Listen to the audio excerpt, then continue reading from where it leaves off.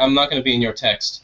There we go. Hello and welcome to the Artist Lounge podcast. We have trouble with us today. Hello there. Oh, hello. I was just pretending like I didn't see you. Hey, let me just get my drink. We're recording. I somehow managed to fire my headphones across the room by doing that, so whatever. Okay. All right. I want an intro. We're already live. I'm already live? All right. We'll just start it now. Hello. Hello. Hello. So, I'll do a proper intro. Hello and welcome to the Artist Lounge podcast. My name's Sarah, also known as A Gamer Draws, and today I'm joined by two idiots on one camera, so wish me luck. So we've got Michael Steffen back again, aka Funisher, and we have the lovely Roger David, who you probably know better as Artbroken, who does awesome artwork. And they're together, and I'm terrified because they have plans for the show and they haven't told me what they are. It's better when you don't know. Yeah, it's a surprise. I think the viewers are gonna love these plans. We got exciting games. We got book recommendations. Where's Just wait. my brown M&Ms? And he's a total I diva. said I wouldn't be on screen unless I had a punch bowl full of brown M&Ms. Mm-hmm. Well, I guess we'll just have to restart the whole show then. You want a 100 grand bar? And you've got the camera. That's not my good side. This is not my good side. 100 Can we grand. just appreciate the fact that we haven't started with a sound issue? Hey, anything. Just give it time. I still have to switch cameras and not mess up. Don't Oh, jinx it. God. Alright, chat's saying hi, chat's seeing us now, so that's cool. So you've got wine and cookies and a game called the Lassen Game, and I don't know what it is. You'll see. Indeed. It's a great game. It's a great game. It's about art. It's about literature.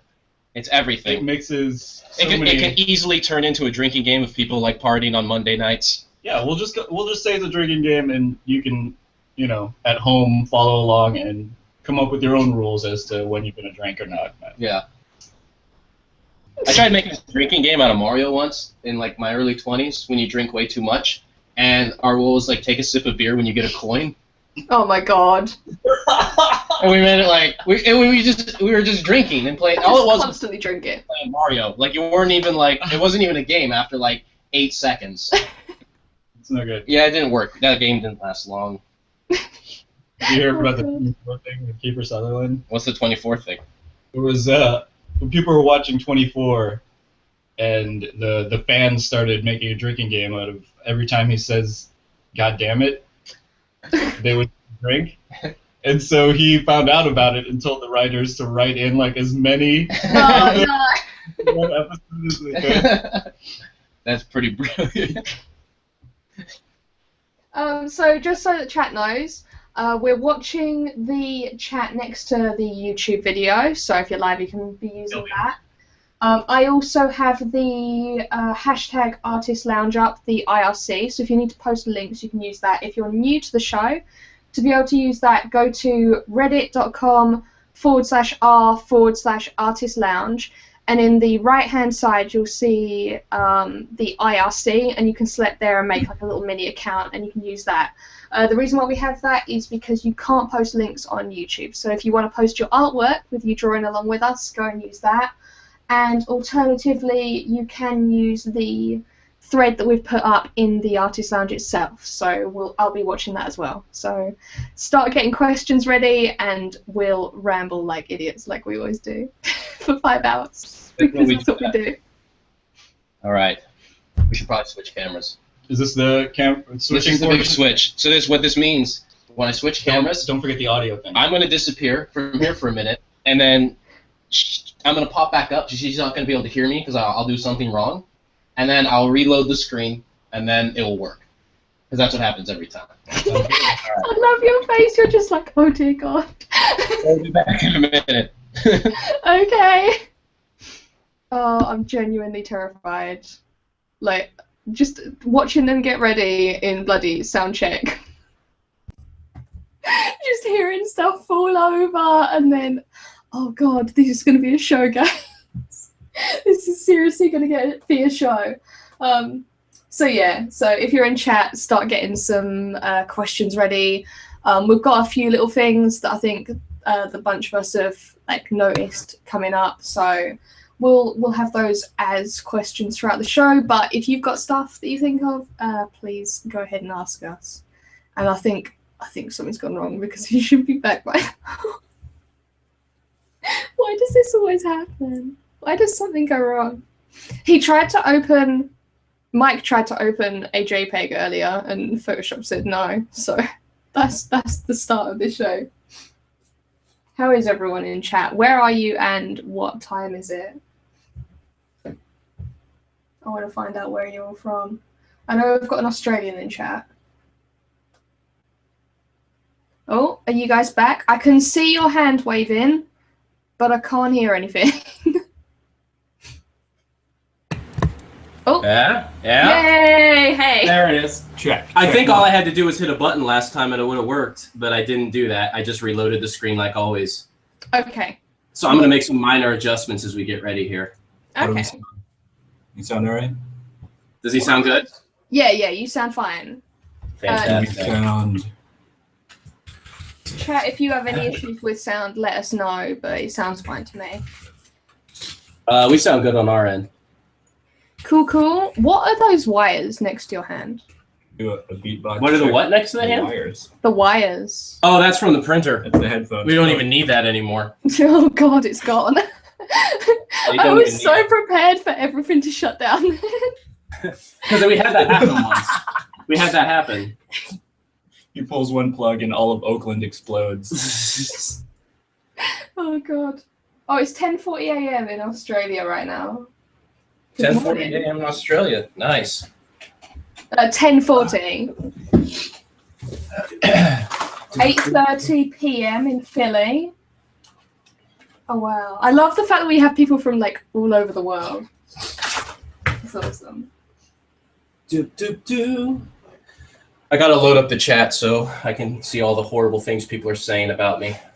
They're just literally just saying hello at the moment. Sure they are. Fine, don't believe me. Whatever, I don't care.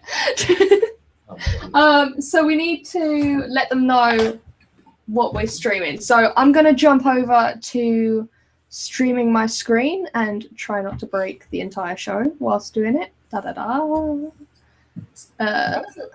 It's interesting. I'm noticing in my own screen. Are you gonna disappear for a while too? And the screen that's on the cast itself, that it's not the same. What do you mean? What are you on about? So the screen that I see being broadcast right now. Oh, you know what? I think it's just the lag. Yeah, no, there is a lag. Okay. We've been doing this show for seven I know, times. There's a lag. Well, the lag's further than it normally is. Yeah, That's all. yeah. It threw me off. I just wanted to be sure. I just wanted to be sure that everyone could see all the hot action. Oh, that's the same. The hot art action. There it goes. This Perfect. is the same webcam I have. I brought it. Isn't it a great webcam? I don't know. I just got it. It's the it's The the C920. yes, no. It's not a 920, it's the other one, isn't it? Oh, I got the C920. Oh, maybe this is the It looks the C920. Whatever. It's the Logitech 1080 one that everyone buys. It's the dope one. It's the dope freshness. It's the thuggest. It's so webcam. thug. Okay, here we It's go. Straight. We can start webcam. drawing now. We got this. Well, everyone just saw my desktop for a minute back there. God damn it. God damn it. Do you like how off the rails I took this? So, Let's get started. I'm trying to say a thing. Bugger off. So the picture that we're going to be drawing, I've got it on screen at the moment. The title is "Would You Draw Me with the Cherry Blossoms?" and it's by I Never Swear. I don't believe them, but that is their username, and it's this cherry blossom one that everyone has fought against the cherry blossoms. But yeah, we'll be drawing cherry blossoms today, or we might not. I think some people are vetoing them, but yeah. The cherry blossoms? Yeah, the cherry blossoms. We vetoed the cherry. I might, you know what? Maybe I'll incorporate the cherry blossoms, but it won't be like in the trees. Maybe I'll make her clothes out of cherry blossoms. I mean, do what you want. It's like art, right? You can do what you want. It's still art. Honestly, Yeah, that was one of those just things where, vaguely- as I was saying it, I realized I kind of didn't want to do it, and I was like, "Oh shit! I hope people don't like that idea," because I kind of don't want to do it, even as I'm saying it. No one expects that. Okay, Let's forget about it. you know. No. So Yeah, sorry, I took things off the rails there with my tech faux pas. So should we talk about Why are you stroking your paper? drawings? Why are we stroking the paper? Yeah. Why are you stroking your paper, Roger? There was dust and lint. Just trying to get. He has to You clean were it. like rubbing it for way too long. I was like, what's There going was a on? lot of lint. Okay, look, you can't see all of it, but like there's still lint right there. Look, I'm gonna get that off. Gotta get it clean. You're not like rubbing it optimally then. He just I wants don't to. have the tools. I don't have my tools. I'm not at home. He likes to get his paper in the mood. You know. Oh, You I know? see. He doesn't just like dive right in. You know, it needs like, you gotta work the paper a I little have a bit. special lint brush that I use, Oh, cool. made of sable hair. I don't know. That sounded. Are you serious or joking? No. I believe Oh, you. you're not serious. I was like totally with you. At first, I thought you were gonna say a joke, and I'm like, oh, lint brush made of, and then I thought you were gonna say like love or poems, but then you said a sable hair, and I'm like, oh, he's saying a serious thing, and then apparently you were still joking. No, I completely accepted that. I was like, I know. okay, yeah, sables are a thing now. I was on board. I was just like, oh, he has a brush for cleaning the lint, and then I considered like, why don't I have a lint brush? Yeah, Like, that's what I was thinking. I was like, why don't I have that? I thought you were onto some secrets. Get on my level, you guys. Yeah, right. Okay. Do you even lift? Do you even Do you even lint? Do you even lint, bro? Even lint Do you even lint, bro? brush. That's the other. There's another catchphrase. Um, It'll be a lint brush that's all swole with some serious, with some hit me with that ruler. super dope gains. Hit me with that ruler. Oh, this is like the most pathetic. Do you want a better ruler? Do you want one that's gonna go across this page? I'm trying to make a diagonal. Oh my god! It's just always something. I have like a 3-foot ruler. You have like 8 Okay, rulers that are I like kept- a foot long. Okay, here's the thing. Do you know when you go to the art store and you see like a thing and you're like, shit, a metal ruler, of course, and then you forget like that you had one that that your dad gave you like 9 years ago, and then you come home and now you have 2 metal rulers. And then you end up with like 5 and they're all the same Yeah. length. You know, here I got you covered. That is Hold on a exactly sec. the situation. We have like 5 rulers here that are completely too short. What is this? What have you found now? This thing. Oh, that'll work. And now there's I more don't lint. even know where that came from. How did more lint get on the paper? What? I think that might have been my ex-girlfriend's. I don't even know what that is. What, Is that lint? No, the big ruler. All right. That's like a fabric ruler or something. All right. Now I lost my pen. There it is. God damn it, Jesus. right? No, we got Sort this. yourselves out, right? No, we got this. This is just how we are all Oh the my time God. anyways. We're so good at this. This whole thing. Do the art thing so well. I feel like every time me and Roger hang out, we turn into like a 75-year-old married couple. Like we're just trying to get it together. I can't get my proportions right at all. I'm just laughing. Oh, god damn. Oh, All I right. haven't even I'm trying to block out compositional. I was drawing circles and I don't even know what the circles are Compositional what? for. Is that a word? It is now. It's an art technique. Should I talk about this? This is like a noob. You doing some golden ratio stuff? Yeah. Should I explain? This is just something I use when I don't know where to start. I'll just do like the what's it called? The painter's ratio. Oh, right. The rule of thirds.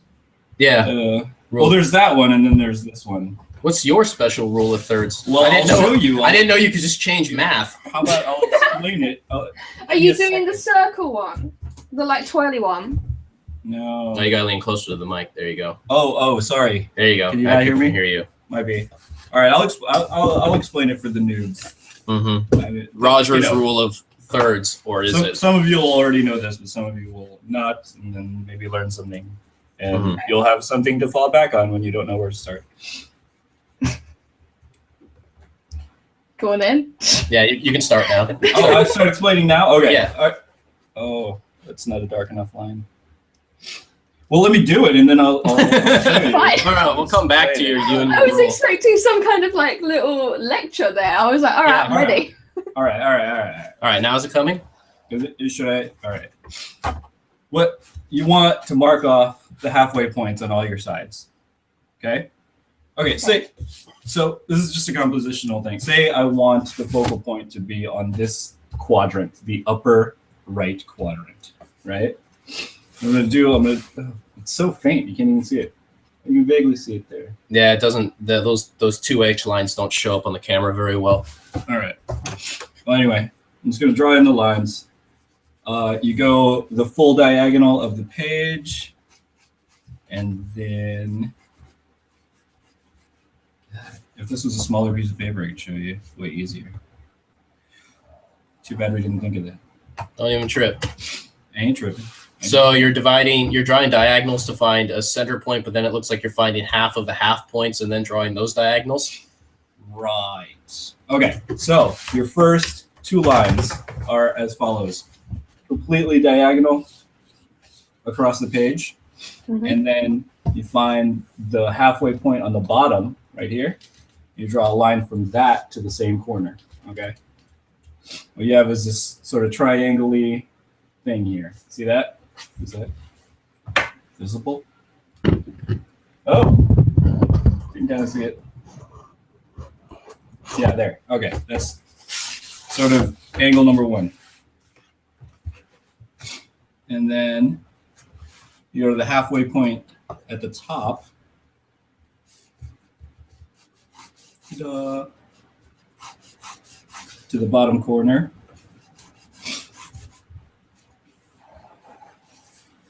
Boom. And then halfway to halfway. So this is just like straight up. I don't know how to explain this. The halfway point at the top with the halfway point of the side there. So far you're doing diagonals to all the halfway points of the paper.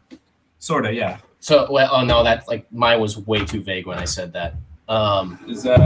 That's not going to show up better. Does that make any sense? Did I explain that at all? Sure. Maybe if I use a darker pen. Wait a minute. Are you going to do a halfway point from this corner to this corner? No. I'm done. This is it. Jesus, that's really hard to describe. This is it. I'm done. Okay. This is my. Okay. Okay. Okay. Go for it. Let's try this. Now you can't see this very well, but there is a line. This line across the entire page. Is Sarah there? Yeah. Yeah, she's there. Oh, okay. Sorry, I'm trying to listen to you, but watch it on the stream because I can't watch stuff because my thing's like recording my camera. So I'm watching it like 10 minutes behind or something. And I'm like, right, listen to the stuff and then apply it to what happened before. I'm like waiting for your reaction to tell me it makes sense, and then I'm like, yes, that makes total sense. What? Making sense to anybody. Okay. All right. Full explanation. It makes perfect sense to chat though, because they're seeing it all at the right time. Okay, chat. Tell me if this makes sense. Full diagonal right here. Boom. You're gonna get the halfway point at the bottom, and then diagonal to that same corner. Okay. Then you get the halfway point at the top here, and that's gonna be your second angle, right? So you get this diagonal to this bottom here, and then this diagonal to this halfway point. So halfway here, halfway here, halfway here, and then all the way down. So you've got these 2 triangles, right? And they intersect. They make this weird trapezoid diamond thing right here, and that's where those points intersect. You can put, focal points. You can put facial features like the eye or the nose or whatever, and it'll make sense compositionally. That's the theory. Anyway. Okay. And do you do that with like a lot of portraits then? Not really. Sometimes. What was the one? There was one I used it on was It Will Be Mine's Daughter. Okay. I used it on that one. Can I pull it up here? Yeah. Open a tab in that window. Yeah. Yeah. Pull it up, then we can screen share it.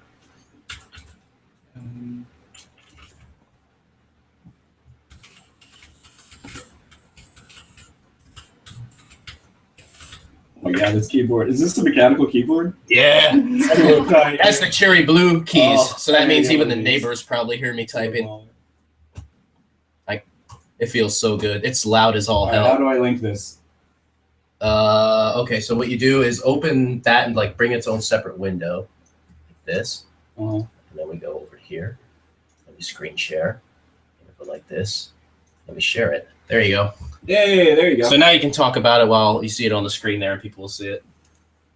All right, so this on this one I used this sort of compositional trick, and if you superimpose these lines on there, you'll see like they intersect on, like, I think her chin and her nose, and where her glasses meet her hair, and the top of her forehead. I'm pretty sure that's what I did. Okay. Alright, I'm starting to understand it now. I'm seeing it here. Like I'm seeing the example. How do I switch back? You just hit stop. So, is that something that you like learned to art school, or something that you taught yourself, or? I don't remember now. I feel like it was out of a book, maybe. Mm-hmm. Did you go to art school? I took art classes in high school. Okay.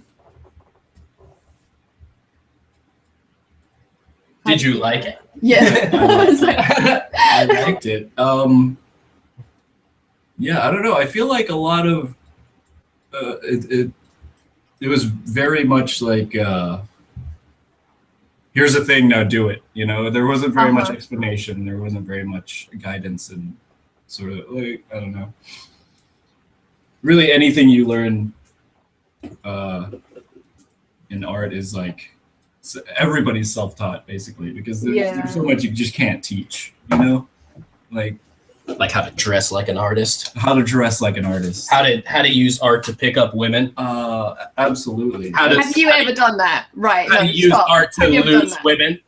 I have not. Does that work? I don't think it's a thing you try. I think it's a thing that's just supposed to happen. Oh. And so it doesn't, because because you're not like painting at a bar. Because here's the thing, if you go to a bar and you're like drawing there, you look like a real asshole, huh? We've been to bars where people. You don't. I've been to bars and drawn at them. But you're a girl. It's different. It's like cool when you do it. If you're if you're a guy and you like go to a bar and you're like, oh, I just want to like just make it art. I don't know. I've been right. Some people drink to like get high. I make art to get high, and then girls are supposed to spoon. I've been at pubs when the entire pub is just us artists, because we were at a convention, literally like 5 minutes. Those are draw nights. Those are different. There's like some bars have like sketch nights, and that's super fun. I still say though, if you were to like go to a bar and like set up an easel and oil paints, you'll look like a real asshole. Oh my god. Please, can you do that? Can I do that? Just like bring my phone and stream the hangouts of me doing it at a bar, and then we see how people respond. Sit down with a bloody easel. Yes. If I do that, I have to drive like 300 miles away, so I never run into those people again. Because I don't want them to ever see me after that. Oh my god, I need that to happen. That could. I'm kind of like bummed that I joked about it and then made it a possibility, because it is kind of a funny idea. It's brilliant. Shut up. I'll go to the bar. I'll set up like way too much art gear, and then we'll just see how completely disgusted women look at me when I do that. Do a Damien Hirst, right? Set up like ridiculous art equipment, right? Like sit there and bloody bring lights with you and like umbrellas to cover it, and then paint a circle and then pack it all away and walk off. How do you think I could get it completely set up before getting kicked out of the bar? I don't know, but I feel like it's something you need to try. Oh shit. That would be. You would have to do that too then. I have a feeling like you could get away with it if you did it, but if I did it, they'd be like, we got to get this guy out of the bar because all of the women are leaving, and if the women leave, then no one's going to come to our bar. Oh my god. Maybe we need to meet up at some point Like the first time that one of us either if I visit America or you visit the UK, we meet up and we test that out and we see what happens. I think it should just happen in both countries because then we can compare and contrast. There's too many variables though. Nah, we're not all that different, you know? Yeah. We're just kind of like a embittered version of English people anyways, you know? That's kind of like, you know, we're just like, we're sick of this country. And so we leave and we find a new land and then they're like, whoa, there's people here already. Let's, take care of that. And then we just say, hey, we're here. This is our place now. And someone's like, they're like, welcome to the new land. We have plenty of land and food to share. And then we said, no, we just want to have it. And then we took it because we're assholes. And then that's how it started. That's how we roll. And then we just made sure there's plenty of eagles and guns and freedom and Bibles. Don't forget freedom. Plenty of freedom. And plenty of freedom. As long as everyone agreed with our ideas. As long as everyone agrees to your freedom, it's definitely freedom. Yeah, as long as they agree. Specific, exactly. Very specific brand of freedom. Our very specific.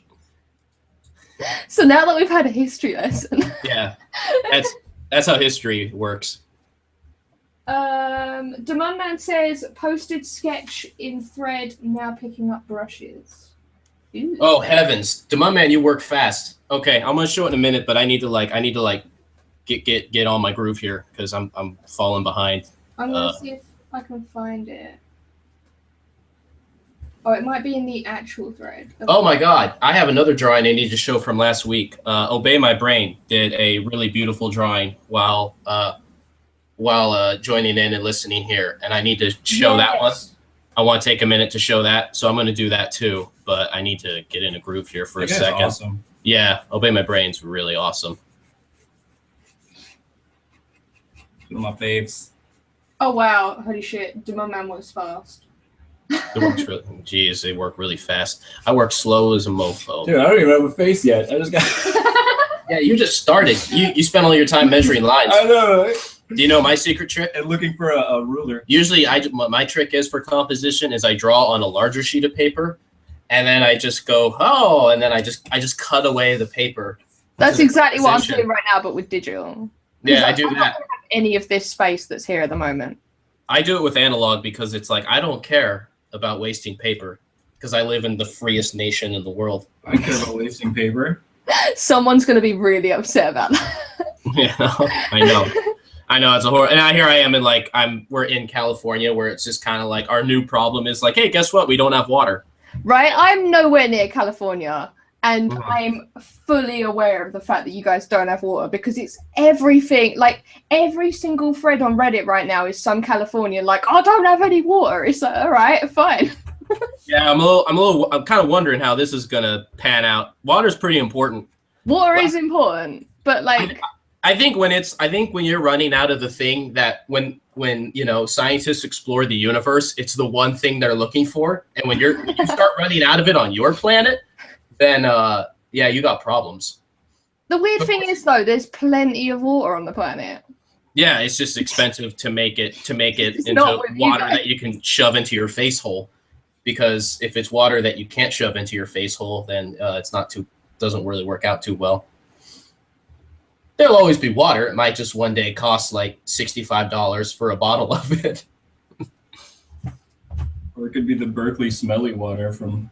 Yeah, that sucked. We had water that just smelled for 5 days maybe.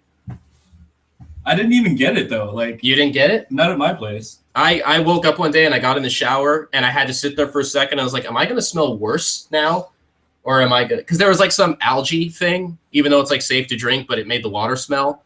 But then our water people. Wait, so do you legit not have water? No, there's water. We just are in a bad drought. So I think it's more like we are going to run out. Because in the UK, right, they say, it'll be the middle of summer and they'll go, we're now in a drought and we now don't have water. We have exactly the same amount of water as we had the day before they said that, right? Yeah. But they just say that and then everyone's like, oh, you can't use the swimming pool now. But nothing's changed whatsoever. It must be that people maybe in the mountains or in the fields don't have water, but nothing like changes. I think what's happening is the reservoirs are insanely low, so it's kind of that thing where you see the impending disaster. You know what I mean? And there's not much you can do. But the thing with California is most of the water is for agriculture because a lot of food's grown here. So really, in like the city, like in San Francisco and all the major cities, you're using like 6% of the water. But then the other, you know, I don't think it's all 94%, but, you know, a huge majority of the water is for agriculture because you're growing food. But the thing is you use it on food, then you send it out of the state, and then the state's not getting enough water. What they need to do is, but they can't find, you know, cost-effective solutions to move water from, you know, from over east where there's too much precipitation or, you know. I saw the guy on Reddit who tried to mail some water in a padded envelope. It was much appreciated.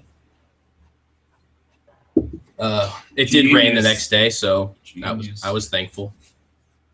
It did not rain enough, though. Well, the worst thing is too is when it does rain, it will like rain. It could rain real heavy for 4 days, 5 days, and then they'll be like, "Oh no, that was too much water too fast." And you're like, "Oh come on." We have that. Come on, America, put out some big buckets. What are you doing? Obey My Brain has showed up in the chat, and he's explaining it as well. He's basically said the same thing you have, but in more detail. So he said the reservoirs have less than 1 year's use left in them, and there's nothing in the forecast to put more water in them. Oh, yep. And then the Munman's also said farmers use 90% of the water. I don't know. Fucking farmers in this way. What am I doing? You gotta go in this way. What am I doing? I gotta move over, and then you gotta move in. Oh, there we are. And then I'm gonna pull up the Munman's and Obey My Brain's artwork. Where did the Munman post? In the actual RGD thread. So it's a work in progress post in there. Okay, got that. Minimize that. So first, I'm gonna start with Obey My Brain's really beautiful piece from last week. I love that piece. Yeah, I really like that piece as well. So pretty. Caught it after the show, and I was just like, "Oh, look at it!" I know. I saw it. I think I was gonna post it last week, and then I got distracted when the crazy drunk lady was punching the building next door. We did have a thing happen. Yeah. Here's the crazy thing though. All that banging, I thought she was punching our building. She was punching the building next door so hard that I heard it that loud. Oh my god. Look out. Look out, men of the bar down the street. Oh my god. I don't even want to say which bar because I don't want to advertise for them. Right. I'm going to give you a heads up. Don't go to that bar when you do the art testing. No, not going to that bar. No, that would die. That, you know, the funny thing is that would be like the bar where they would be, you know, because I would go to another bar and it'd be horrible, right? And then I go to that bar and everyone would be like super excited and accepting. And then I'd be like, oh my god. We watch the podcast every week. Yeah, we watch. And then, oh my god, these are my people. And then, you know, then I would hang out there. And then the next podcast, I'd be drunk punching the building outside myself and peeing everywhere. Good. I'm glad that that's in our future. Oh, look, it's just popped up. I really love how Obey My Brain left those left the energy of kind of the wait, what's that sound? What is that sound? Oh, it's my electric eraser. Okay, hold on a second. Looking at electric eraser here. Okay, wait, this is a new tool. Get that. Yeah, an electric eraser. This is the dopest shit ever, you guys. You need to explain this to me. I don't understand how you can have an electric eraser. Look at this. See this button? Mm-hmm. No, because I'm looking at a 10-minute lag. Yeah. Oh, all right. Well, you're going to see a button in a minute. This is the thing. There's a button on it. You press it, and then this thing spins. And then you don't have to, you could just erase the lines. Isn't that, okay, I won't lie. It actually works really well. Isn't that dope as fuck? Is it really good? Hey, do it on the Bristol. I want to see how well it erases on this paper. Well, that's the thing. Is it's super, it won't rough up your paper like you do when you super hard erase. Okay, I won't lie. This is actually really amazing. Isn't that the dopest shit ever? Bro, get yourself, go to Amazon, get an electric eraser. It's like Sakura, that's the same company that makes the Microns. So we should give them a shout out now, so they'll send a pallet full of them. Shout to us. out. I get their jelly rolls as well. They're so good. Oh my god. This is my. They make the jelly rolls too? Yeah, the Sakura jelly rolls. Okay, they seriously need to send us everything for free. So we're reviewing. This is an official review. Artist Lounge review of the. We need more of these to review. The official If you're review. watching. It's dope. Yeah. 10 of 10. Would buy again. Would totes buy again? It's hella dope. So I have a question about it. The So- rating. Is there a way to erase like a large section of paper? Because obviously you're using it for like little bits that you're rubbing away at the moment. Yeah, probably not. I mean, Probably not. Do you know if there's like a chisel tip version? no. It just kind of spins. Aw. It's like it's spinny. I'm pretty sure if you had a free pallet of them, you could probably erase a lot more with it. Yeah, definitely. If we had samples from Sakura sending us to review Yeah, I mean if you could just officially yeah. for the Artist Lounge, For me and my 95 friends, I'd appreciate it. it'd be so dope. Can we hashtag that in the video? I hashtag Pentel every time I post a drawing, and they like the drawing, and then they move on. Like, thanks, Oh. Pentel, for the free shit. Bruh, we're hashtagging you. Sakura, Bruh. Here we are. hook it up. Sakura, where you at? Screen sharing, Demon Man's draw. Jesus, he does work fast. I like seeing his line work a lot. Yeah, it's my favorite, I think. A lot of nice, quick energy to it. It's not done. Demon Man, you gonna do some painting too? Yeah, I think Doran's getting out the brushes at the moment. So Obey My Brain says, usually there's a snowpack in the mountains right now that will slowly release the meltwater, but there was barely any snow this year, and what was there has already started melting. News showed a place a couple of weeks ago that should be under 10 feet of snow, but is bare ground at the moment. Oh Lord, This all- yeah, we're screwed. Obey My Brain is from California as well, I believe. I believe Southern California. SoCal, SoCal, represent. So every time me and Roger say hella, he probably cringes. And then when I say things like, boy, I sure do love the burritos in Northern California, he probably punches his computer. Here's a fun fact, though. So Every time me and Mike say me and Mike, me and my yeah, Roger's still mad about Roger that. cringes. So Just use the pronouns incorrectly in front of Roger, and he'll get really upset with you. Okay. There's a I'll keep So that in there- mind. yeah, how to? how to drive him crazy. I'm going to see how many times I can get it wrong during the podcast. If I think too much about it, then I actually do it right, and then when I'm not trying. Let me see. Oh yeah, so in Southern California, right? Here's the thing. So eating burritos, I'm like a proponent of burritos out here. The San Francisco Mission District burritos have been highly voted in nationwide polls. There's a couple places there that were like they're the top burritos in the country, right? But here's the thing: I went there and they were just like okay. There were some things about them that I didn't like. The meat was good, but they are more of a steaming tortilla as opposed to grilling tortilla in Northern California. And I like a grilled tortilla, right? Who doesn't? Yeah, exactly. Turns out that's the Southern California way.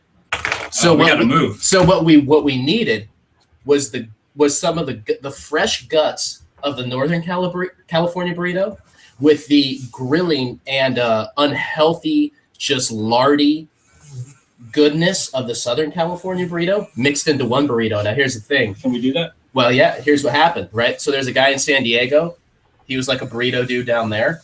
He lives in Oakland. He opened a burrito shop in Fruitvale, and it's a combination of the northern and southern styles of the California Oh my style of God. burrito. I know. I don't even know So why I'm in weird. the podcast. I should be there eating that burrito right now and seeing how it is. Now I have to draw with this awkward boner. I know. It's really, really awkward. You gotta like walk around. You gotta like get up in class and like hold your book in front of it. Like, oh, I'm gonna just walk weird with my belt lower than it should be and be kind of weird. Don't call on me, right? Good thing there's a big What felt lower? What? What? Nothing. Don't worry about it. High school's no problem for guys. Not at all. We love it. If you want to freak out guys in high school, just look at That's not on my list of things to do in the day. Well, now this is for people that are still in high school. All you got to do is when class starts, just turn around and look at the guy and say, yeah, this is like one of the first classes of the day. Just say, at any moment, I'm going to randomly tell you to stand up. And then just turn back around and go back to work. And that guy's going to be sweating bullets the whole class. Oh, that's so mean. Don't do that. Seriously, don't do that. You'd have to be Satan to do that. That would be really mean. It's awful. But wait, why is the belt lower? Well, they're just all, the idea being that, the guy's like adjusting his belt around to, move things so they're not visible. Okay. I was like, no, never mind, ignore me. See, Mike's jokes are next level. They're like, you gotta go a step further to get those jokes. Yeah. You can't just be drawing and not paying attention and get the joke. You gotta put some investment in. So chat's asked it already. So what is the lesson game, and why are you threatening me with it? It's not a threat. It's we're what do you call it?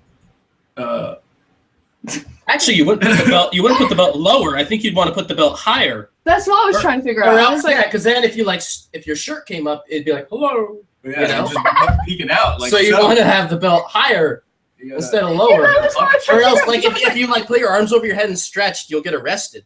Yeah, because I was like, if you put it lower, then everything's going to be on show, sure. Yeah, that's like way worse. That's way worse. Then it's that's why it didn't make any sense to me. Yeah, that's like a straight up Muppet show down there. If you put your belt lower, see, that's the wine. See, guys, they got to put the belt higher. Make no sense. Or else you're getting taken away from your school in a cop car. All right. That's what happened. The Artist Lounge podcast. Welcome, where we talk about art. I did not promise that we would talk about this topic when I was posting things heads up in the Instagram. No, it didn't really happen, did it? It didn't really No, I did not see this topic coming into picture. It's fine. Oh Lord. Lesson game. What is it? I mean, do we play it now or do we wait? Like, I don't know. Like, I don't know what it is. It's her anticipation build. Let the anticipation build. Let it come later. Because it's a thing, like, if you explain it, like, it's way better if the game just happens to you. Believe me. It's way better when we say we're playing the game now, and then that's the first time you hear the rules. Because if you hear the rules in advance, then you can start researching, and cheating. It's not as fun. You don't want to cheat. And we don't want cheaters. Okay. Yeah. I can't cheat. My screen's being shared. That's actually perfect. You won't be able to cheat, but the listeners might be able to cheat. People at home, We want them to play along. Everyone can play along with this game. Seriously, that's what's so great about it, is the chat can play along, and then they can say their results in the chat as well. We've given too much away already. I mean, they could be Googling Laston right now. No, I'm intrigued. I think you get just the right amount. Do not Google If Laston. you like to have fun, this would be like Googling, how does The Sixth Sense, and if it was still back then when the movie came out. When the hell? That was a long time ago. Isn't there any other movies with dumb twist endings? Just I don't know. That aren't more Shyamalan. So. Yeah, that aren't his movies. I don't know. There's movies that I thought would end well that ended up with a sucky ending. Does that count? That was really sad.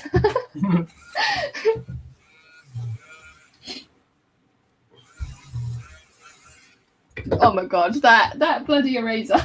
Isn't it the shit? Oh, I mean, the stuff. No, you can say shit. It's fine. Oh shit! All right, fuck it. Man, you have not listened to enough previous episodes in here. You should just listen to the end of the last one and hear the lady screaming outside, and to know that this is a non-safe for work. Dude, I was just talking about boners, high school boners. All right. High school boners. So my dad came around a little while ago. Oh Jesus! And he said, a friend of mine, her daughter is thinking of going into art, and thinking of going into the same kind of thing as you. And I was like, okay. So I've sent her the podcast. And I was like, oh God! Why would? Okay, if you're listening right now, don't tell parents about it. Just, of course, you know what?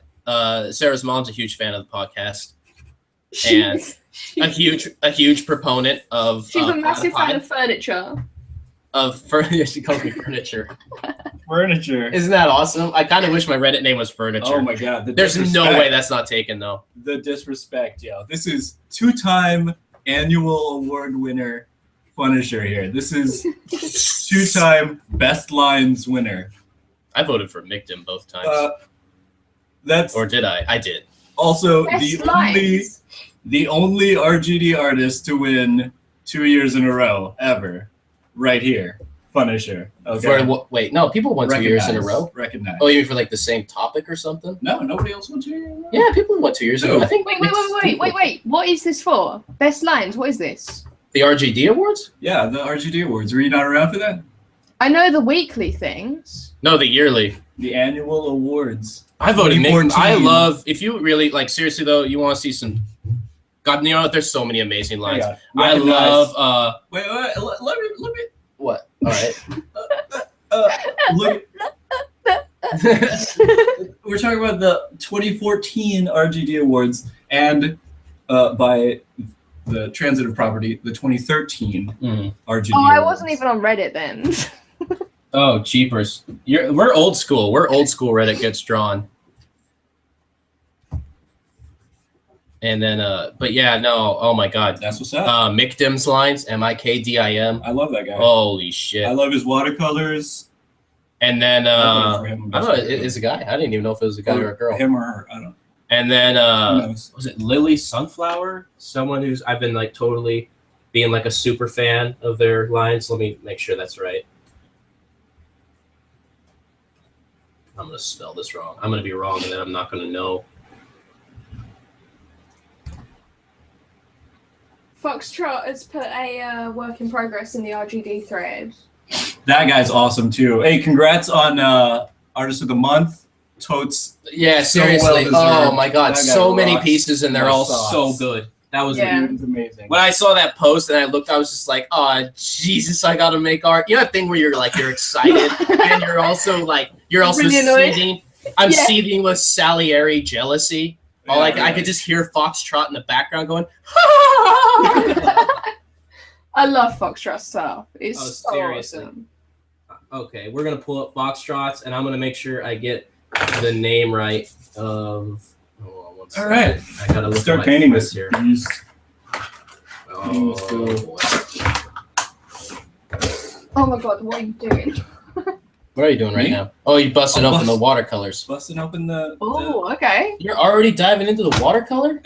dude, we've got people already like almost done with this. I'm trying to catch it up. We're only like 11 minutes deep in the podcast, right? Because You realize this thing goes on for 5 hours, right? Oh, all right. Yeah, Well, never you mind. got then. I time. guess I'll, Take your sweet ass time on this. I'll talk about. I'm trying to bring up my friends list. How did I used to do this? Oh, you know what? It's in preferences. There we go. Color theory. We already talked about color theory in an episode. Oh, you Yeah, did? we've done Yeah. all of color theory. You've done all of color theory? No. We've covered all of it that's ever happened. What did you guys talk about? I don't I remember. missed that one. I don't even remember. I was talking about warm and cool in the color wheel, but I was like, it was so sloppy. Oh. I was pretty much trying to tell people that Okay. like when you're dealing with color theory, just deal with compliments and warms and cools, and then don't worry about everything else. Roger, what's your color theory top tip? What's your favorite thing? Favorite thing? If I'm gonna, top tip. Yeah. See, should I do you want a long example or do you want like just a quick? Anything. Well, this is like a 9-hour show, so you can take your time. You can do whatever you want. All right, quick version, TLDR version. You want to pick one color, right? This I'm gonna equate this to like music theory, Okay. where you have a root note, and then the scale builds on the root note, right? Okay. Okay, you want to pick one color, and then build a color scheme around that. Does that make sense? Yep, that makes sense. So, what would constitute a color scheme? Okay. Basically, now to do, you want to pick one color that's going to be your bright color. That's the most. When I'm talking about brightness, I'm not talking about like light or dark or whatever. I'm talking about most saturated. yeah. Like the most like, bright. And pick one and then mute the rest so that they sort of harmonize and complement that one. Does that make sense? So you're talking about values essentially, and creating the readability of values based off of which one is the most saturated and which ones aren't. Right. Yeah, sort of. Cool. Yes. And in the, if you're going to do this, then you want to, if you're going to use the very opposite color of your main color, if you're going to use it, it has to be very, very desaturated, like almost to the point of, near gray or near brown. Unless if you're doing artwork for Transistor, in which case you can do ridiculous. If you're Gen Z, you can do whatever you want. Oh, well, yeah. This is just a tip for because different people use color for different things, right? Like, yeah. I use it to pick up women in bars. He uses color to pick up women in bars. I would say like, hey, I'm red, and did it get green in here? Because I'm going to compliment you. I mean, to be fair, red always wins, so. It's true. But the thing is, if you're going to use the opposite color of your main color, right, your root note in the scale, you want it to be super, super desaturated, because sitting next to your main color, it's going to pull out that color anyway. Yeah. You know what I mean? So it's going to look like, hey, actually, there's an example in this room. I'm going to grab it off the wall. Is that cool? Yeah, okay, totally. Because I use this. 1 second. I want to quickly give a shout out that it was Lila Sunflower, Lila Sunflower. The L and the S are capitalized. Her lines are awesome too. She's an insanely talented artist. So shout out to there. That's what I was looking for. Awesome. Okay. I gotta. And while he's grabbing that, I'm gonna bring up Foxtrot's work in progress. Cool. I like seeing your guys' artwork. I'm going to stab a hole in this scrap piece of paper to show this, to illustrate this point. So here's Foxtrot's piece. They mentioned in the chat that they're not sure if they're feeling it yet. I don't know why, but that's actually no, I do. That's exactly what I say every time I draw. In case you've seen any other episodes, I literally say there's no way this is going to work every time I do a drawing. So hang in there. I don't know how you technically smash a digital drawing. Do you just delete it? I don't know if you have to just throw away the monitor and then buy a new monitor every time. Yeah, you do. I heard that's how it works. It sounds really expensive. Yeah, it can be, but I think it's on a great start actually. Just like hang in there with it, Oh, that is so baller! Yeah, that's cool. Is that Foxtrot? That's Foxtrot. Don't even trip. You're doing just dandy right now.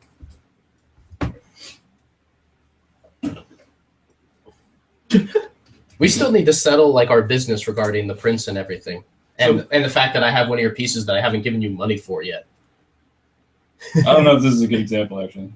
What are you a good example of color theory? Of this specific thing that I'm talking about. Oh, is that a better example?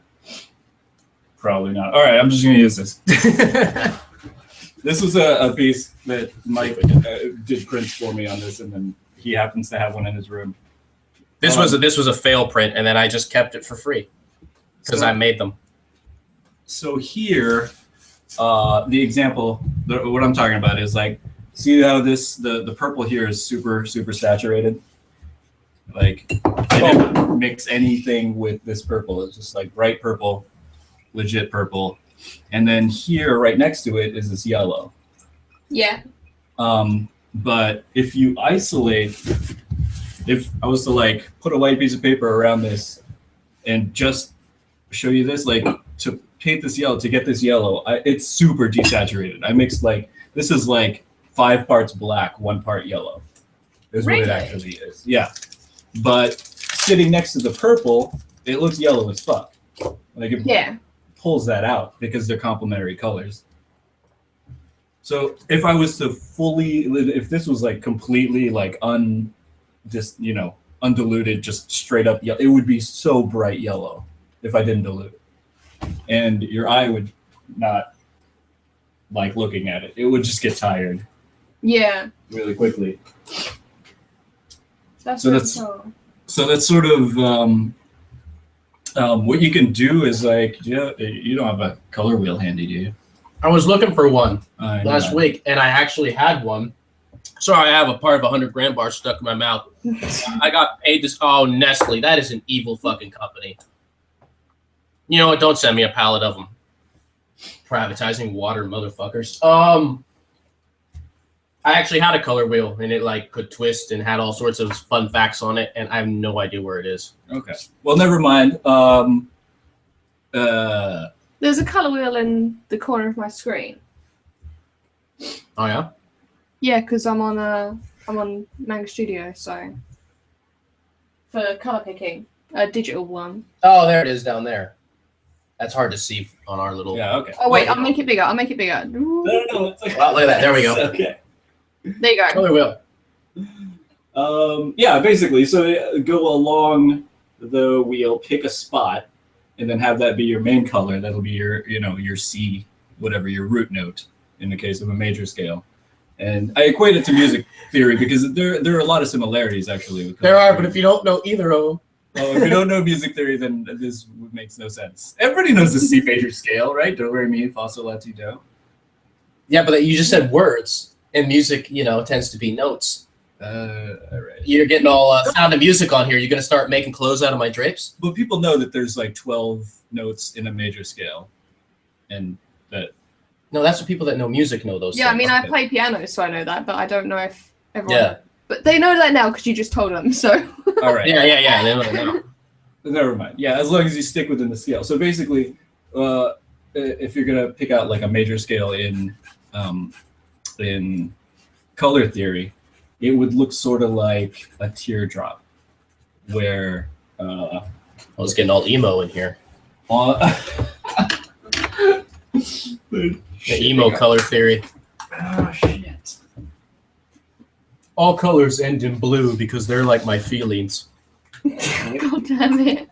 God, I'm getting like all into this. Why am I talking about this so hard? Okay. Yeah, why are you talking so hard? You're geeking out on this. Or wait, or you're nerdy now. So hard about this. You're geeking out, you nerd. That's how this is categorized. All right. So say this is your color wheel. All right. And say you pick this color, right? And this is just saturation wise. Okay. And imagine that the closer to the center, it gets more desaturated. This is black here. So so you want to basically do like a teardrop, right? And say if you picked, like you have yellow highlighted on the color wheel there. Yep. That was yellow. And you were going to use like the opposite color, which would be like a purpley blue color. You want to only go this far away from, you want it to be really close to black, really close to gray, or really desaturated. If you're going to use that yellow, you can go bright as fuck, because that's your main color, right? So in other words, you don't want your dark shadows to be hella saturated because it's you're gonna look ridiculous like 1980s. Exactly. You're gonna look like a bad year's Warhol prints, which are most of them. And then sort of the colors closest to your point, closest to your main color, you can sort of half saturate those, right? And the farther away you get, the more desaturated they should be. And then once you get to the complete opposite color, it should be like almost gray. Mm-hmm. If that makes Okay. any sense. Okay, that's really cool. I've never heard of it explained like that. That's really To cool. make them sort of harmonize and come together and complement each other. And you should experiment. This is just like this is again, You know what? I'm Screw equating it. it. I'm gonna try it now. Yeah, just get started. See what happens. To like, He's in there drawing sperms and eggs on paper and trying to it's a relate color teardrop. theory to it. It's not a Yeah, I know, sperm. teardrop. Just remember that the root color is the tail of the sperm, where it came from, where you're starting, Where you start. and then like where you going, you know, and you're going to the exact opposite. You're exploring new grounds, which would be the complement color on the other side of that scale. Just don't get nuts with your complements. You know, you're starting in orange. Don't just go, I'm gonna blue the shit out of this, because then it's gonna look ridiculous. Exactly. Orange, I like Wait, orange. no. and blue. Orange and blue go together. They're complements. They're complements. So if you're gonna use orange, you want to desaturate. In other words, also if your lights and warm, Right. your warm light is orange, and you want your shadow edge to be blue, make sure that it's don't saturate the blue very much. Okay. Right? Sure. Just keep it light. And there's a place for bright colors, right? I mean, Yeah. Oh, and if you're gonna 1985. that place is 1985. No, but the bright colors and bright colors together are used a lot in like billboards and logos and Zula icons. pants. No, and things like that, Yeah. because those things are meant Hyper-colored to be. t-shirts. Yeah, sure. I don't know. The things that are meant to be things that grab your eye and pull your eye and like Mhm. grab your attention, and then immediately your eye is supposed to look somewhere else. Yeah. Those are that's what people use, bright clashing colors next to each other that are super bright and saturated. That's what they use that for. Well, they vibrate, because like if you were to take a really saturated orange and a really saturated blue and you bump them right next to each other, that line they make in between them does that thing where it almost like shakes and vibrates. Like on Skittles Yeah. wrappers. Oh, Skittles wrappers! You're just sitting there tripping out on Skittles wrappers. Yeah, candy wrappers, same thing. Woo. Juice box wrappers, like that. There's a reason to use bright Yeah. colors all the time. I was hoping this 100 grand bar would have an example, but it doesn't. But it did use warm colors because apparently we associate warm colors with appetite, and that's why McDonald's has warm colors, and Burger King's logo are warm colors, and fast food's always warm colors. Yeah, see, there you go. Remember when Taco Bell switched to like purple and blue, and they're getting all weird, and now you're like, I don't want to eat Taco Bell anymore. It wasn't the fact that the food's garbage. I never didn't want to eat Taco Bell. It never happened in my history. I can't relate. But yeah. So that's there you go. That's my one Teardrop theory. a teardrop theory. We'll call it that. It's way too long of an explanation for No, that was a good a explanation. super quick question. But No, that wasn't. It took a second. You have to be sure to lay out all the details. You know, you gotta it's drop better the to be deets on too people. thorough than not thorough You gotta enough. Drop the deets. You can always fast forward through shit if And you then get we forgot bored. about our drawing that we're doing right now. I know I'm so far behind. This is bad. Far behind. Are we? Is there a deadline? The end of the show. Yeah, the end of That's the the show is case. a deadline. Here, don't mind me just Boned. leaning over here. I gotta see if we're in frame. All right, there we are. Hella boned. I'm probably. There's lines here I'm probably not going to use in the painting, but I'm going to drop them in anyway. All right. Forget it. So, I don't know. To cheat, I just kind of desaturate everything. You know? I start. I work very desaturated and then towards saturation. See, like if I'm doing an oil painting, I start dark to light. It goes from dark to light, background to foreground, and then I go from desaturation to saturation, and that makes it all like volumetric. Right? I don't know. Right. I think it worked. In theory, in my brain, it seemed like a good idea. So now I need a thing to put water in to dip my brushes in. Yeah. All right. I'll be right back. I need to draw with water. Like that? Is that big enough? Yeah, that's Sweet. yeah. Okay. All right, let's do this. Let's make art. Whew. It's a lot like this when I'm making art by myself, where I'll be drawing and then I'll be like, oh, I miss that part of dialogue on the West Wing, and then I'll like rewind it, and then I realize I forgot to be drawing. Oh dear. And then I'll be sitting down and they'll be like, oh yeah, that's right. Aaron Sorkin newsroom or whatever. How's that? And I'll be like, oh, it seems like that show's not doing as well. Then I'll read about that, and then hour and a half later, I'm like, oh yeah, I was making art. I should have just listened to music. But when you listen to music, sometimes it's all if your brain's all affected by the tunes. Yeah, I can't sit there and listen to music. It messes with my head. That's why I sit there and listen to the podcasts and stuff all the time. So I do I'll listen to people just chatting rubbish, and it just helps to have people just talking to each other in the background. It does, yeah. It makes quite a difference. Sometimes if I do music, I kind of stop myself from doing very moody music. If I'm doing moody art, sure, but otherwise not, because it's just like totally. I'm not as productive when I'm depressed. Some people are productive with art when they're totally bummed, and I am not one of those people. Like the art, I'll make art, but it won't be as good as if I'm not depressed. I become more productive, but I make worse art. Yeah, that's I'm very similar. It's like the art you wake up to the next day and you're like, that's embarrassing. Yeah, exactly. I wake up and I'm like, I shouldn't have done that. That's awful. Glad I did not post that to Instagram.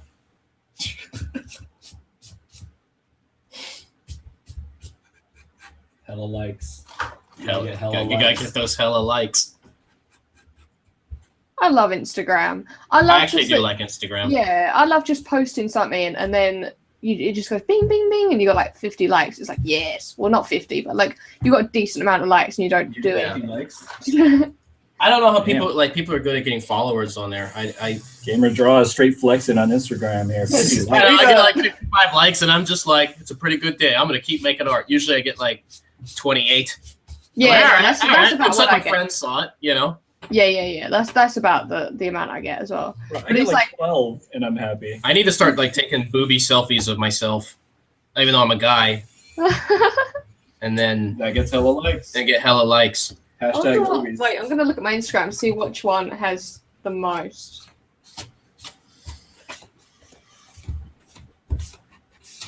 Oh man, are you gonna be sad if you find out it's not art and it's a picture of you? If it's a picture of me, I'll be upset.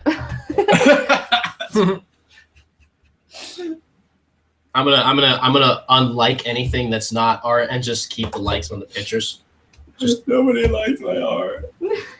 Oh man. Okay. See, now that I'm looking at it at an angle, it's totally weird. Yeah, isn't it weird? You gotta hold it up every now and then because on the screen it's at an angle. Because I drew it flat and it's totally weird and not whatever. Do you want to use a slanty? No. You got slanty a little bit? It's over now. We've already. Dude, I said that last time and the drawing ended up being torn up to pieces. Yeah. Not on air because it happened when I applied the markers and then everything went south. Because I actually like the black and white drawing. She'll just have to be okay with it. Warped. I'm sorry. I apologize in advance.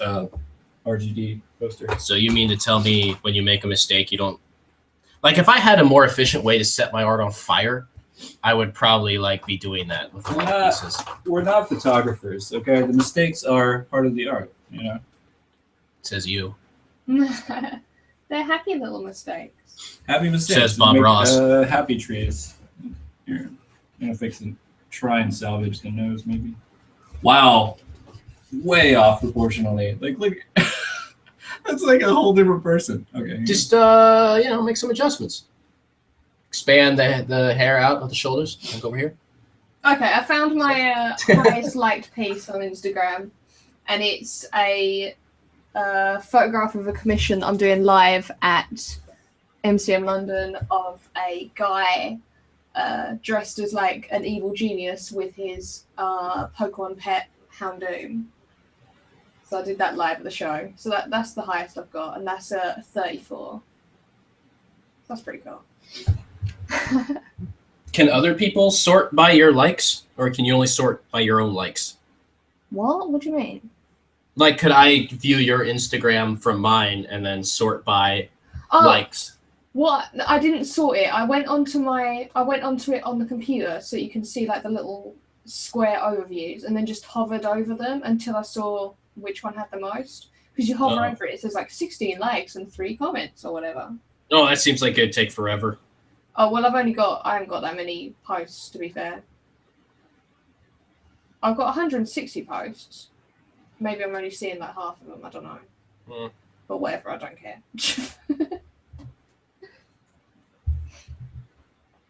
I do not care.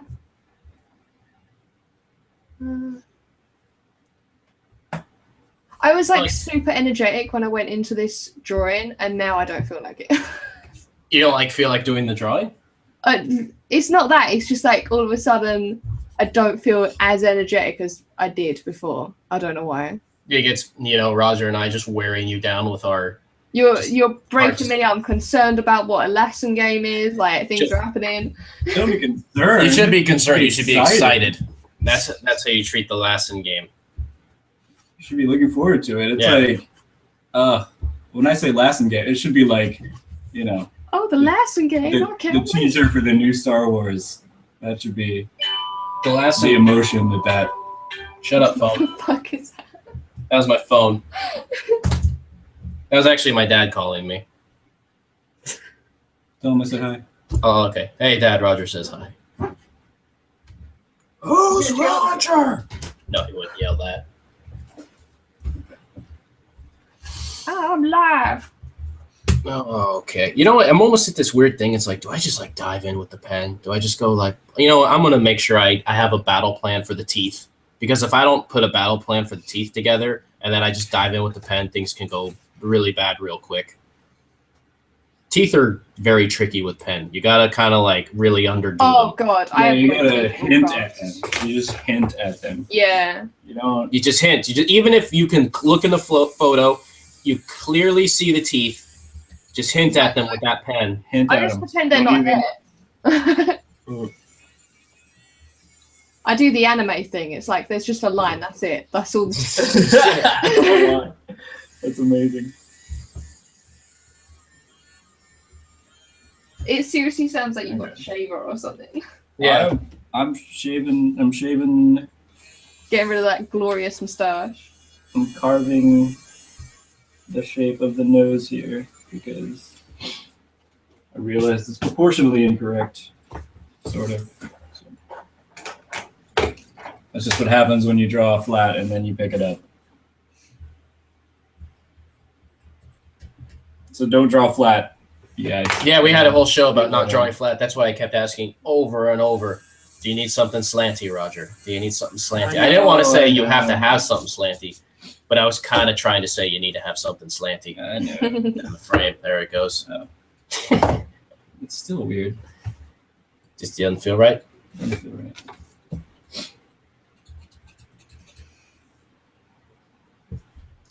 I might be able to just dive in on ink soon and just see what happens. I'm gonna sit here and I'm gonna carve out. What do cherry blossoms look like on their own? They look like little pointy heart things, and then there's usually about 5 of them roughly on one plant, unless it's one of the fluffy carnation-y type ones, in which case you get more, and they look kind of fuzzy. And they have little spindly bits that come out in the middle. I'm trying to decide if I want to do the cherry blossom pattern thing on her clothes or just not do any of that. Let's look up cherry blossom patterns and see if they make nice patterns. I'm pretty sure in Manga Studio there's just a button that inputs cherry blossoms. Probably is. I'm not much of a pattern kind of guy. I don't know. Freaking digital. I don't know. I'd have to draw all those leaves. And I kind of want to just pull out my big fat hardcore marker and just lay in some... Well, you could do silhouettes. To what now? Silhouettes of the little shape of them. Because they're wait, can you... That's what I thought. I found a pattern that's kind of like silhouettes, but I don't know if I... Can you see my screen? Yeah, let me switch to the thingamajig. Hey, can you click on the screen right there? No, I'm drawing. No, hold on. You do that thing. I'm just going to switch over to here. Yeah, I'm almost got it where I wanted, I think. Look, they look like this. You can just do a silhouette like this and everyone will know what it is. Yeah, I was thinking about that, and then I have to draw so many of them. And then leave a little dot in the middle or something, I don't know. But like, just like color that in. Done. In. Boom. Every anime ever. Like in a one symbol. digital. If it's technically in every anime ever, does that mean I shouldn't do it? If everyone's doing it, right? No, it's just only an anime. Oh, We take inspiration from everywhere. We're artists. I don't. Not this guy. You actively try not to have inspiration. I'm like, whoa, anime. That doesn't sound like America. And then I refocus. America. I'm like, if it's not Latin, then I don't care what it is. You're like dubs for life. Is that better? Does that seem like more? Oh God, what is with this chin now? This chin is gonna be trouble. All right.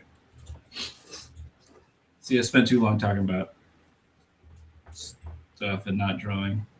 The color yellow. The yellow. I can't come to terms. Do I want to do the cherry blossom? It's got five. It's got 5 petals. It's got some thingamajigs in the center. It's got some squealy boot things. It's like. It's got some vines. Do I want to draw the vines? The vines are effort. You don't need to do the vines. Yeah, they are effort. Unless you could do like look at cherry blossom kimono or something like that. Look at the way they do the patterns on that. Yeah, I just googled cherry blossom patterns and it brought up a whole bunch of them. Yeah, the kimonos are so nice with like the pattern going up them with the little cherry bottoms like painted on.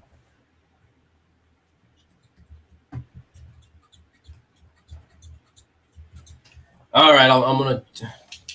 Man, what do the petals actually look like though? I just fucking drew one for you. I know you did, but like they curve up. I'm wondering what they look like when they're flattened. That is what they look like when they're flattened.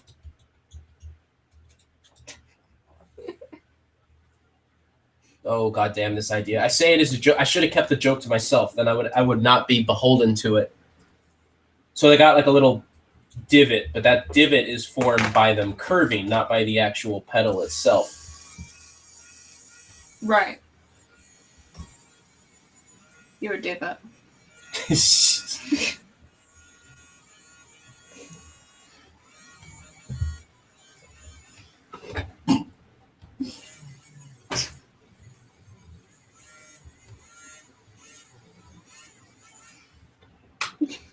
That electric eraser really making it sound like a bedroom in here, Roger. It definitely sounds like something.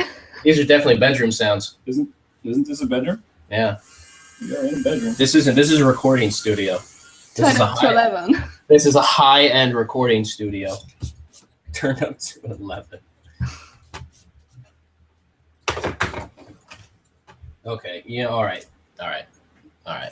No, this is cool. I got this. I know how art works. Oh, I was going to ask you something. I completely forgot what it was. It will come back to me in a minute.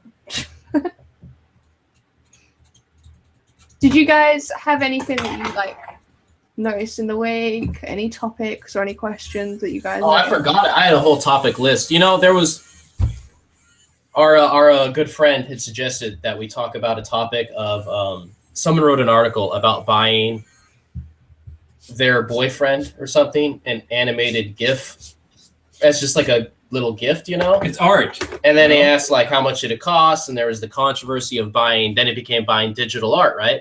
Right.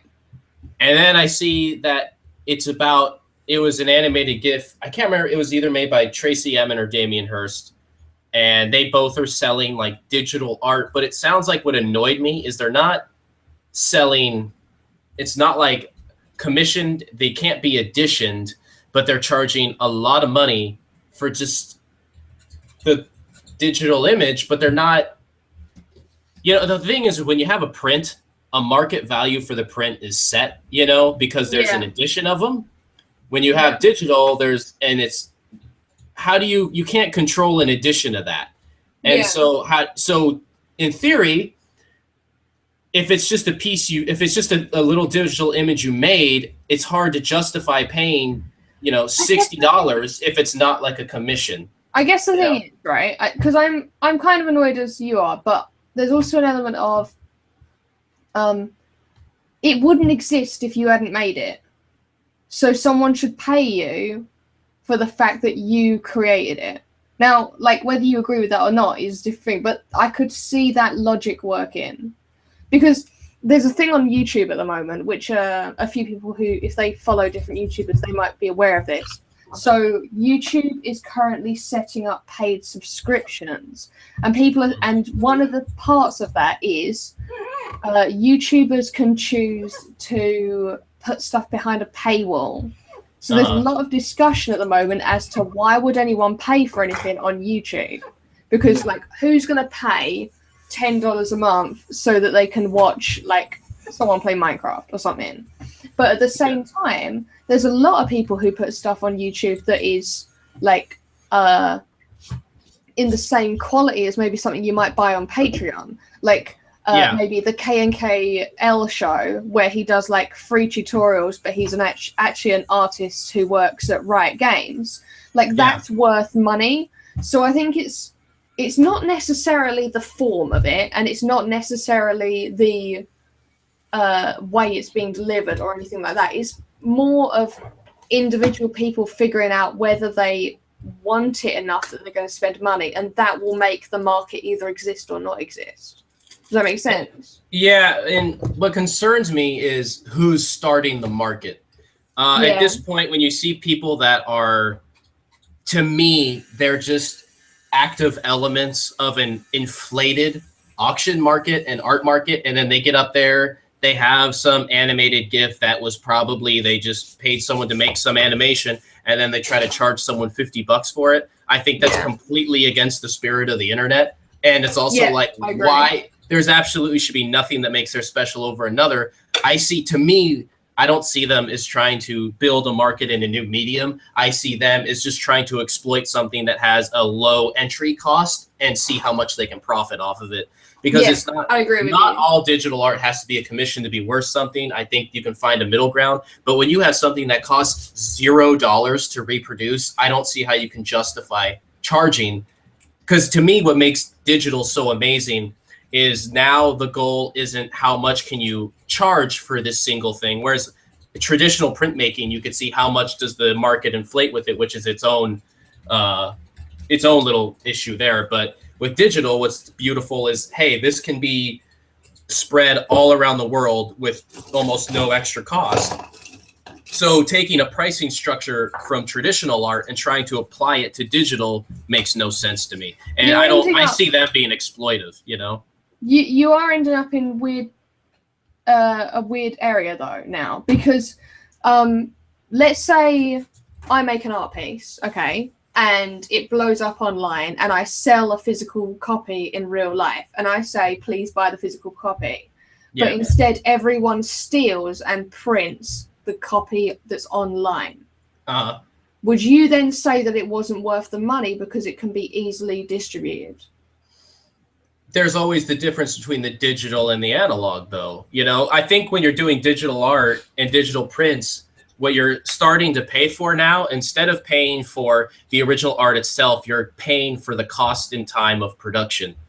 Yes. Because if I work in etching or make an intaglio print, it takes a lot of time for me just to wet the paper, damp it, align it, ink the plate, roll the plate through the press, make sure it's right, do an addition, make sure they're all good, destroy the rest, number them. Digital, it's a file. And all you have to do is once that parameter is set, you just hit the print button. And then you just need to have a printer that will make it look nice. But the quality of the print is completely dependent on the access of the printer. It's a different set of I disagree tools. with that.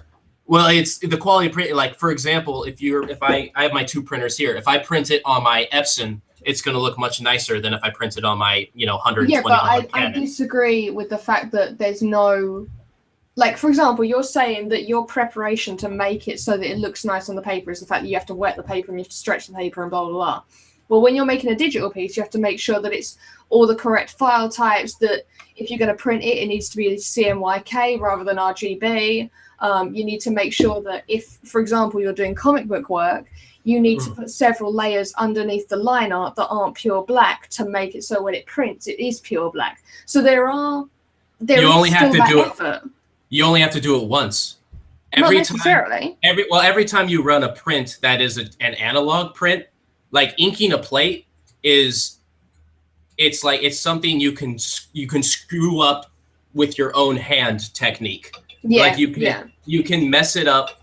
There's a lot of parameters that you can mess up because a human has to be involved with every one of those steps. You have that with digital as well. For example, I was on the phone today with a company about lenticular printing, which is 3D printing, where you turn it left and right and you can like see it has depth and stuff like that. Mm-hmm. Or the ones where it like flips between two actions for a little animation, right? So I was talking to a company about that, and they explained to me that when I send them my 2D file, they then have an entire team that turns it into a 3D file. So they create a 3D version of the character, and that gets laid on top. Then they send it to a printer. You might think, well, then you've got a file, then you're at that stage. Well, no, they said they print it 30 copies on a giant sheet that they then have to manually cut out to make sure that the layer that is going to be flipped is in the correct position, because otherwise you end up with this issue where, you know, when you look at it and it turns, it should be a static image in the middle. If they print it slightly off on the page, or if it's cut slightly differently, then they end up with it not doing that. It's like halfway through its turn in the middle, because that's the way the giant sheet is set up. So there's a massive human element there. Or for example, when I get my print media done, like all of the banners and all of the like advertising media that I have to get done for a convention, there's a whole art team that are on the other end. It's not just a printer, it's an entire art team and a design team that are sat there monitoring every single piece that goes through and going, right, this bit didn't work because of this. And then they're redoing it. Like, it's not just well, I made the file, now press print. Like, every time that gets reprinted, there's another set of team that has to sit there and monitor it and make sure it works. Yeah, but every time you reprint a set, when you're doing traditional, every time you print one copy, you have to all the parameters. I'm just saying that there is an element of effort that has to go in as well. Oh yeah, I don't mean to undermine the effort. I'm just kind of separating the idea that because you got to remember, here's the other thing that we're also not addressing is they're not even selling prints. They're selling the digital file. Yes. Which is they're not even doing the hard part for either of our scenarios. Yeah. So to me, that's just like, here's the thing, because I think you should be able to sell something you create, but when you don't even have to do, like, why, let's say, Tracy Emin suddenly learned how to draw well, and she made a drawing, right? And no one's like, hey, you don't get to talk about it. It has to look good. And she panicked and spent the time to make a good drawing.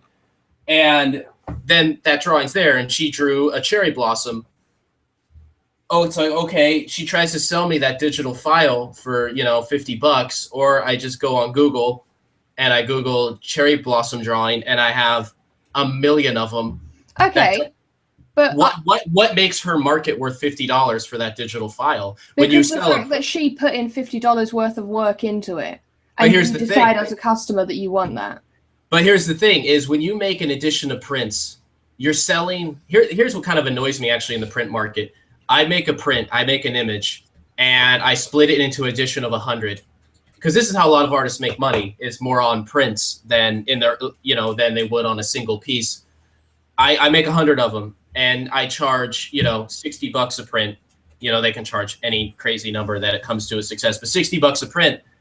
So now I'm looking not at, like, if that was one painting, I'd price it at, whatever it was worth, whatever I value it. But now I'm looking at a value of one art piece being worth 60 times 100. And 60 times 100, I mean, that starts getting a little weird and silly to me. Like, when you start actually thinking of those numbers being like, this drawing's not worth, whatever number. Like, if you get to the point you're charging $1,000 a print and you have 60 of them, it's like, really, like, that one drawing's worth like 60 grand. Like, okay. But then it starts getting to this point when it's digital, there's no limit. There's nothing setting the market value. It's 60 times infinity. And to me, that starts to get it. they want to charge for every individual item, and I think that's crazy. Can you imagine at some point going onto Google and wanting to see some images of cherry blossoms, and then every single one of them is behind a paywall? Yeah, well, I mean, yeah, obviously that'd be awful if it happened, but that's not going to happen. Like, there's no way that that's going to happen that I can see with our current market.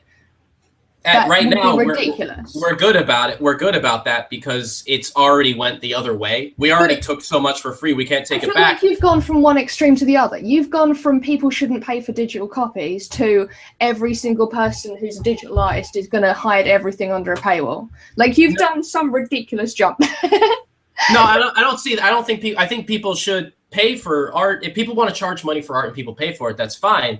I don't trust them doing it, to be perfectly honest. I just don't. But the thing is given how much their art game is really about playing a market, but at the same time, I think what it is there's a big difference between what they see, what they would think the value is worth to, like, I think they're trying to apply the price range of one medium into another, and they're not taking into account how that new medium actually works. So are you annoyed because it's them doing it? A little bit. I just don't see genuine. I just don't find the work they make genuine in many regards, anyways. If I did exactly the same thing, would you not be annoyed? If you said, Mike, pay me $60 for this animated, if I didn't say it to you, like if I said I'm doing a thing, I said I'm making an animated GIF, and I don't tell you anything about it, and I say I'm charging for it, right? Would you be annoyed at that concept? Not if, I think so much of it depends on how much you're charging is the hard thing. If you said it was cost $60, I would say that's... Well, that depends on what the content is. So, for example, if you said it's $60, but it's actually an entire animation in the form of a GIF, maybe that's more along the lines of, rather than it's 3 seconds of me falling over, then maybe it's not worth $60. Like, there's so many variables. Would you pay $60 for a DVD? Would I pay $60 for a DVD? Yeah. It depends on the DVD. I would pay $60 for the makings of Studio Ghibli films. I wouldn't pay $60 for a DVD of bloody, like, whatever the current TV shows are, because I watch TV. Would you pay $60 for a digital file of Spirited Away? Or at least, like, tell me this: if it's amazing quality, yeah, because I don't know. Because if you were looking at let me put it this way, like movies come out and you go on Amazon and you want to get a digital download of your movies, and you're used to spending like $10 to $13, and suddenly Spirited Away came out and it was $60, would you be annoyed? It depends, right? Like, because if it's available here, normally, yes, I would be annoyed, right? Mm-hmm. If that is the exact same price as the physical copy, yes, I would be annoyed. But usually these kinds of things that end up at these prices are things that you can't get any other way, in which case I'm not annoyed because I'm essentially paying for a limited edition set, which I know a lot of people don't like, but I actually don't mind. I mean, I sell a limited edition version of my book. But you made a limited edition. This is a digital file. It's not limited. The only thing is limiting it is them literally just saying, I want it to cost more. It's like when the Wu-Tang released when they put out the one album that's like $1 million and they play it in a museum, and you have to spend like $1 million to hear it. Like, that's their, why sit there and play this game? Like, to me, what's so amazing about digital is you have access to get something to so many people because the cost of production has been reduced to so little by comparison of traditional mediums. So the beauty of it is you should be able to get the product to people cheaper. That's why Steam is successful. You no longer but you pay also want to $60 a live game. off of your bloody thing that you want to do. You could totally make a living. Like, you think of the game Gunpoint on Steam. It was a guy that just made it in his spare time. Not as an artist, you can't. I don't think you can. I don't think it's physically possible. Unless you're bloody Sakimi-chan or something, I don't think it's physically possible. to make a living off of art from digital. From digital, yeah, I don't think it's possible. Well, I think I think what happens is eventually the market and what's out. Pretty much the way the market works just changes. It happened to the music industry, and now a bunch of musicians are like, how do we get paid? And I mean, whether it's fair or not, the only way you're going to be able to sink or swim as a new musician is you need to start figuring out the merchandise game, and then how to live off your live shows, because you're not going to live off your albums anymore. It's just a different world now. And the expectations change. Does that mean that, like, to me, I'm not against anyone coming up with another form of making money, right? Even if they have infinite money, right? I'm an entrepreneur, right? I think that's fine. I think coming up with a way to make money is fine, as long as it doesn't stop people from, like, of not seeing that form of art. Like, the thing that annoys me with the YouTube thing is that you have to sign up for it, right? So that annoys me, because it makes me think that people can paywall all of their work. It should be more of a, like, 60-40 percentage thing. So you have to have a minimum of 40% of your videos on show at any one time, because otherwise you could make YouTube unvisitable if you don't have money. That annoys me. But I feel like it's not really fair to say that just because you're using a medium that other people haven't used before, and maybe it could open up for something cool for other people. Like, for example, people could decide to start selling animations online, and they could use that as, like, you could purchase gifts of animations that you can then use in other media. Like, it could evolve into something cool. Does that make sense? Like, I don't like the idea of shooting down the process, but maybe shooting down the fact, maybe their reasoning for doing it, yes, but not the physical thing that they're doing, because I think we all need ways of making money. I mean, the last, like, was it the last show or the show before? We were literally lamenting the fact that we were either struggling to make money in the industry, or the fact that we wanted to do this for the rest of our lives and we'd do anything that we could. If you knew that if someone said to you, you'll be able to be an artist for the rest of your life, but you have to sell a GIF, you'd bloody sell a GIF, wouldn't you? Yeah. Well, and the thing is, well, it just gets to weird ground. Like, because I come from a background of day jobs where I've seen people literally take art that has next to no value, put completely arbitrary numbers on it, and then sell it to a person for an insane cost. And I can't argue that it's always honest business, because if it's honest business, how come so many people are upset when they see the actual value of the work a year later, you know? Like, I see that happen so many times, and I can't argue that it was an honest, fair business deal when so many customers are upset, you know? Really? Yeah, constantly. So do they not buy the artwork because they like it? They like it, but then it's the difference between... Are they essentially using it as an investment? Yeah, I mean, if you're in the commercial or that high-end part of the gallery world, everyone, they buy because they like, but you're spending such a high dollar that they cannot help but see it as, oh, one day my kids will be able to have it, or you could sell it and it'll be worth more, because you want to make sure that it's worth what's being charged. But at the same time, when it's proven to the person, you're bringing up its sales history and its market value, and it's all so inflated. And so when I see people charging insane numbers for something that where I feel doesn't warrant them, I get scared, because I'm just like, oh my God, everyone's going to get screwed, you know, because I know that's the game they play. So maybe it's a world thing. Like, maybe it's what part of the industry you're in, because that's so alien to me. Like, I've never seen that happen ever, because the people I know buy artwork because they see it, they think it's pretty, and they put it on their wall. Oh my God. Like, to me, watch, you know, the documentaries, watch Robert Hughes' The Mona Lisa Curse is a really good summary of it. It's on YouTube. I think it's like an hour long, and it is about the current art market. It's the reason that, like, I love the writing of Dave Hickey, and it's the reason that, like, he's retiring from the art market, because it is so absolutely disgusting how it is pretty much just a big investment.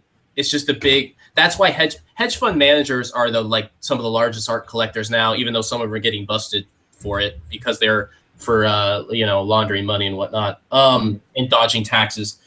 A lot of art right now is used. This isn't like this is just in researching a lot of this. This isn't like what I current employment or anything, but a lot of artists are like, a lot of people that buy art now, they're buying art not because they love it, but they're buying it because they want to move money from one thing into something without paying taxes. So they buy art. Right. And they buy art because they see it as an investment. They feel it's a place to put money. And it's used as that. It's used as like a status symbols.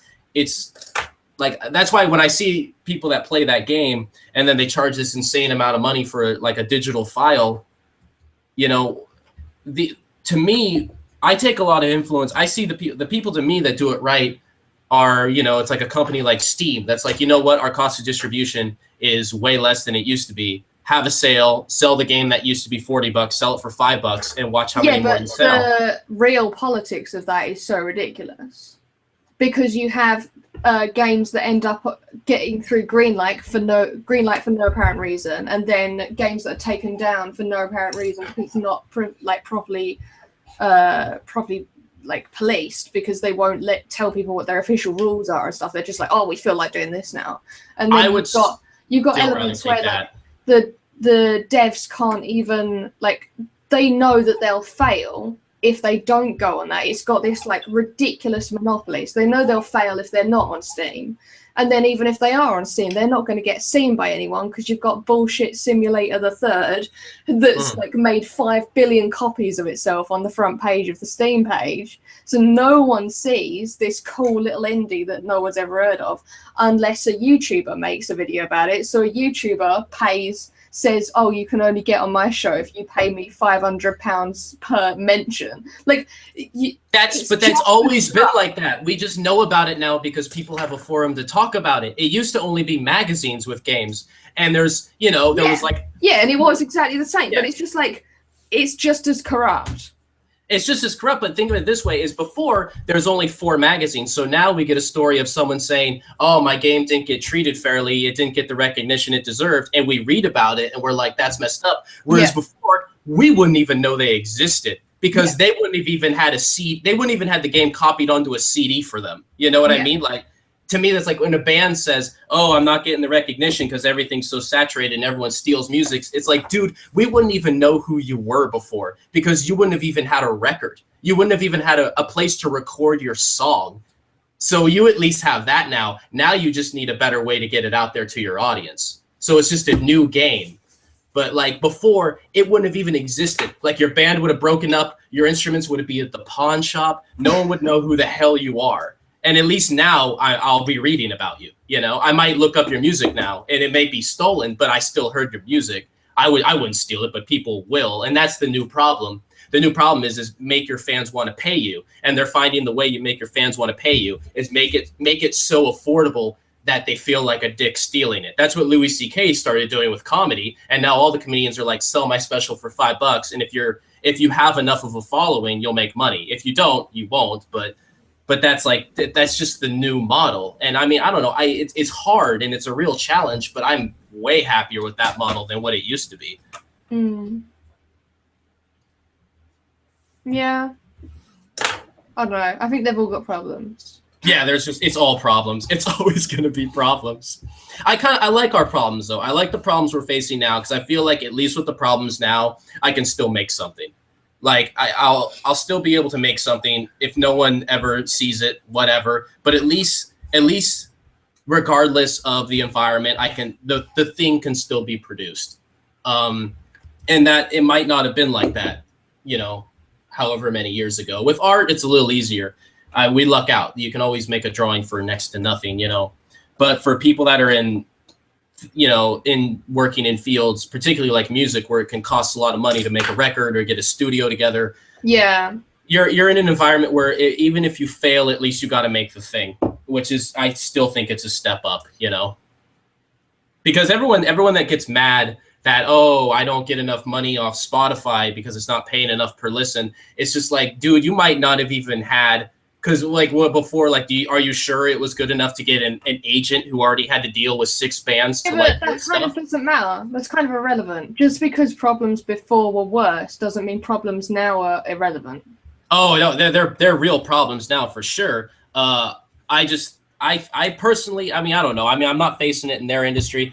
I think they're better problems now than the problems used to be. I'm optimistic that we're facing a better set of problems. I think us worrying about the cost of selling digital is a way better problem than us having to deal with, oh my God, like no one's ever going to see my art ever. You know, I can put my art on Instagram and, you know, it'll get some odd likes and maybe, I don't know how many people, it doesn't tell you how many people view it. Like I had the painting that did well on Reddit and it hit a front page and it had something like, it had hundreds of thousands of views. That was hundreds of thousands of people saw that painting. And normally, if this was 30 years ago, like 200 people would have seen it, you know? So is that what you value then? Is what you value the eyeballs, essentially? Well, I mean, what are we going to value more? Do we value eyeballs more or the paycheck more? And either way, well, that one was a commission, so that one like would sold regardless. But would you rather have the sale or the viewership? I mean, you kind of need a little bit of both, right? So maybe that's what our struggle is you know, I think we're in an environment now where it's easier for people to see things. It's maybe a little bit harder to sell. I think we just need to change our focus on how we sell. Like, because I mean, I don't know, I hardly any of my shit sells ever. Like it's at a very difficult price point in the way the economy is. You know, a lot of people aren't looking to go out and spend, you know, $2,000 on a painting, but it took me a long time to make. You know. Yeah. They're looking to spend, you know, $60, and I don't make art. I don't. At least I can. I just haven't. Or even when they say yes, they're like, "Oh yeah, no, that's awesome. Okay, I'll get back to you with the design." No, you won't. No. Yeah, they never get back. You never see them again. Once they leave, they're gone for good. That's it. They're gone. You know, I've had the number of times people, because I do that every month. I have an art walk, right? And it feels good and it feels horrendous, because what happens is you have a lot of people telling you that they love the work and you feel good. And then you also watch literally, I don't know what, like on a first Friday, you can get thousands of people coming through there, right? Mm-hmm. Thousands of people look at your art and nobody buy it every month. And then people are always saying, oh, if I had the money, I would buy it. And they're looking at something that's like $300 and they're walking around in like $1,500 shoes. And you're like, it's like, you don't have to lie. Just don't say anything, you know? But, yeah, it gets hard. Like people like underestimate it. Actually, in our studio space, that's something that's really been. We've had a number of artists really struggle with that, because a studio is a very personal space. And so at first, when they think, "Oh, all these people come through, that's cool," they get excited, and then they realize every month. Imagine every month, no matter what you accomplish that month, you have like 2,000 people looking at what you did, and they might come back. Not. Yeah, it's hard, because then also you'll be really confident, and all, you know, people will say they like it. You'll see people not like it, and you'll hear every excuse over and over again, and no one buys it every single month. You know. That's awesome. So to me, I think it's an environment I'm used to. I'm used to people not buying the work, but a lot of people seeing it, and it's just like, well, I guess because if I had more merchandise, that's what will sell. But I just, you know, I got it. That's an adjustment I have to make, you know. Maybe we've got very different things, because I'm used to standing at a convention hall and selling a lot of stuff. Yeah. Like just having stuff shift and I'm not doing anything because there's 2 other people running the stall for me, and I'm booked up by 10 a.m. for drawings, and then everything's just flying. That doesn't mean that I've got a ton of money, don't get mistaken. That doesn't mean that I'm sitting there getting minted, because it's a completely different price range, right? Yeah, right. Exactly. That does mean that, like you said earlier, what do you view more, the eyeballs or the paycheck?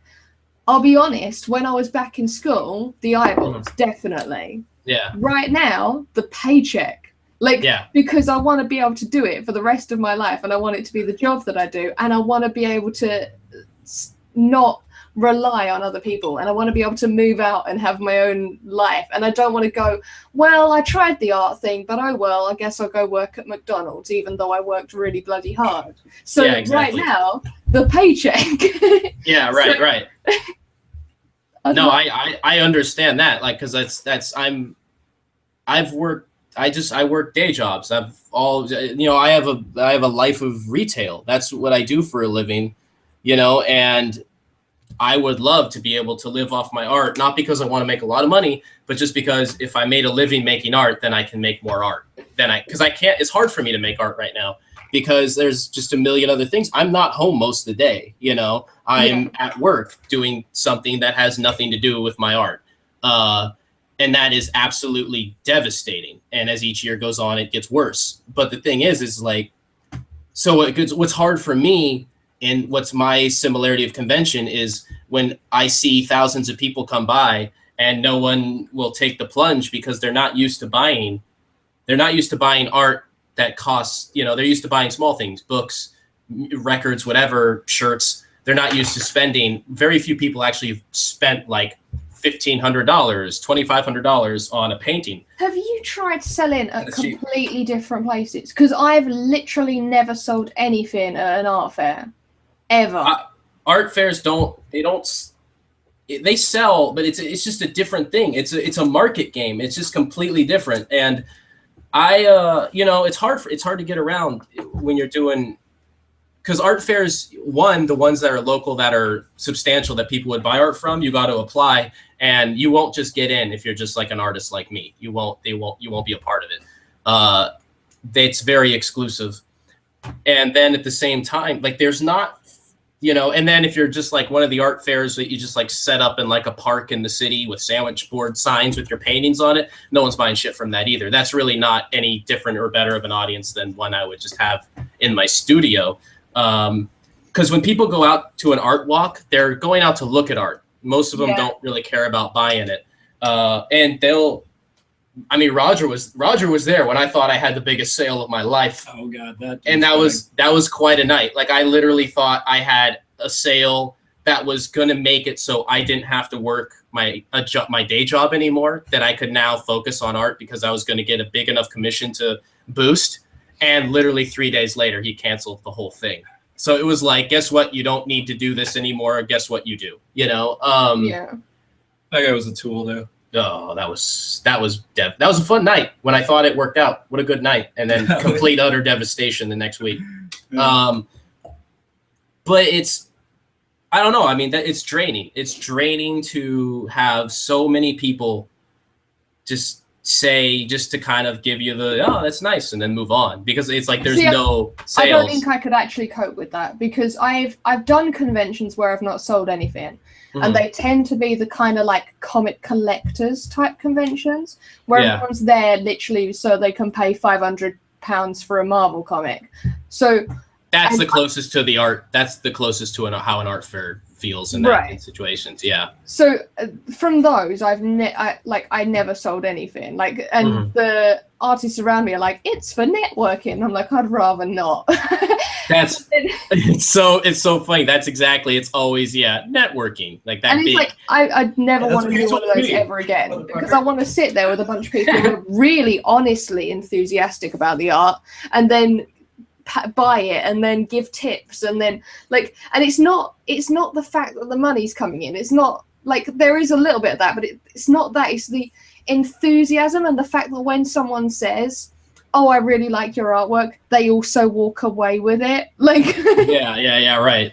It's completely different than someone going, you're so talented, you're really like an amazing artwork, like you make amazing artwork, blah blah blah blah, and then they go, all right, bye. And then walk away. And then they leave. And the thing is I mean, a lot of it's on me. If I had like little books for $20 of art, I probably could sell that stuff. It's just hard because I barely have the time to make the artwork, let alone the merchandise. You know what I mean? Yeah. It's like, you get home after work, like I have to choose what, like, for example, I had a period of like weeks where I got nothing done because it was just like, I gotta, build a new website, do all this. Like, it takes things that I should not be spending more than a couple days on will take an insane amount of time. But that's it. I mean, I think the thing is you make sales in merchandise, and if you have like I felt great when I bought your books. You know what I mean? That was like the thing. That's your books. Now, if I went to the Geyser booth and you were just like, yeah, so I made some animated GIFs. They're $80 each. I'd be like, don't you have books or shirts or something? You know what I mean? Yeah. But that's an important thing, you know. I mean, we're living in a time. Huh? You wouldn't sell it at a booth. It would be something you sell on DeviantArt. Like, for example, there's a massive thing on DeviantArt where artists will sell characters. They're called adoptables. So they'll say, I've created this species. You can now adopt it for maybe $10. You can buy it, and you can buy this orientation of colors for this species. And that means you can use it in any artwork you can make. You're essentially buying rights for something, but you purchase a PSD file. That's what you purchase. Well, you're still buying the rights to repurpose the thing, you know. Yeah. That would be like. So that would be the kind of. That would be what I'd expect this kind of thing to evolve into. Something like that. But the downside of that, though, right, is for everyone who's going to make the one that costs money, you'll find a free version. Well, yeah, the thing is they're posting up a picture of it, and then they say, this is copyright by da-da-da-da-da, you can't use it, but people are going to use it anyway. So then the question is, what have you paid the money for? Like, what is it worth? Yeah. Well, you've paid the money to support the original artist, I guess. Yeah. I mean, that's ideally. So that you're the rightful owner, even if other people use it. You're the original or something, like that kind of thing. Sometimes I get like a weird, I know it's not really a mature way to look at it, but sometimes I get this weird thing, though, like deep in my art soul, where if I know that we have access, we could have unlimited access to art and culture and books, and then we're just trying to find reasons or trying to find ways to pay to make it cost money seems really weird to me. And but that's because we don't live in the world of Star Trek where we don't need money to live. Like I need to be able to pay for water, so I need to say, well, you need to pay me money to buy a piece of artwork. Yeah. Like, well, and that's the thing. What gets me though is like sometimes it was an interesting idea, like, and it was just on the minimal because it was again with that Dave Hickey thing when he kind of retired. I was reading an interview and he was talking about how I feel like what we need now is we need more artists that are that have to just work and just do, because like he felt like there's this big disconnect between artists and everyone else, where artists were starting to, because of the way the market worked, the artists we watched were starting to just kind of be in their own bubble of art. Everything that the art was about was only, if we're making a bunch of art that doesn't seem to connect with everyone else, it was not really doing its purpose anymore. mm-hmm. And it was a really interesting idea. And I started thinking of a world as like, what if all art had no value?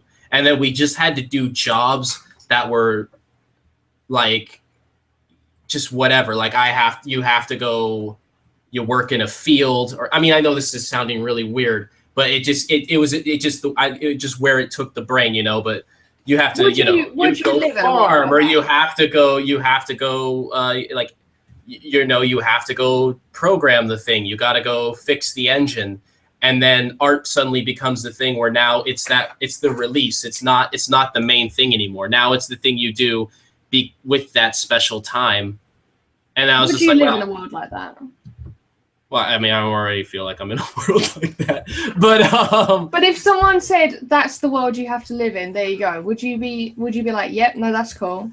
Would I make that sacrifice if suddenly all art was free and accessible to all of humanity? Yeah. Yeah, probably. I mean, I think the idea is, the concept of like, more so than trying to be like, yeah, money sucks, screw you, capitalism, because it's not about that. It's more just the idea of, well, what does art mean to me? What should it mean to people? does art have an obligation, you think, where it should relate? It needs to relate to, because it should be, it's a personal journey, right? Yeah, it just has to matter to you, and then people who feel the same way will probably associate with it. Well said. So if there's that idea where if the art should only matter to your ideas towards it. Well, the whole thing is that art doesn't have to anything. Like art can, you can make it for you can make it for someone else, you can make it for the world, you could make it for advertising, you can make it for animation, you can make it to tell a story, you can make it so that it's literally just a picture of an apple, right? It can be anything. Yeah. And it can be. And would you say that it needs to, does it have, I mean, what would be, in your definition, like, so art has a variety of purposes, right? You use it for all sorts of different things. Mm-hmm. I mean, in that regard, I don't think the purpose defines what art is. Okay, so what would define what art is then? Well, I'm not a bloody scholar, so I don't know. But you spend your life with art. You know, to you, what is? It doesn't matter what a scholar would say. What does it mean to you? You're the artist. Well, art to me is either translating what's in my head. So a lot of my artwork is based off of dreams that I've had. So it'll be me figuring out what that means and translating it into it and trying to capture it and control it. It's me trying to control my mind. That's what it is for personal. And then the rest of the time it's I want to make people go, oh, look how cool that is. That's the other half. that is the best feeling ever. Like when you know it connects, that's just the best feeling in the world. But it isn't that it had like a purpose. It like a lot of the time it is a very like I want to tell a story with it. But there is an element of the reason why I got so bloody addicted to art was because I'd draw a cat at school and I'd have 30 students around me going, oh, draw another one, draw Stitch, draw Pikachu. Like, yeah. And it's like, okay, that's fun. All of a sudden it's fun. But you want people to hear that story. There's a part of you that like you're screaming on the inside. You're screaming in your soul. And you feel like nobody can hear you. I just want you to understand the story. Can someone please understand how utterly painful and lonely it is to be human, you know? And but it's not always bad. Sometimes you want like, but everyone's had that feeling, and you know, and then we get down and we write our poems and we draw like roses with blood drips on them and stuff. But what's this we thing? You're all you have so many of those, Roger. Hey, get that in the frame. Like the quietest guest you've ever had. Sorry, I just so people know, when I paint, I have a brush in my mouth. Sometimes. Because you haven't talked in a long ass time. I should look at the chat. Why I'm so quiet? The chat did ask a question. It's just we were on a rant, so I let it go. So to excuse myself there, that's sort of a thing. Yeah, when I do watercolors, I have to have like multiple brushes going, one with water, one with paint, one with anyway, and there's like a time constraint with watercolor when you lay down the color and you have like 3 seconds to do what you're gonna do with it with the other brush. So I hold it in my mouth, so it's ready, and it makes. I get made fun of. No, that seems cool to me. Okay. So Meta Baron asks, Mike and Roger, do you guys ever do digital artwork? Oh, I have tried and failed at digital artwork. I've failed a handful of times. I have a couple digital pieces I've done. I've done maybe four that I saved. Well, here, I'll grab one. I printed one out. Let me go grab it. It's an older one, though. I've done others that I'm a little more proud of. I did a Reddit Gets Drawn or Artist Lounge Secret Santa that was digital of a turtle flying in space in the 2001 vortex behind it. Yeah, I could. Well, it'd take me a second to find it, but maybe I'll pull that up later. But I can grab the one print. One sec. Oh Jesus! Look at this. This drawing is annoying me. I don't know why. I feel like I haven't gotten her likeness at all. This was one of my earlier digital pieces. Same here. This guy, angry beard look face. at that. Pro digital right here. There's like no blending. There's no blending. You guys, we're gonna animate this. $80. $80 It's gonna for be, this, it's gonna but be for the dope. digital file. But you're not allowed to reproduce it. But it'll move. I will email you a file for $80 Of this moving. That's what you have to do in the UK now. Thank you, Vatmos. Piss What? off. You have to what? Fucking Vatmos. All right. What's Vatmos? Oh, What, right, this has feelings in it. This is. I like this. I like where this is going. I love it already. I love how angry, because I feel like I'm so mad about some of the things I just talked about. Now I'm stoked that you're like pissed about this. Now I'm really excited to hear it. Vatmos, Vatmess. Okay. So in the UK. That mess. We have nicknames for this thing. We This have is no idea what it is. This is Oh a my thing God. in the UK, Let's right? get This it. is a thing that all us artists in the UK are really pissed off about, right? Get it, girl. Get it. So Get it? there's a thing called Vatmos, right? So the EU decided, oh, I know what'd be great. How about we make a legislation in 2008 that's about digital sales and then enact it in 2015 when we don't know how the internet's changed? That sounds like a brilliant idea.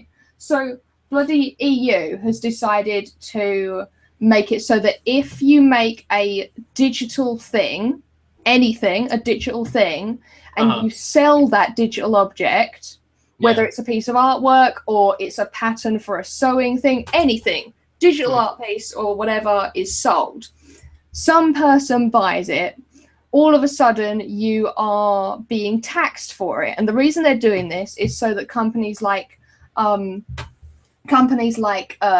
and all of that lot and iTunes and all that jazz, they can't get around the tax laws. Now, you think, oh, okay, that sounds vaguely reasonable. However, what they've done is they've completely voided the entire tax threshold. So in the UK, you only have to be, I think it's earning 80,000 or 180,000, something like that. It's some ridiculous number per year before you are affected by the tax threshold as a business. Okay, that's when you have to register for VAT and start doing all of that, which includes doing VAT returns 4 times a year, keeping documents on every single sale for at least 10 years, which means that you also have to register for the Data Protection Act, otherwise you're not allowed to do that. So there's like a ton of different shit that all of a sudden you have to do paperwork-wise, right? And if you're not, the reason why the threshold is there is because if you're a Mr. Nobody who runs a one-person business, you probably don't have the time to deal with all that shit. So you don't want to be doing that. Therefore, there's no reason for you to be doing it anyway because you're not making enough money that it matters to the universe. You're not... Even if you did the VAT, you have to input 0 because you don't matter in their terms, right? Yeah. So because the thing that they've done is if someone purchases something off of you digitally, it voids your entire threshold for your entire company, digital and physical products. So all of a sudden, you have to do all of that for every product and every sale, no matter how small you are, right? So all of a sudden, if I said, I'm going to make a digital copy of my book because everyone asks me at conventions, make a digital copy of your book. So I go, okay, I'll do that. And then someone in bloody Norway purchases a copy of it over the internet. All of a sudden, I've got to figure out what the tax percentage is in Norway and then do all of that paperwork for it for every sale, even though you don't get that information sent to you via PayPal, which is what would be being paid for through it, right? Then on top of that, you have to do it for every country's individual percentage. Shit! So you have to file for every individual country that you made the digital sale to. Exactly. And on top of that, it gets worse, right? God, that'd be If someone purchases a physical product, for example, a book, okay, or let's say a CD, because they do this with CDs a lot. Someone purchases a CD, right? They go home and they purchase that CD in Germany. Then they realize it's got a download code on it, but they were actually on holiday. So they go home to maybe Austria or something, or maybe Norway, maybe like a random country, and they decide to download it from there. Now, all of a sudden on your records, it says that someone in Norway downloaded a copy, which means you've got to enter all of this rubbish, even though they purchased a physical copy to begin with, and you don't know what country they purchased it in, so you don't know what the percentage is, right? And it's even worse, right? So the only loophole around it, and I got bloody HM Revenue to tell me this directly. I bloody sent them an email, like a message on Twitter, so it was public, and I was like, tell me this right now, because I don't believe you, this is stupid. Yeah. The only loophole is that you can do digital downloads as long as you physically email it to the recipient. You can't let them auto-download it. What is this shit? I feel like Americans, we owe you an apology because it was our companies that put this upon you, and you don't have to pay a VAT to ship to the U.S. We don't have VAT rates in the U.S. And you know what? So it's just like, sorry about that. Go Amazon. That's on us. They even say, right, because they did like this big like conference type thing on Twitter where we could all ask them questions, which was kind of amusing.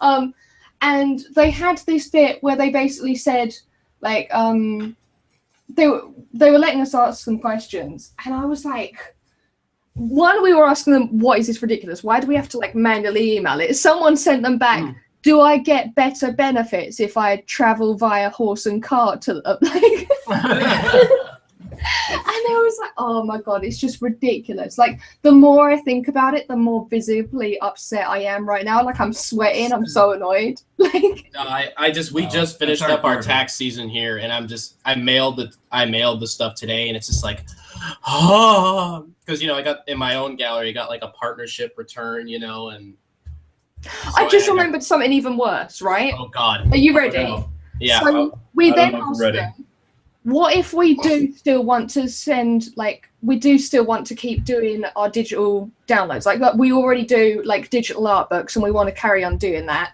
And on top of that, we don't want to manually send it because maybe, like, there's 5 orders a day, and we want them to, when they purchase it, they should get the piece, rather than we say, please wait 5 hours until I wake up and manually email it to you, because that's stupid. Yeah, that's stupid. They said, oh, okay. So then you will have to do all of this, but what you can do so that it doesn't affect your physical products is split your company in two. So what you'll do is you'll create 2 companies. So, for example, Geyser Inc. EU and Geyser Inc. UK. So America. That's how we do it. That's so America. Geyser Inc. UK can sell physical products and is fully protected by the UK VAT laws, so it doesn't get like affected by anything. Yeah. Geyser Inc. EU would be affected by it because it only goes into like effect once a purchase is made in the EU. But you can't stop someone from doing that. You can't say only UK people can buy my thing, right? So then the EU version does it. The issue is you then have to do 2 copies of all of the artwork, like all of the documents. You have to do 2 sets of files for your company, 2 sets of like bloody self-assessment returns and shit for each of the companies. And they even said you probably don't reach the threshold, so just go into it and write 0 in every column. So 4 times a year, twice, you write 0 in a document over and over and over again.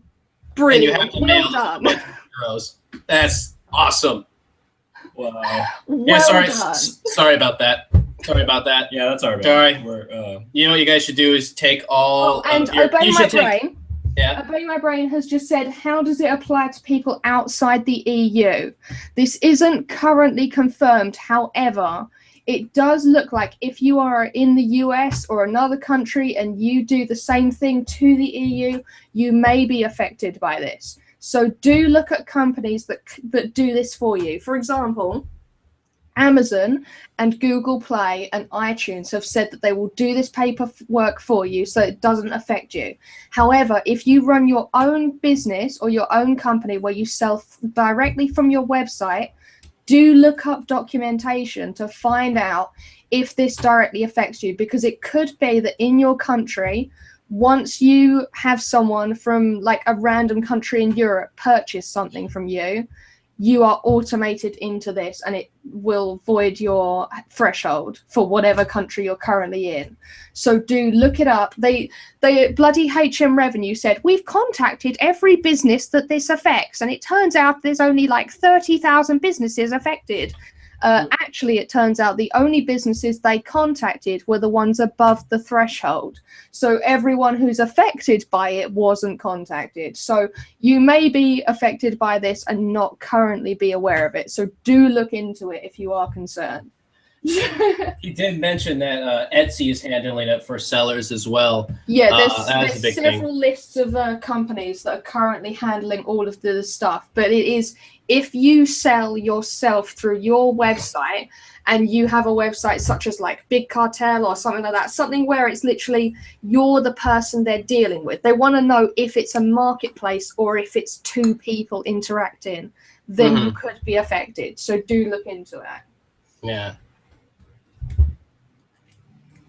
It's a lot. Oh man, that I still think that one of the big hindrances of starting your own business isn't so much even just like the finances and everything else. It's just getting the paperwork and the administration done, because you can't afford to hire someone to do it for you, but it's so time consuming and draining that it just feels never ending. Yeah, and then if you earn enough money to be able to pay for an accountant to do all of that, you're probably above the threshold anyway. Yeah, right. Like, it's just ridiculous. So, oh my god, I can't believe I got into a Vatmos rant. Bloody hell. No, that's nuts. You know, that is crazy. I'd actually be interested to hear Obey My Brain's instances with international shipping and whatnot. He has his own company. He makes these awesome animal hats. I love them so much. I see them on Instagram. They're amazing. Yeah, I want to get one like next week. But I work in a lot of our shipping. Obey My Brain just said, don't forget that it will apply to physical sales as of next year. That is the current plan. Where there's several petitions that are trying to stop that from happening, or at least to input the threshold again. But it looks like that's the current plan. As of next year, every business will now be affected by this bullshit. So good luck. Oh heavens. That was, I don't know. It's the funny. It's not with me. It's not. I believe in taxes, like school, police. Yeah. It's just my only problem with taxes is just how hard it is to pay them, not financially, but just doing it, because it's so esoteric and complicated. Like, that's the thing that stresses me out about taxes, is not actually paying the amount, is just figuring out how to pay them. Right. It's just like, just if there was an easier way where it's just, here you go, you take the thing. But it's understandable. It's a complicated system, especially when you're dealing with, VAT rates and by the way, shipping art to South America, holy shit. Mexico just got a lot more difficult too. But if you have to ship art to Brazil, oh my God, what a nightmare. It is so hard. They just have the way that they regulate the art coming in and out. Some countries like Argentina, for example, put a lot of laws in place for their every country has its own system. Argentina, for example, they really encourage their own production within their own country, so importing becomes very difficult. They have a close eye on everything. I'm not sure South America, if it has to do with worrying about contraband or where the concern comes in exactly, or money laundering or whatever. But when you ship art into South America, Brazil, and Argentina, it is so complicated to the point where I'd ship a lot of art via FedEx because they act as the broker and the agent. But lots of times in countries in South America, they won't do that. So that means you ship art to someone. Now there's an import, and now they need to find an agent that can take care of all the customs and import paperwork. And then they bill you, they receive the art, they get it. Then you have to deal with a logistics company getting it from the airport to your house. It's really complicated. And then Mexico's getting way more difficult with it too now. But it's just funny how different it is. And by the way, the UK has the addresses that like in the UK are so funny to me because some of them are just like a description of a place. It's not like an address, or it's not like 22, Winston Street. It will seriously be like North Bank Street, left of Winston House. And you're just like, so I'm just like, is there just like a dude and the mailman's delivering it? And it's just like, hello, Winston. Oh, I'm dealing to the house on your left. Oh, here it is. You know what I mean? I've seen so many addresses that are literally like a street and then a description of a building. And then it's like the building to the left of it is their address. Yeah, or like whatever B or whatever C. Yeah, well, and try fitting that shit on an online digital form, and you're sitting there like, okay, what information can I remove so it fits in the form, but it's still enough information that they can deliver it. And because the names of everything out there have to be adorable. I mean, I appreciate it because it makes it way more fun. We have like Summer House or like Windmill Road and like rubbish like that. Everything, it's just, I was like, I don't know what magical, mystical world I need to spend more time out there. I had to receive art, and your shipping company out there was called Headley's Humpers. I'm like, that is, is all of England just being managed by like cute dogs with floppy ears? Yes. Because everything sounds freaking adorable. Yes. And then American companies are all just like Halcyon Systems Inc. They're not adorable at all. We need cuter company names in the U.S. That's all I'm trying to say. Is I don't know anyone how I else got on having that. issues with the TAFE? I'm having issues with the TAFE. I'm really not being brave with them. I'm just I'm drawing around them a little bit. I won't lie. I'm really scared. Straight up had a war with them this whole time because they look so good in the picture, and I can't recreate it. And I think there's something else off in the picture that I've messed up, and I can't get anywhere near it. We're straight avoiding them. Are you working around it too, Roger? Yeah, we're gonna pretend they don't exist. Okay, I might do the same. Do you mind me? I mentioned smuggling concerns. I think that is a lot of it. Obey my brain. I haven't had much trouble with international shipping my hats. A couple returns that take 3 months, about 5 times getting stuck in customs for 10 or more weeks. That's exactly South America. I've had a thing where we've had clients that like they buy an expensive painting and then you ship it, and it's like a rush. They want it there for whatever, and then it's like a month later is when it arrives. Oh my god. My favorite shipping instance is I had to ship a gigantic painting to I think it was Costa Rica. I cannot remember exactly, but the problem was they had no planes that would go out there that size. Well, the thing is the crate had to go standing straight up, right? But since it's a painting, you don't want to lay a painting flat because it's supposed to be upright. If you lay it flat, they can stack on top and then it could damage it, etc. Yeah. So it was supposed to go by boat to, I'm pretty sure it was Costa Rica. It was supposed to go by boat. No, I'm sorry. I think it was actually, it doesn't matter. It might have been Puerto Rico, whatever. It's supposed to go there, and for the sake of the story, we'll say Costa Rica. It's supposed to go and then travel to, of course it wouldn't be Costa Rica. It'd have to be like Puerto Rico. We've moved past that part. I know, but I'm still on that part. It really bothers me. You need a boat. Man. He needs a boat. So let's switch the story to Puerto Rico. Puerto. It's a real place that it had to go. And so I ship it, and then we get a message from the client later where they're like, we didn't receive the art. And I'm like, what? And they're like, yeah, we received a box of shoes. What? This was like an $80,000 painting, and they received a box of shoes. So I research it, and the gigantic crate ended up in Australia. And the box of shoes that was supposed to go to Australia ended up at the client's home. And so then that happens. Yeah, no big deal, right? A box of shoes is very similar to a roughly 8 by 10 foot crate with a painting in it. Yeah, no, they're exactly the same, really. So When you yeah, think then about it had to go from Australia to like Alaska. It had to do this crazy route and then transit, and then the only way they could get it to fit was by laying it flat. And so for this whole time, I just had to sit there and sweat bullets that after all this thing wouldn't get damaged. Because we've had that happen before. We've had paintings go.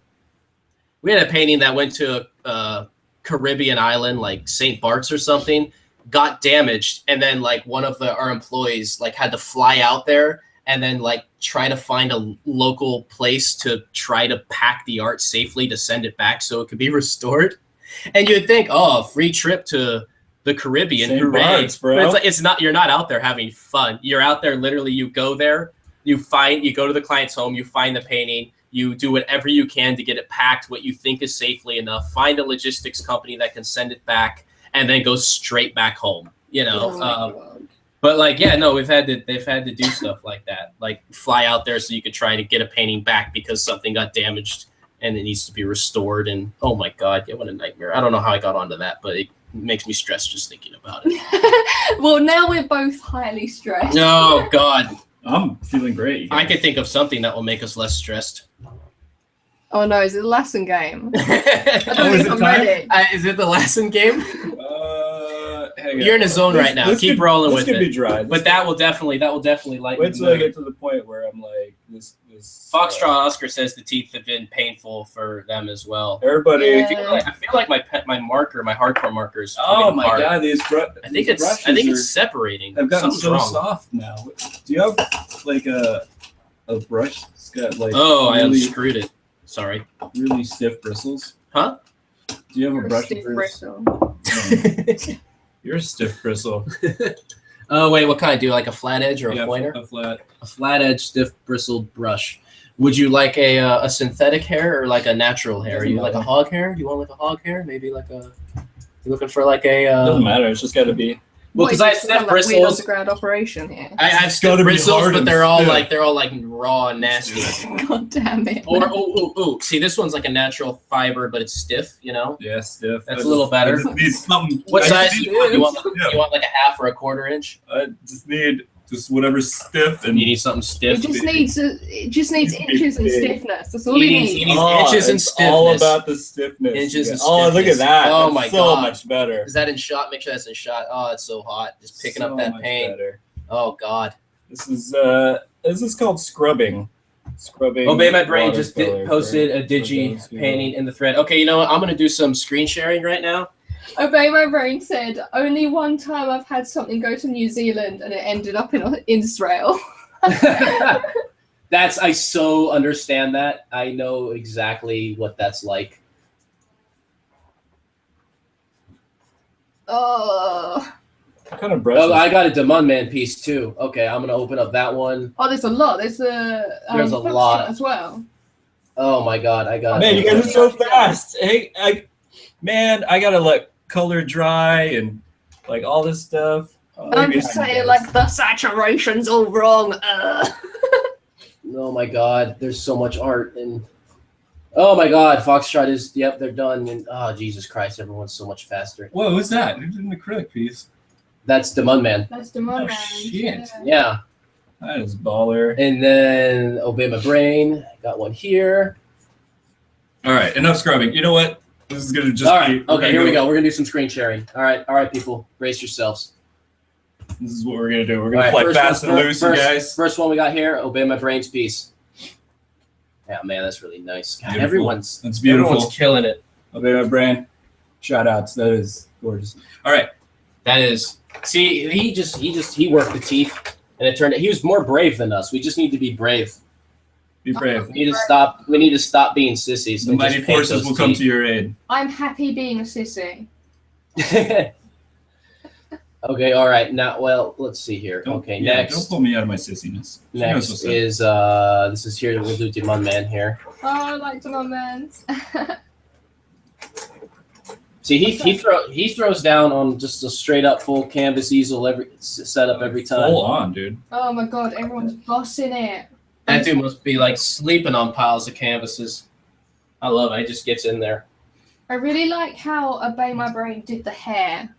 Demung Man, do you have a Dick Blick or Utrecht near you? They're having a sale on canvases, 50% off. Oh, dear. Then, so we should get a pallet full of Dick Blick coupons. So Blick is the worst name. It is. Well, there was Utrecht and Dick Blick, and then Dick Blick bought Utrecht, and now there's only Dick Blick. Yeah. But we also in the Bay Area have Artists and Craftsmen Supply, and they are an awesome art store. So support them if you're in the Bay Area. All right, I'm going to throw all that color theory that I just told you guys out the window. Okay. Now I want to. I'm just going to randomly pick two colors. One of them's blue. What would go well with blue? Yellow. Yellow? Yeah, just use yellow. You You were talking about it for like half an hour. What color goes They'll to make orange? It's a green. compliment. They'll make green though. All right, so I'm we gonna go got. blue and purple. There we got Obey My Brain's piece, which is I love. God damn that palette too. Woo! I know, right? He also The guy's just such a he just baller, dove in. dude. The guy's such This a is baller. Foxtrot just dove in on the teeth, and He did it right. They did, He did yeah. it. No, that's like a hint of the teeth. They're not. No, there's way more brave than us. See, Hinted at them. you gotta zoom in on it. Oh, I can zoom in on the screen share too. Wait, hold on. Let's get this so we make sure it pops. There we go. We're gonna go right in the teeth. He's watching this like, what are you guys doing? Why are you zooming in on the teeth? We have to zoom in. We got it because that's the part. That's the. I mean, let's face it. That's where, like, when you start a piece and you know immediately where the struggle's going to be. Like, you look at it, and you're like, oh, that's going to be the part I'm going to be yelling at. I'm going to be punching the floor later. I'm deliberately going to make mine so that like you can't zoom in enough to see the teeth. I've like failed miserably. Usually I don't find teeth that bad, but just for some reason I just can't get it in this one. I don't know why. I think it's a thing where some of the teeth are very defined, but then some aren't. So it's really hard to determine what's that might be happening. it. This is what sucks about the using cakes is when you have to make a large amount of paint. Let's see here. It takes forever. What, when you use cake? What? Cakes. The cakes, the watercolors, These are- cakes. This watercolor set is a set of cakes. You see, they're like Oh. dried cakes. They're called cakes. You can get watercolor in tubes. I see. I understand. I was like, what? Why are you painting with cake? Because it's delicious. Who doesn't Oh, no, paint no. with cake? You don't paint with cake? Come on. Who doesn't? Oh my god, I could go for cake right now. You should. Usually you eat like 16 piles of cupcakes, right? Isn't that the routine? I did have 12 cupcakes.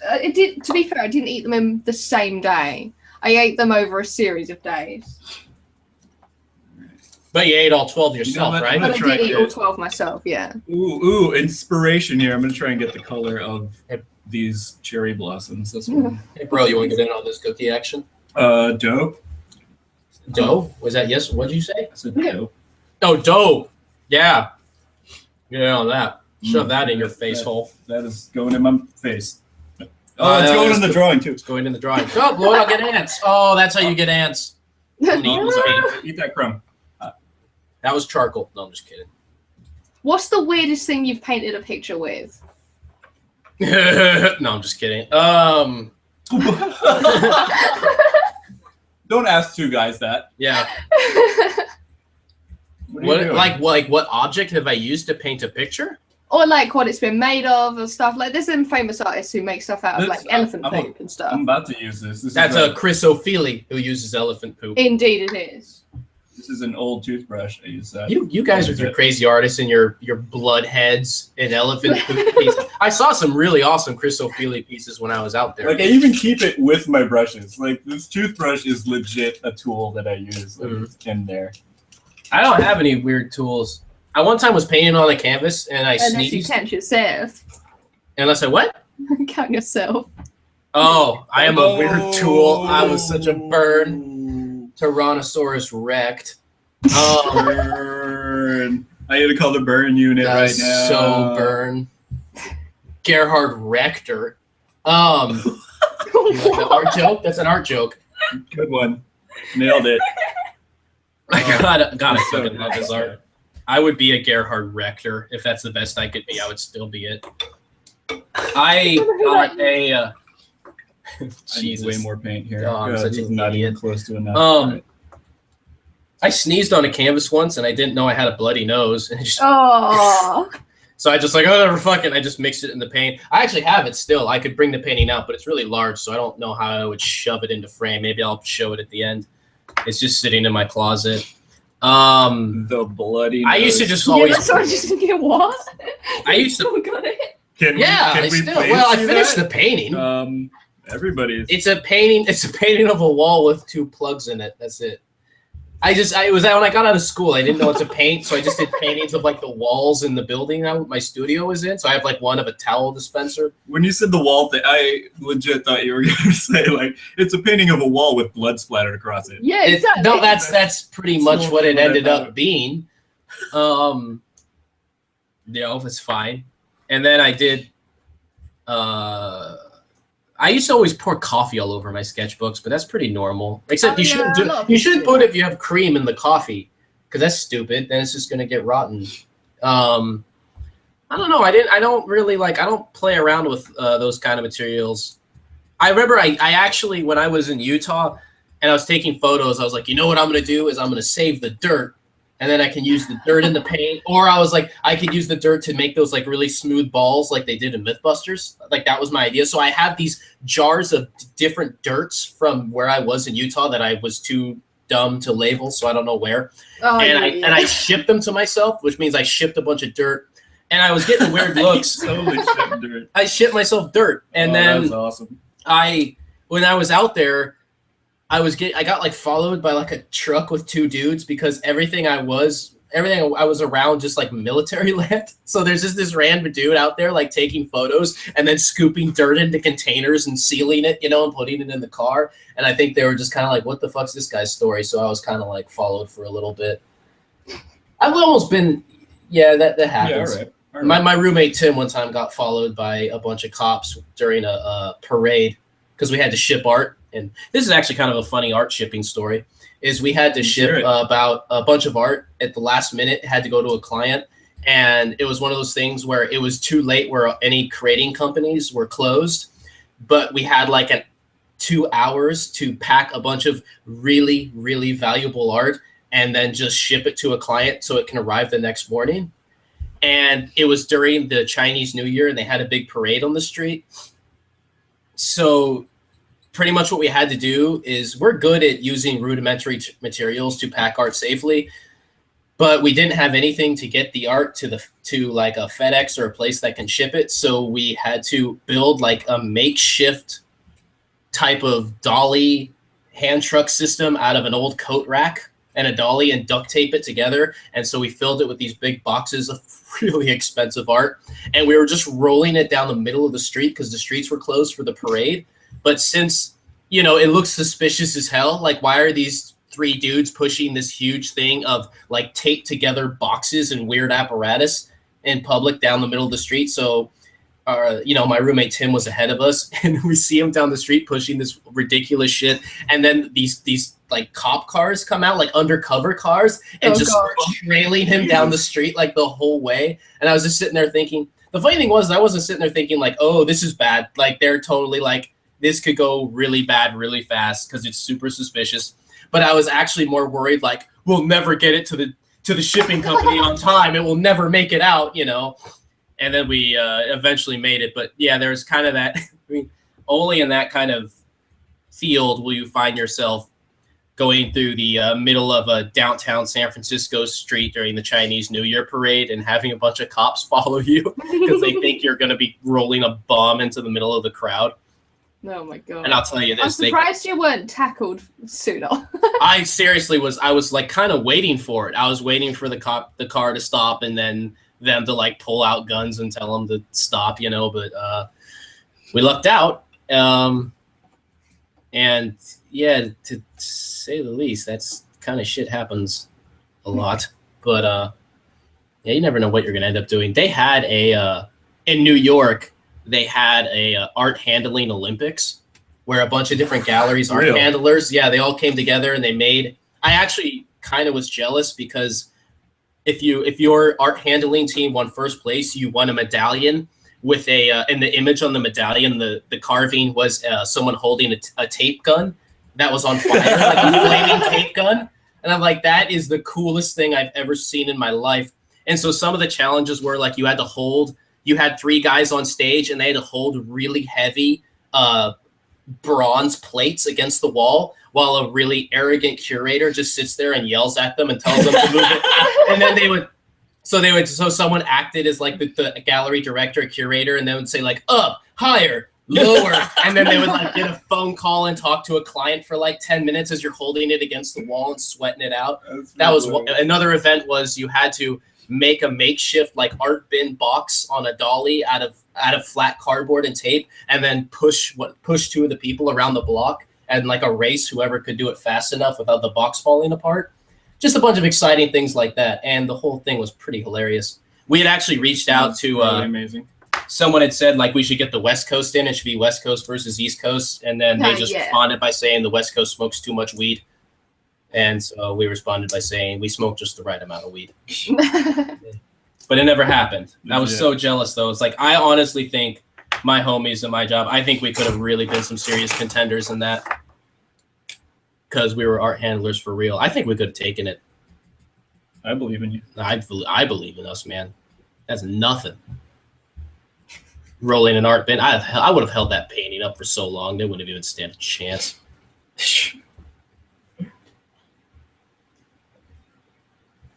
Okay.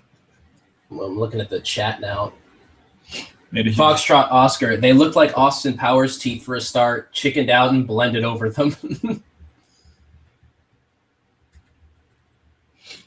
Demon Man, I get canvases at Michael's usually for 80% off when I shop in wheelchair. Really? Well, you're saying it like that's what I'm supposed to do. Like that's, that's not my like. When I shop in a wheelchair, I'd feel weird if like I took that approach. I don't think that would be.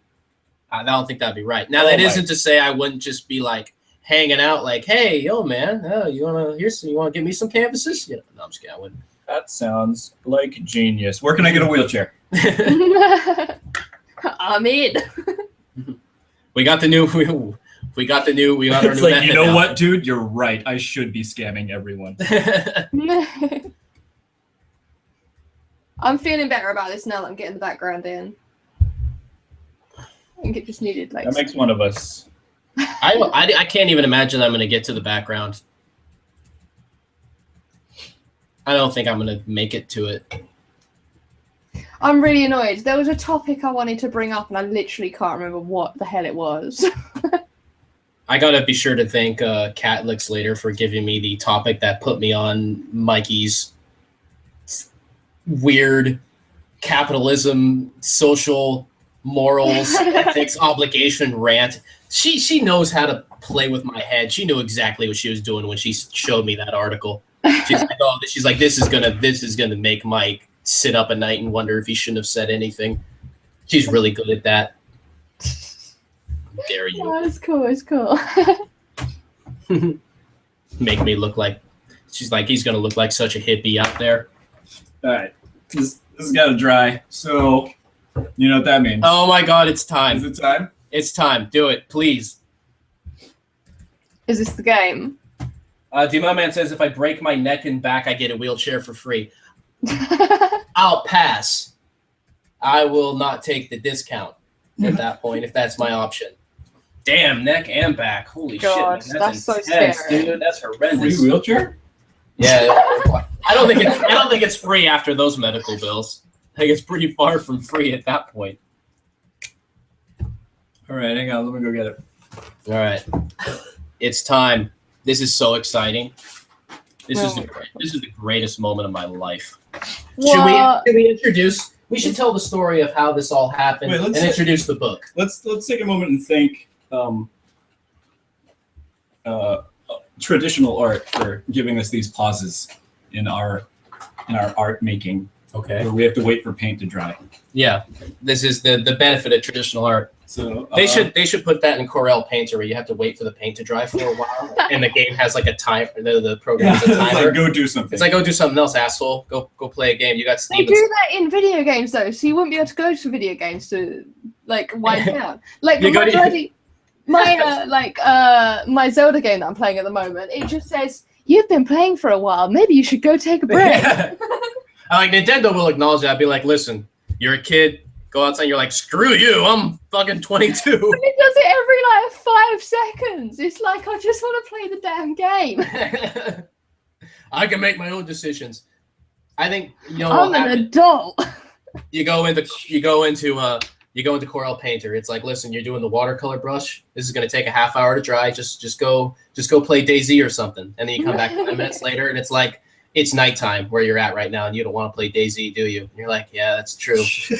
And it's like, well, for an extra $10, you can buy the hair dryer plug-in, and you can use the hair dryer. I love it. Do you have a hairdryer? I could. Do I have a hair dryer? You know what the shut fucked thing up. is? That sounds like it should be a joke, but the fucked up thing is I totally have a hair dryer. And do you know how embarrassing it was to go to the store as a bald man buying a hair dryer, clearly dressed like I don't have a girlfriend. Like the guy is like would look at it and be like, he must be buying this for. Oh, never mind. Dog. Maybe. He must be buying it for his mother. Like, can we just take a minute to appreciate what this means for the world in the time we live in, that Mike has a hairdryer? where is my hair dryer? Just that is a fact. That is. Can you believe it? I don't know where it is that I lost it. How could I lose something I use so often? Every day. Oh my god, I don't know where it is. On the daily, he uses that thing. That's so fucked up. I actually have one. I know I do. I just thought where I had. Oh, that was fast. Okay, well, if I use it, then we won't get to play the game. And Well, here's the thing: is you shouldn't use it also because then everyone's just going to hear a hair dryer. yeah, Yeah, we will sit here and listen to a hairdryer, which is not needed. Look at this. It's a mic. Yeah, I have a hair dryer. Legit. Look at this.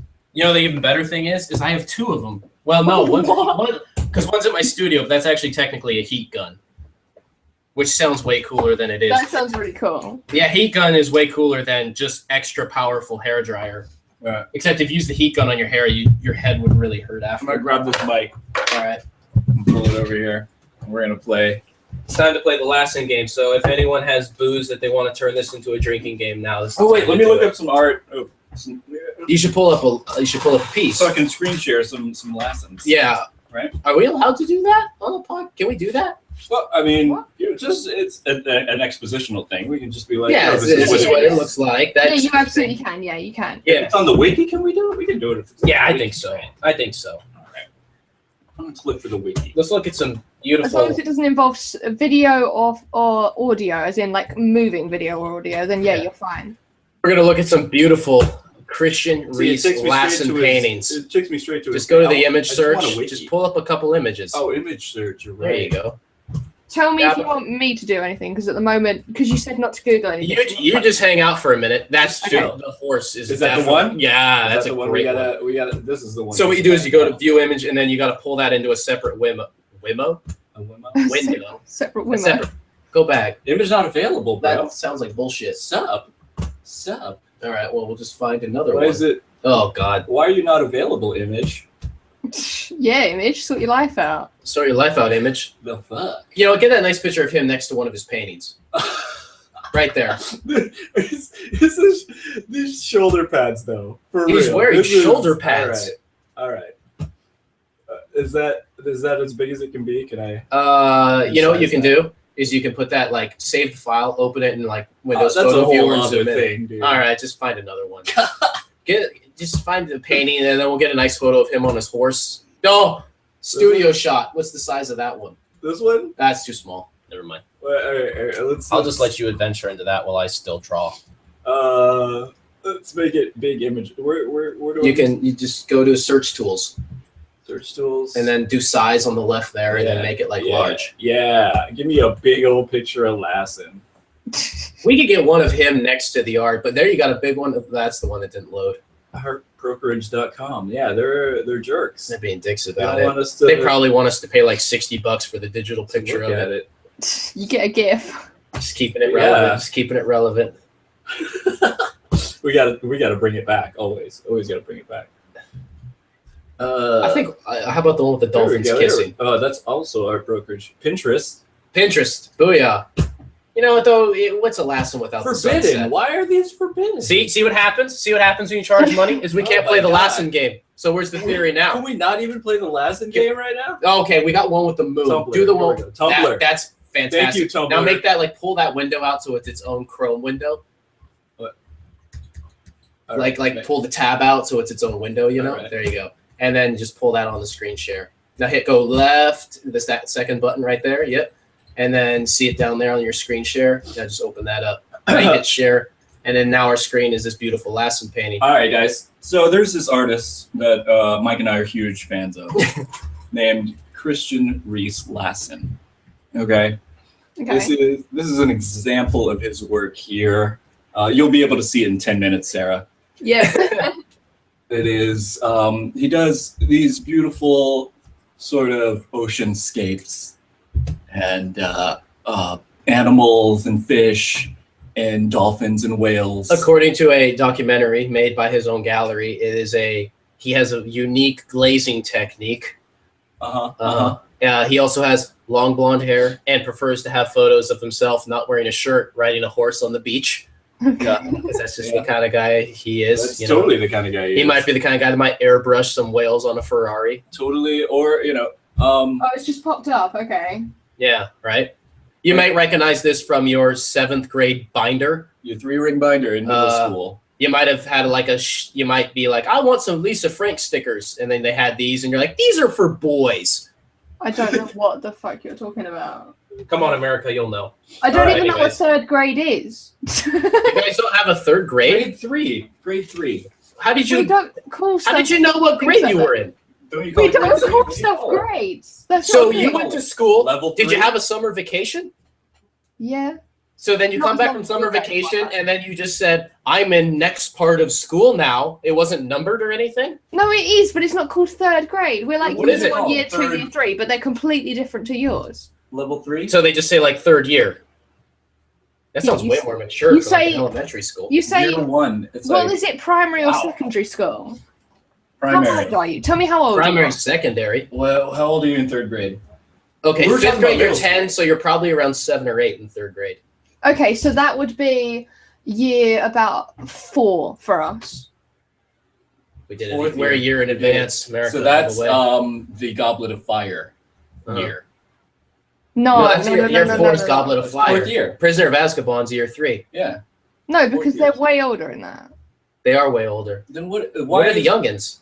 is Harry Potter then a whole different school No, but they numbering start- system? They start school when they're like 13, don't they? 11. In Harry Year Potter. 1. 11, okay. So they've already started after the year that you're saying. Maybe. I don't know. Anyway, forget it. Carry on. Let's get on topic here. We're talking about Lassen. All right. Yeah. Christian Reese Lassen does these sort of beautiful animal paintings, wolves, tigers, the like. Mostly Uh-huh. oceans, On because he's from Hawaii. yeah, he makes a hell of money doing this. Mm-hmm. Anyway, and they all have titles that you would expect His paintings to have. those paintings to have. Okay. Let's explain we're in a bookstore. Right. We're at a bookstore. This is the next thing. This is a whole Yeah. other thing. And this okay? is part of it. We're gonna part of the game, but separate from the Lassen thing. We come across a new section of the bookstore, which was not there before. It's this entirely new section that sprung up, and the section is called Paranormal romance. Paranormal Romance. A whole section of the bookstore for paranormal An romance. entire the Twilight series Right. has just completely spawned its own little children of books, Yep. and they have spawned their own children's. So And it's take- like, yeah. it's like this virus that's spreading. Take some of your favorite romance novels. You know, what do you read? A Patricia Gaffney, Yeah. a Fern Michaels, a Nora Roberts. I don't know any of these people, but I yes. don't know. I worked at a bookstore. These are romance. No, these are romance authors. You got to know. I mean, are these your Harlequin romance? You got to know your. You got to know your romance game. So Okay. take your normal cover. It's like a airbrushy cover of like a guy, like a super hunk, and he's like holding a woman, and it's like windy on her but not him. And then, you know, they're on a vista, and you know, now just add magic. had spells and wizards and vampires. And now you have that new genre and werewolves, and there you go. And so we decided that I was trying to sell books because it's better to get rid of them for very low amounts of money. And while we're waiting for them to go through my books for sale, we're reading through these titles, and we come across this one book. Titles are so good. And we come across this book. This book's title was so good that we left the store, and Roger went back later to buy the book. It was only $3. Okay, so in all fairness, it's not that, but it's probably the greatest $3 investment I've ever made. The titles of these books are all like silly puns of vampire. It's like A Bite to Remember, and like like silly. Oh my god! Just completely ridiculous. And this one though, the title of this book was so good for being a paranormal romance book. Here it is. I brought it to show you guys. It still has the $3 price tag on it. Are you ready for this? Yeah, here it is, coming in the shot. Paranormal romance novel. Bone Magic.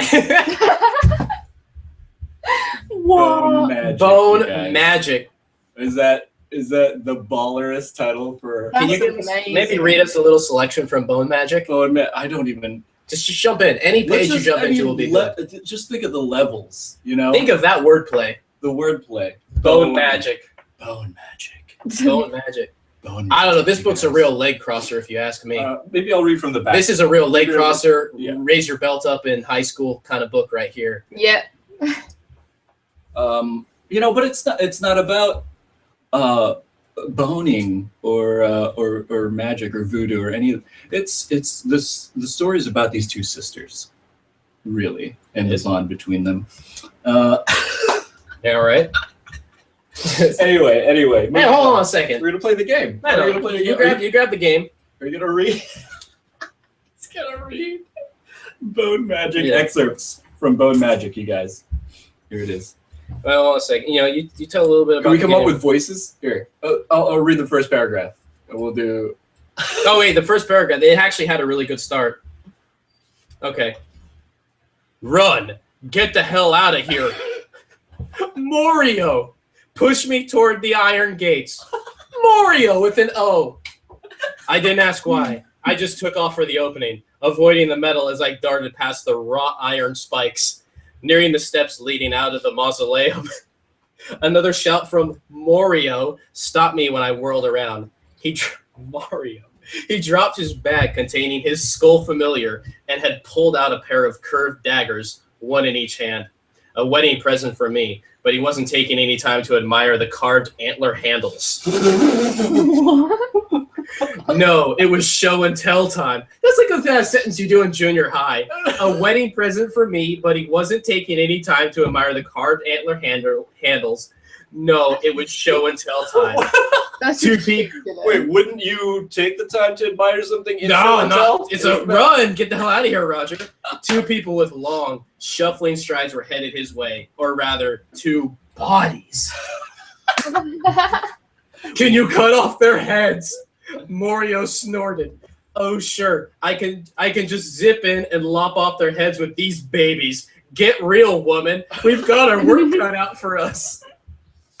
Hey, life would be easier that way, I called out, but he had a point. It wasn't that he couldn't fight. In fact, Morio was an incredible fighter. But we were facing one teensy problem. Teensy. They used the word teensy. Oh, legit. Our opponents weren't exactly alive. They were already dead. Separate sentence and dangerous. Dun, dun, dun. One more paragraph. I just want to do one more. One of them was just what he looked like. So much dead meat on the hoof. What? Normally, returning the zombie to the grave wouldn't be much of a problem. They were shambling, brainless monsters. No brains meant less of a challenge. Yeah, you already applied that in the. All right. But we made a potentially deadly mistake. His companion was all too aware of our intentions and was whispering something under his breath. That we had accidentally chosen a demon's corpse to experiment on didn't help matters. Neither did the fact that we'd summoned a spirit into the body, and that spirit knew how to use magic. Oh yeah, we fucked up royally. That's a selection from Yasmin Galanorn's, I'm sure that's her name, Yasmin Galanorn's bone magic. Bone magic, guys. Bone magic. Right. So what's this got to do with lesson then? You'll see, this is where it gets. You'll see. This is where it gets fun. Now the game is set. Now you know about Lassen, The and now you pieces know are about set. bone magic and paranormal romance. The pieces are set. All right. So now the challenge. The challenge here, and you people can play along at home and chat. Sarah, you're gonna be playing. We're gonna keep your score. Okay. Right. I'm gonna give you 2 titles. You're gonna tell me I know what you're gonna say. one of them is a Christian Reese Lassen painting. Yeah. The other is a paranormal romance novel. And you have to guess which one it is. Can you? Did you say one of the painting names before? Did you say one, or did you just describe them? Oh, We we gotta pull up a showed him- Christian we Reese showed them. pat. Yeah, we showed. Yeah, Christian I Reese saw painting. it, and you described it, but I was wondering if Yeah. you'd already told me a name of them. 'cause I We couldn't didn't. We never said a name of a Christian Okay, Reese Lassen okay. painting. remember. Okay, cool. I'm ready. Are So, you ready? paranormal romance, or the title of a Christian Reese Lassen painting. Yep. All right. Here we go. Take a drink if you're wrong. Yeah. You ready? Number 1, Midnight Rising. Children Okay, of that's the a Stars. lesson painting. Or Midnight Wait, Rising, wait. or Oh. Listen to them both. Midnight Sorry. Rising. Children of the Stars. Oh shit, they're actually like pretty similar. Midnight Rising. Children of the Stars. well, look at the chat. You guys playing along? Oh shit. Children of the Stars is the novel. That is incorrect. Midnight No! Rising is a I'm taking a novel drink. by Lara Adrian. There, So Adrian. that is. And Subliminal Cucumber, welcome. We are, well, not welcome. You just said just put up mine. We'll look at that in a minute once we finish the Christian Lassen game. By the way, subliminal cucumber is literally the best name ever. Could that be a lesson painting? I hope so. All right, here we go. Next one.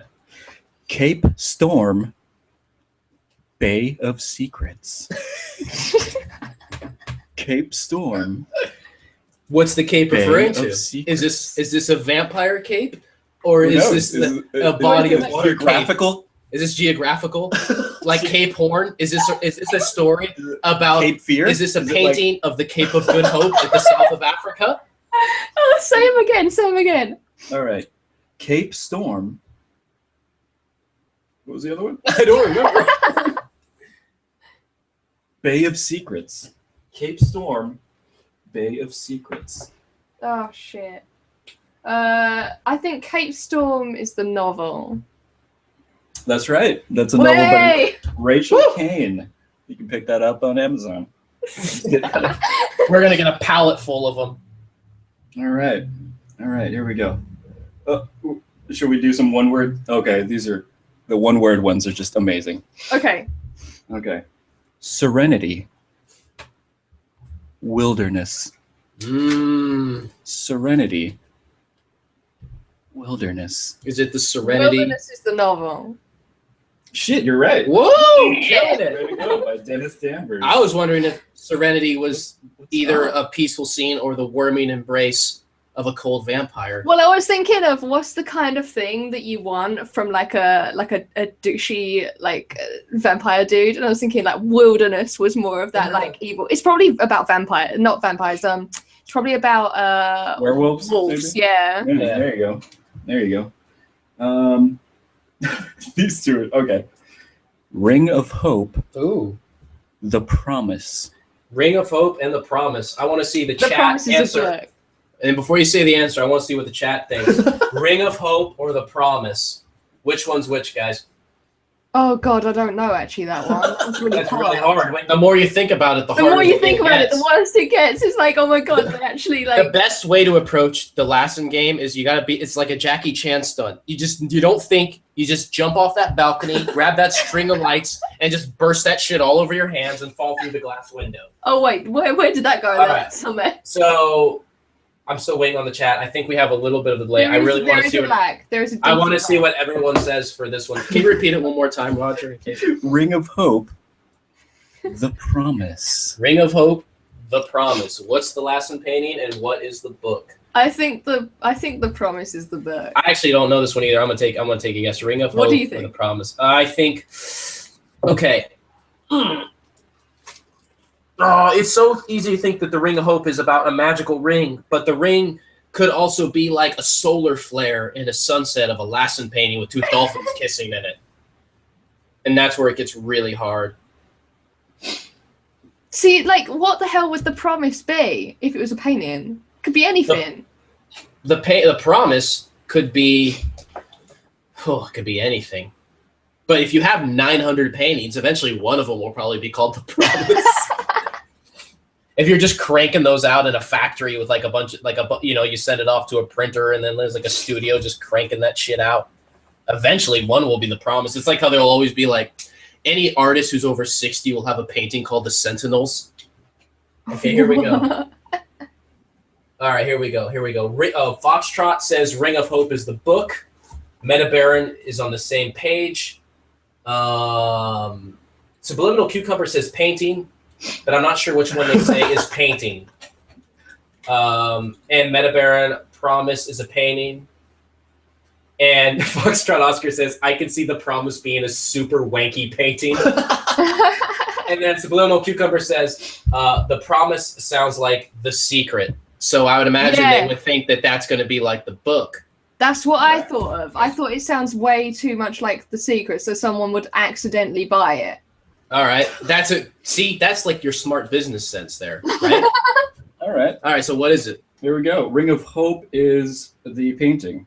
Oh shit! Is it dolphins kissing in the sunset? The Promise. I'm gonna look up the painting. I want to know what the painting looks Novel like. by Dana Boyd. Ring of Hope is... God, if it is a sun ring with dolphins kissing in it, I'm gonna lose my shit. Please tell me it is. Oh my god, I love this game. I will. I'm so nervous. This is a brilliant. It was so really close. Is it really? Oh my god, look how close I was. Oh, the lens flare is the Ring of Hope, you guys. So close. Oh my god, I want to find it. Wait, No, I'm screen sharing it right now. Oh my god. Oh, it was so close. The lens flare. The dolphin. There's a Ring Oh of my Hope. god, look at it. It's a Ring of Hope, you guys. Oh Look my at that. god, I so cold. That lens flare, though. That's amazing. Doesn't that fill you with hope? That Oh my that lens god, flare? that ring of soul. You know the thing is, I can joke all I want, but I'm way happier now looking at this painting than I ever was looking at a Tracy Emin piece of art. All right. Here we go. Next one. Next one. Okay, next one.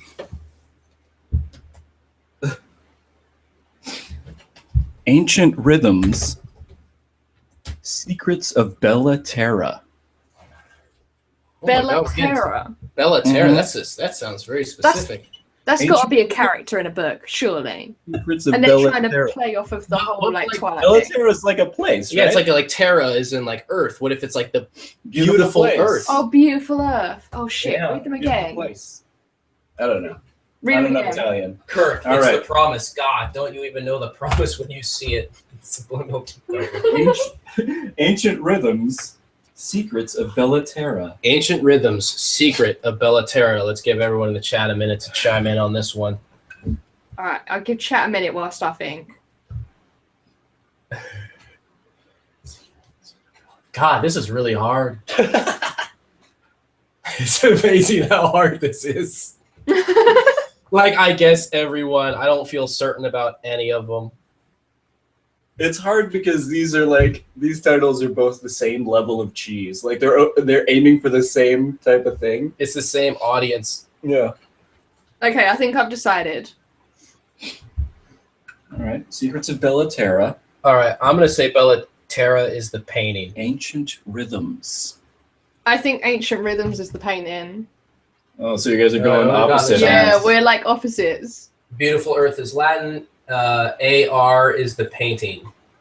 AR. Ancient Rhythms. Ancient Rhythms is the painting, says Meta Baron. Bella Terra has to be the painting, Subliminal Cucumber. Meta Baron, Secrets is the book. That's for the... And then... Demon Man, if you look close, there's a girl on the shore in a robe. You son of a bitch. He's making fun of like the thing I hate the most. Oh, Demon Man. I was so tempted to put a bird in my picture just for you. Oh, you would. How dare you?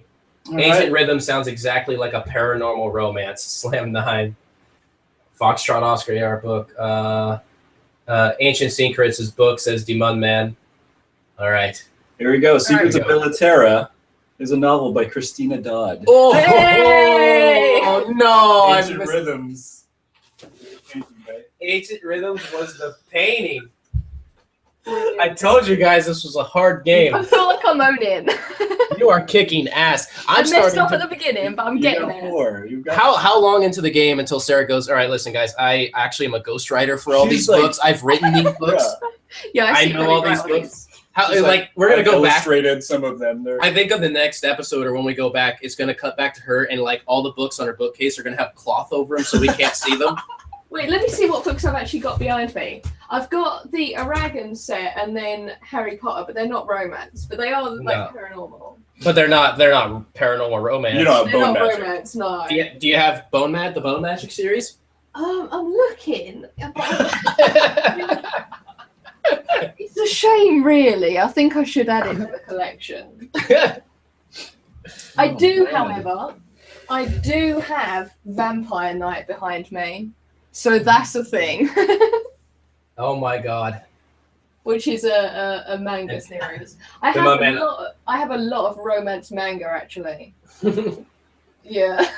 Don't worry, Foxtrot Oscar, I suck at this game too. It's all cat boys. An owl on the beach. Cat boys. Yeah, it's all cat boys. All right, here we go. Next one. Mm-hmm. Oceans of Fire. Mm-hmm.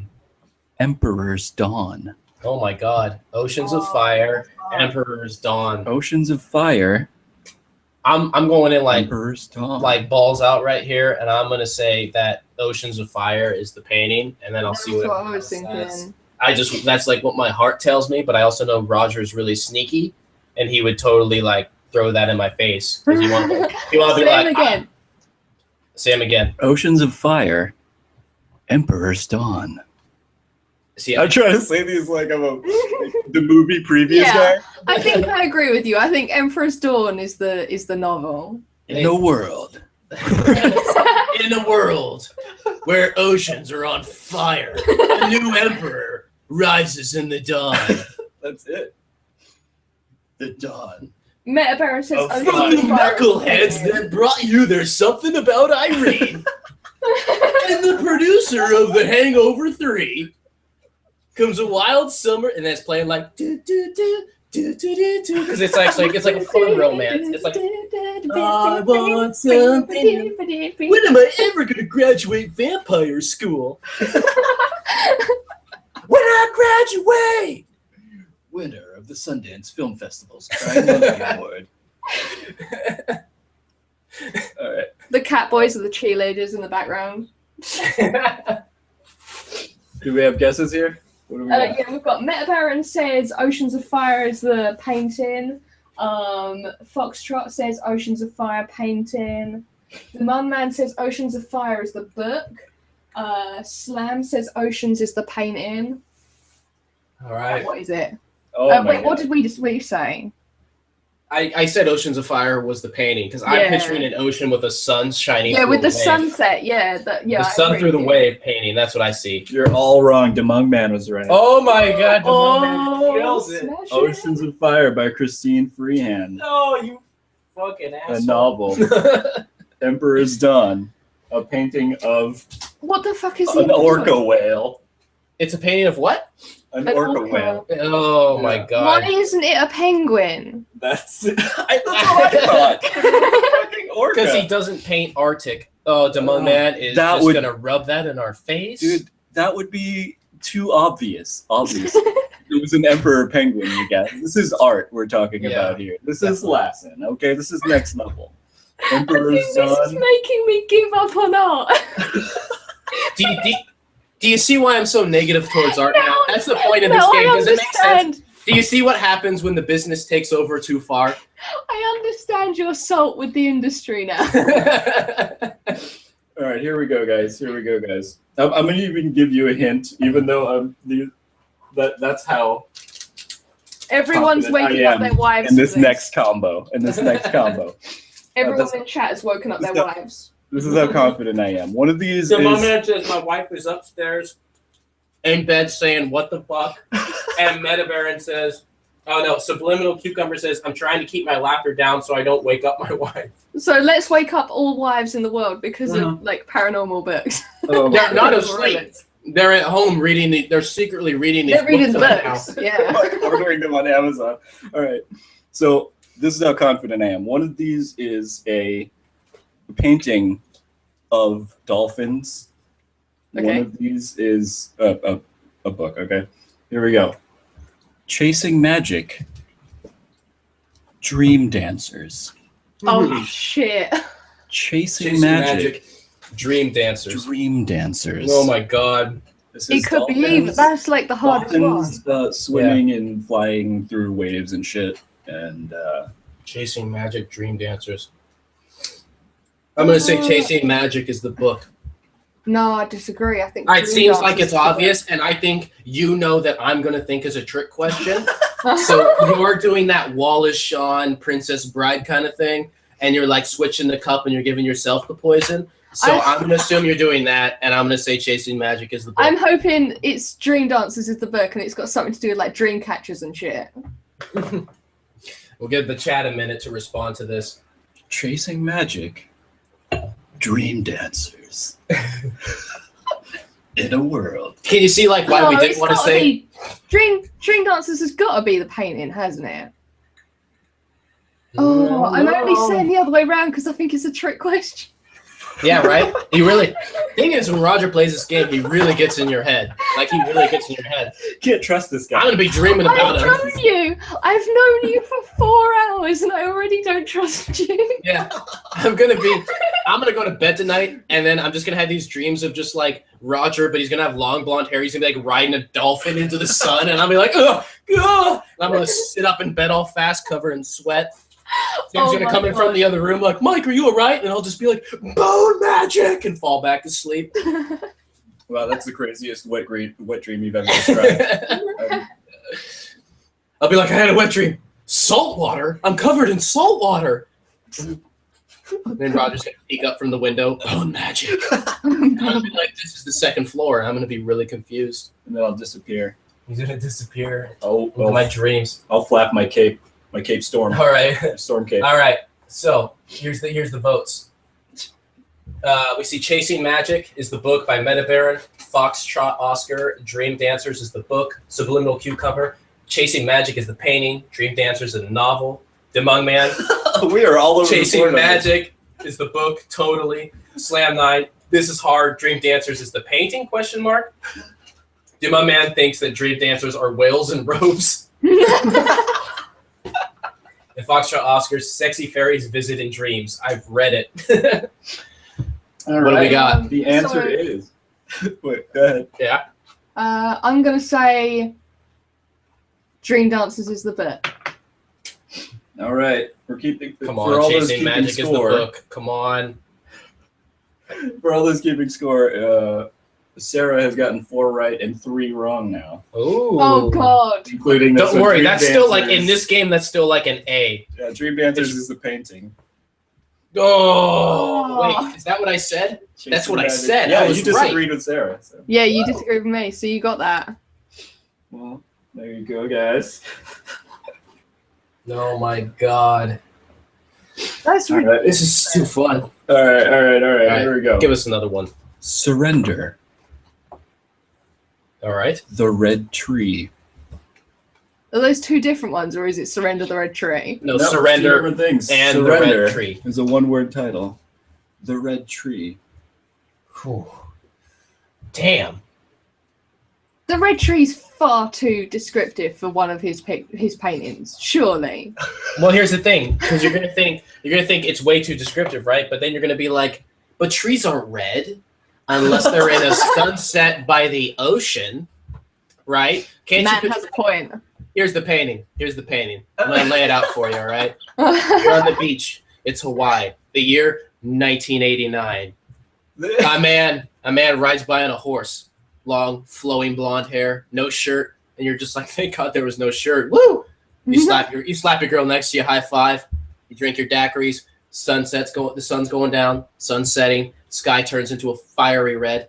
And you're just like, I want to take a look at that green tree that I saw recently. And you look over and, oh my God, the tree is red because of the sun. And that's when you look out there and you see the sun shining through a beautiful wave.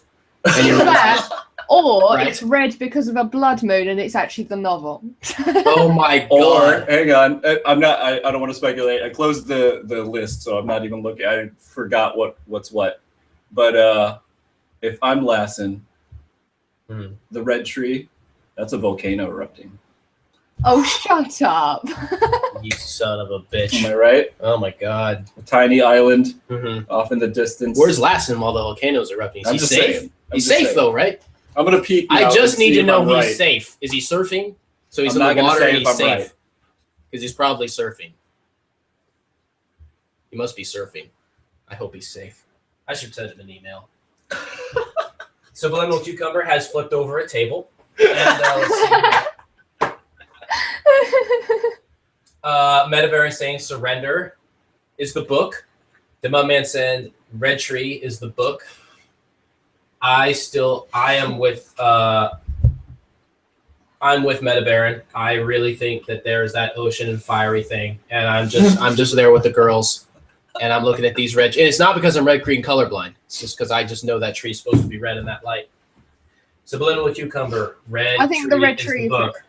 Yeah. And you think the red tree is the book too? You are all so wrong. You just wait. You ready? Okay. All right, what is it? Red Tree's the book by Caitlin Kiernan. Son of a bitch. That's a Surrender. I What did a not. dumb painting I did name. not mean to throw you guys out. I Should really be forgot. ashamed of I himself. was not looking when I said that. Pathetic. That's a pathetic name for a painting. Surrender. You should surrender the game, Lassen. You owe me things. All right, Bastard. here we go. Oh, this. I'll throw the one-word ones with the non-one. Okay, never mind. Sentence.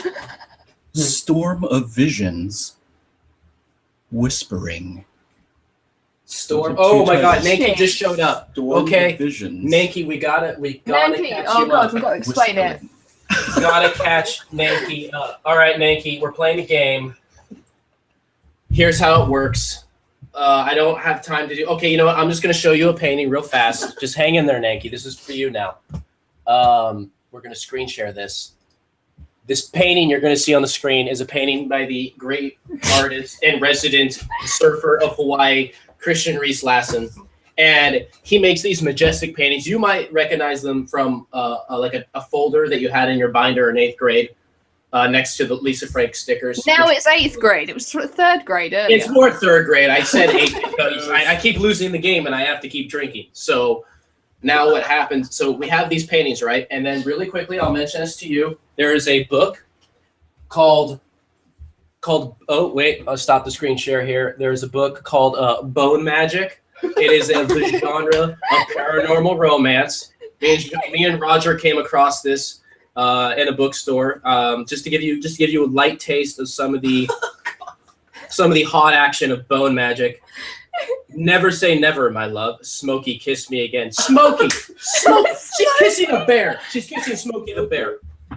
I am not going to marry Hot Lips. Hot Lips. The name is Hot Lips. Who's that? Who's Hot Lips? Isn't she married to Morio already? What's going on? She was in the beginning of the book. She was running away from zombies with Morio with an. Okay, I'm sorry. Let's go back. Okay. I'm sorry. Deal with this. All right. Never say never, my love. Smokey, kiss me again. I'm not going to marry Hot Lips. Regardless of whether it gets me thrown out of my. What the hell's that word? Where? Dryery? What the hell's that? What? How'd you spell it? Dreyrie. Dryery? Dryery? Is that where they make Dreyer's ice cream? I don't know. Yes. Dryery. He paused, then slowly said, I mean it when I say we're soulmates. The ritual bound us together forever. Camille, before I go, I have to tell you something. I think I've discovered a way that we can have a child. Oh my God, this is going to be awesome. I could think of a way that people have children.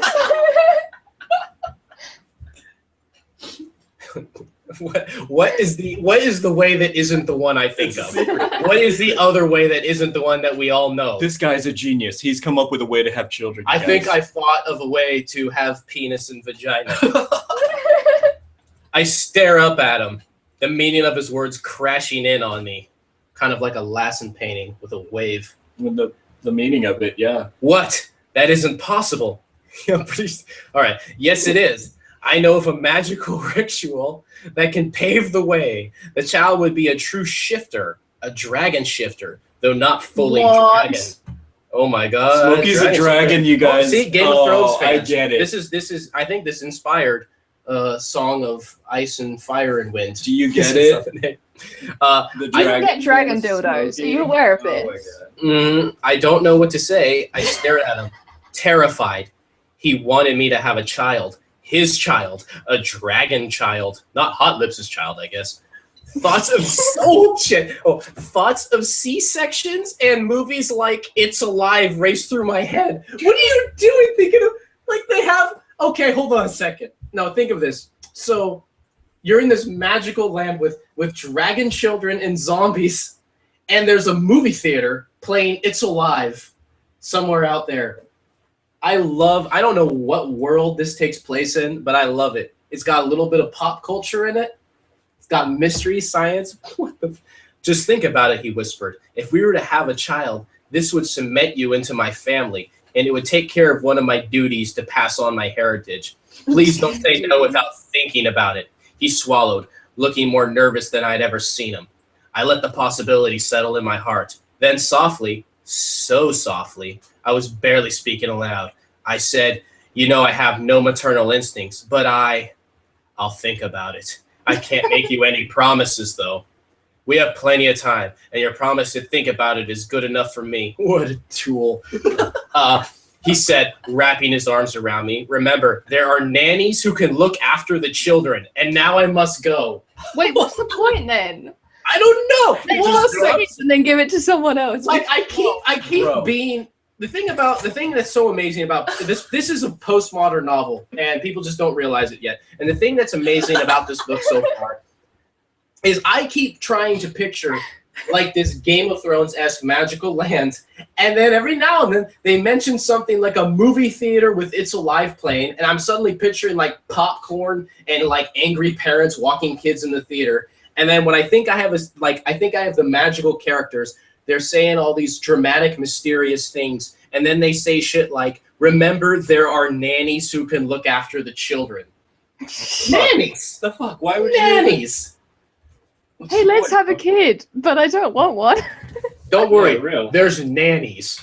I stepped back. My eyes dry, but inside my heart was aching, wanting to cry, wanting this to all go away. So much stress, so much worry, and now coping with angry dragons on top of the demon threat. It was just too much. Smokey, go and get this over and done with. It's a lot of prepositions. I'll be waiting for you. He reluctantly let go of me. I followed him into the living room. The living room. The living room. With the living room. Yeah, no, it's just like, hey, it's the living room. With your baby daddy dragon. Just watch the game. Manchester United versus. No, okay. I'm just throwing that out there for, Okay, anyways. He reluctantly let go of me. I followed him out into the living room where his father was impatiently tapping one foot on the floor. Hot Lips gave me a triumphant grin like she'd won some major victory over me. And wait, Hito Hot Lips is a she, and she's angry while they're talking about Dragon Maid. Yeah. Hot Lips is just chilling with Hito, and Hito grabbed my ass and pinched so hard I knew it would leave a bruise. Where did that come from? How many guys does this chick have? There's like 19 people in this living room. No, they're the family of the dragon. Oh my god. Hot Lips is like his sister or something. Like, surely. Smokey wasn't watching, and I decided to keep my mouth shut. A good decision. Don't want Smokey and Hito to get in a fight. No use starting World War III right here. World War III. Okay, so we're in Earth. We just keep going back and forth. Just keep going back. It's a mystical land, and no, it isn't. Yep. All right. let's get this to the end of the chapter. So here. you didn't explain what the actual game is. You're playing the game. No, but for You're trying to explain this for somebody. Oh, I'm getting there. I forgot about that. I totally forgot that we're talking about a game. We got so engrossed. Yeah, in, Nanki's really confused. in She's like, Dragon Nannies? Oh, no, Nanki knows the game. She says, oh, I think they know this game from the Randcast.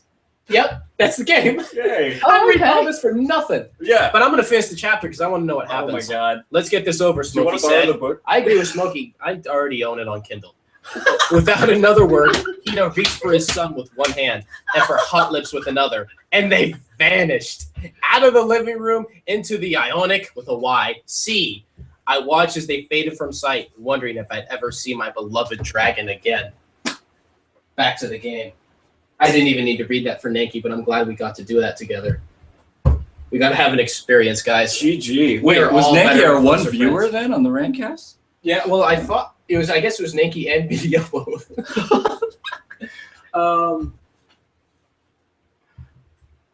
I drew a painting based off of this. If this art thing doesn't work out, at least you know you can narrate for audiobooks. Thank you, There you Supreme go. Cucumber. He's so good.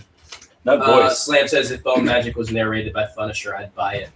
I should just do a whole thing where I just read Bone Magic in its entirety with my own That would commentary, be amazing. like a 20-hour podcast.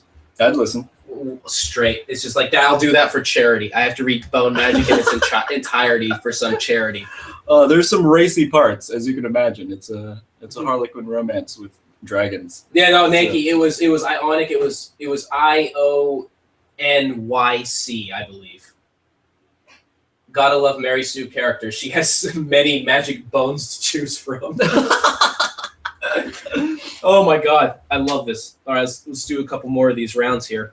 Back to the All game. right. Wait, did we finish the last one? Storm of Visions, Oh my god. Whispering. Storm Oh yeah, of we never Visions. finished it. Storm of Visions or Whispering? Whispering. Okay. Oh shit, I don't know. I think Storm of Visions, Whispering. Whispering's the novel. I think Whispering's the painting. Whispering. You guys are always disagreeing. All right. That's how the we roll. dynamic. That's how this our podcast dynamic. works. We just fight all the time. Storm of Visions, Whispering. All right, guys, what are you saying? Do you like my? I made a lesson painting. You made a lasting painting? Yeah. Do you like it? I did a little doodle. Oh, you got that lens flare though. God, you got the lip flare and everything. How fat? You nailed that. Just goes. Oh my god. He's gonna sue you. He's probably so litigious. You're gonna get sued, legit. He's gonna be like, "That's gonna be on my third grade girls' binders." I might do a Dragon Boy now. You should. Oh Jesus. Dragon Boy. Oh, just that was so confusing. I kept going from just. I knew if I went to the Neanderthalian plains, I would never see my friends again, and I would never get a chance to see The Hangover 3. Bring it back to the third time. This is reference something modern. Yeah, Oh, she always that's awesome. references one thing and then just totally takes you out of the scene. Yeah. The dragon flew out of the sky. Oh shit! and I just grabbed at realized me. I have a Dragon Boy in my manga series. Is it hot? Does he bone someone? Does it both, you know the thing is, No. is you having this realization is exactly like when I was talking shit about birds and paintings and then showed you my favorite painting and there's an owl on the person's shoulder. I'm like, yeah, Franz Hals is the shit. There's an owl on the shoulder. Oh man, I can assure you that your series for those of you who is were, not like Bone Magic. if you were on the fence about whether or not to buy Bone Magic for the naughty scenes, the dragon guy has prehensile hair. So Okay. he's got long hair, and it does things. It's in control. Wait, it does things. Yeah. Just think It's of like Japan prehensile. and octopuses. You know, like tentacle Ugh. scenarios. Oh, I just felt sick. Like it can flick things and Oh. caress things. That's what's up. Why That's would what's you up. want hair to do that? Paranormal romance, you guys. This is a whole It's not hair section. anymore. It's just fingers. It's just shitloads of fingers. Yeah, it's just all. It's over just the a more place. romantic. Hair sounds sexier than he brushed his shitloads of fingers. I'm just imagining it like stroking her like bloody wet lettuce or something. Just like, there you go. All right, we got the verdicts in. Oh Jesus. Foxtrot says whispering's the painting. The Mudman says, what was the SOV? What did that stand for? Storm of Storm of Vision. Storm of Vision is the Storm book. of Vision. Subliminal Cucumber, Storm of Vision is the book. And Nanki says, tentacles, woo! And Jesus. Sarah, what did Sarah What's say? you say, Sarah? what were the two again? Storm of Visions, Whispering. I think Whispering's the book. Whispering is I the think- painting. no, Storm yeah. is the book. Oh my God! Of course. That is, Sarah is 4 out of 2, 3, 4, 5. Wait, It'd be so easy to write one of those books. I could write one of those books. 4 out of 9. Do you think I'd make more money making one of those books than? I think we'd all make more money making one of those books. It's so easy. I'll write a passage of a paranormal romance book in like 5 minutes while you guys finish playing this game. Watch this. This is how easy this is. I'm gonna write my own paranormal romance. All right, here we go. Mystic Path, Tiger's Eye. Mystic Path is the book. Mystic No, Path, wait. Tiger's Eye. I think I've seen Tiger's Eye in a store. Mystic Path, It's a rock. Tiger's Eye. I think I've seen a book called Tiger's Eye in a store, so I'm gonna go with that.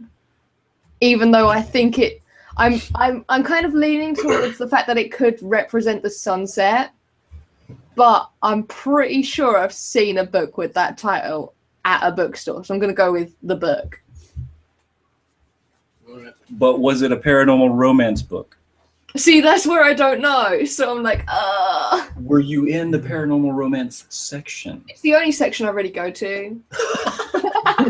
Let's be honest. All right, I'm gonna take my headphones off for a minute. I'm gonna write a passage of a paranormal romance novel for you guys in a few minutes here as you play the game. So All right. I'll be back in a minute. We'll keep playing. Mike's out. Okay, I'm giving my Dragon Boy blushies.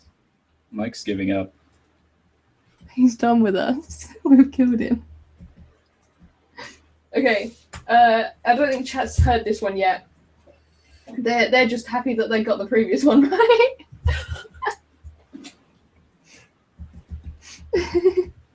Can you see my screen? Yeah. Wait. Do you like my Dragon Boy? Oh, that is beautiful. Look at this dragon boy. Oh my God, this is just getting better and better. Mystic Path, Tiger's Eye. I love the way you say it. Okay, they're starting to come in. So, subliminal. Oh shit, I can't say your name, mate. Subliminal Cucumber says Tiger's Eye is not the painting, so it must be the book. Nanki says Mystic Path equals painting, Tiger's Eye equals book. Slam says Tiger's Eye is the painting. Okay, what is it? All right, guys. Wait, what did you say it was? I reckon Tiger's Eye is the book because I think I've seen it. Tiger's Eye is the book. by Way! Marjorie Liu. I think I had the option to buy that one day. Should have scooped it up. I should have. I've been prepared for this. You would have. Everyone wishes they had scooped it up. Everyone has that same story. Like, oh, now I have to play this game. Now and I I'm have no concerned information. about what scooping up Tiger's Eye means based on that book.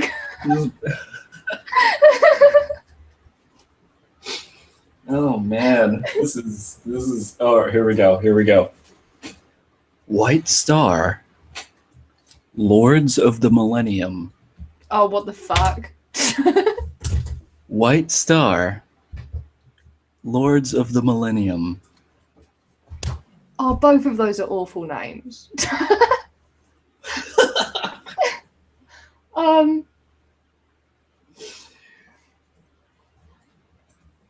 Star or Lord of the I'm trying to say these without cracking up. Like, it's so hard, you guys. So hard.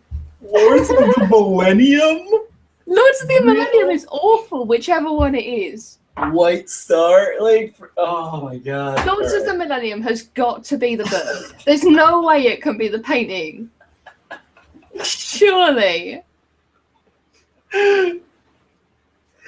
Someone draw me with a dragon boy. This whole list is ridiculous. So that's your... Okay. So Sarah says Lords of the Millennium's the book. Yeah, Nanki agrees with me. Foxtrot thinks that Lords of the Millennium is the painting. So does Meta Baron.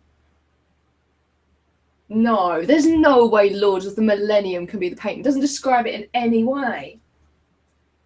Yeah, Subliminal Cucumber says Lords of the Millennium has to be the book. Yeah, I completely agree. Okay, what is it? All right. Lords of Millennium is actually a majestic painting of tigers. What? That makes no sense. Tigers are the Lords of the Millennium, if you were wondering.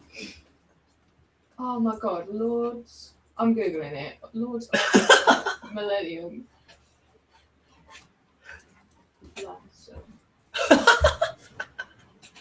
Images. Wait, what the fuck? Did you find it?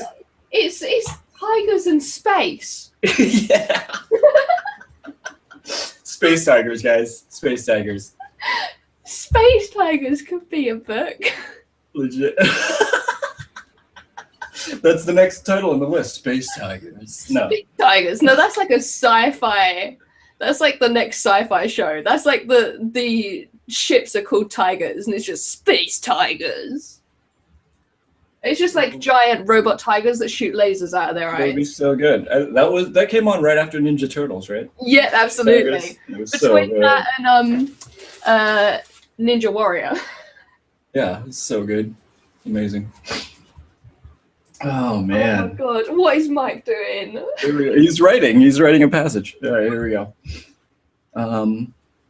Endless Passion. Shades of Midnight.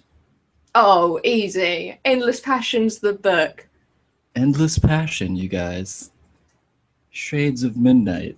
Do you agree with me, chat? Surely. Oh, they're just seeing the painting. Subliminal Cucumber says, "Holy effing shit, so majestic."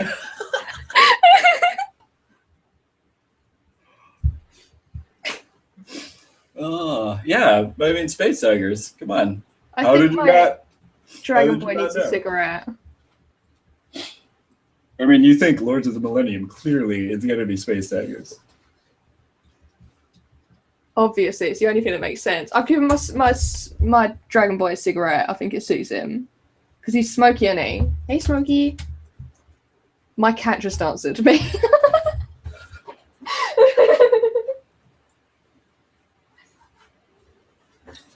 Endless Passion. Shades of Midnight. Okay, Foxtrot says Endless Passion is the painting. Shades of Midnight's got to be the painting. And it's like some bullshit like dark blue things. Right? Are you ready? Oh, yeah. Yeah. Wait. Subliminal Cucumber says Shades of Midnight is the book. Slam Shades of Midnight is 50 Shades of Grey, but with vampires. So everyone disagrees with me so far. That would have been so good if it was 50 Shades of Midnight. Oh my god. Oh my god, yes. So many copies. Okay, so everyone disagrees with me. Let's see what it is. Everyone's right. Oh no. Yeah, Shades of Midnight is by Lara Adrian. The same author as Midnight Rising. It's the same series. Oh, fuck off.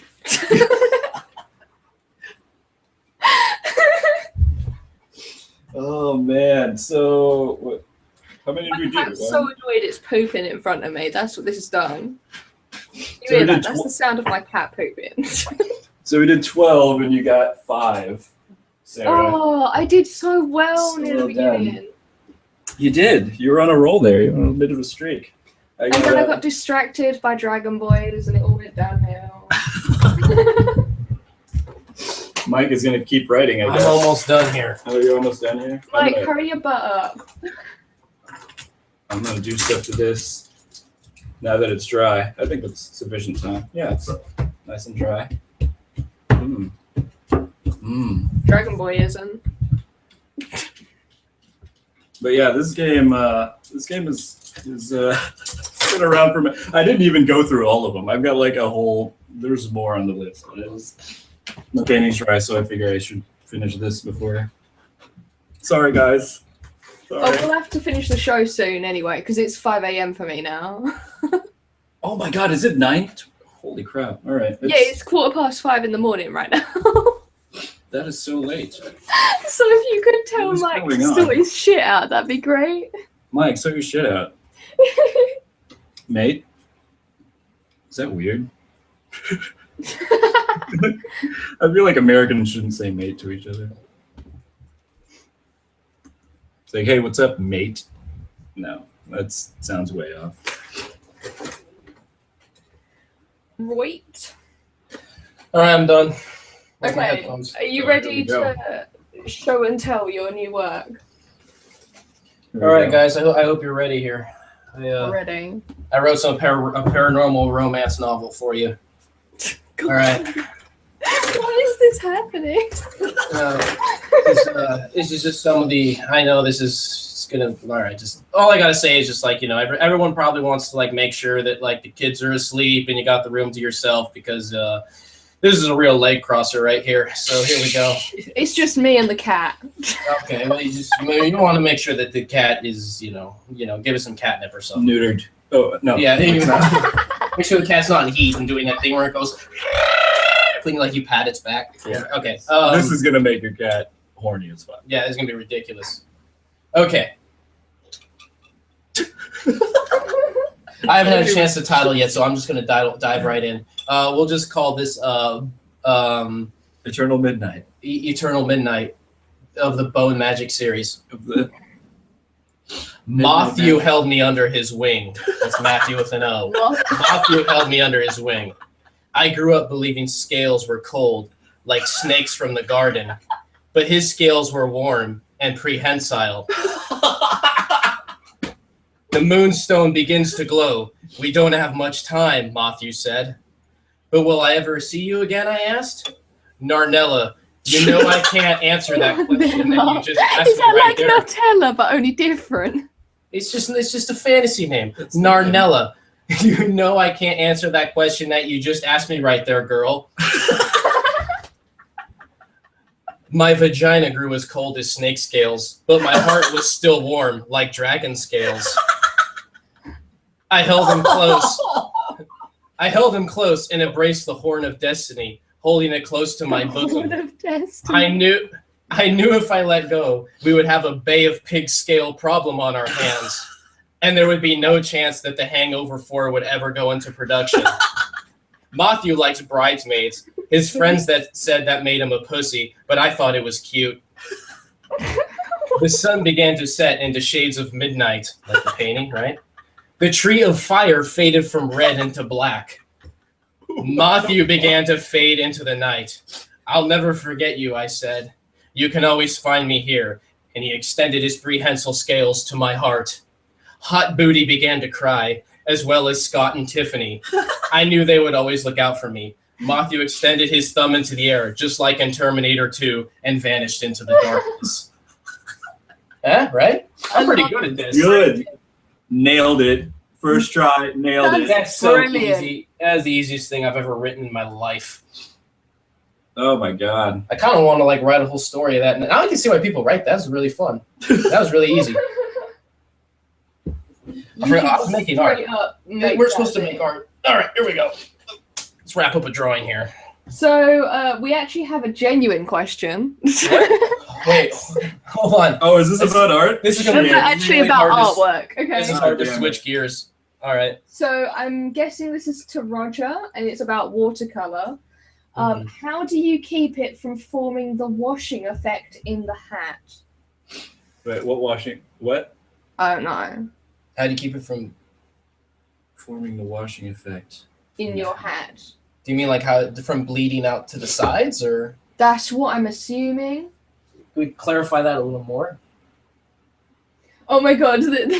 Well, he can't clarify it anymore because he just said, wife has had it, gotta go to bed. Like, you can make a fortune to teens. Saying, I see a bright future for you in the paranormal romance industry. Apparently, Metabaron would also buy that book. I'm seriously, I think I could seriously write that book in like 3 days. Sold. Get it published. It's easy. Done. I might write one. We should all just write. Are you- Why are we Oh doing my the art God. thing? We should just be writing paranormal Why are we romance making books. art, you guys? Can we clarify also what you mean by the washi effect in the hat? I'm curious what. I don't know. I don't know if Demoman's already left. Oh, The moment means the spidery look. spidery look.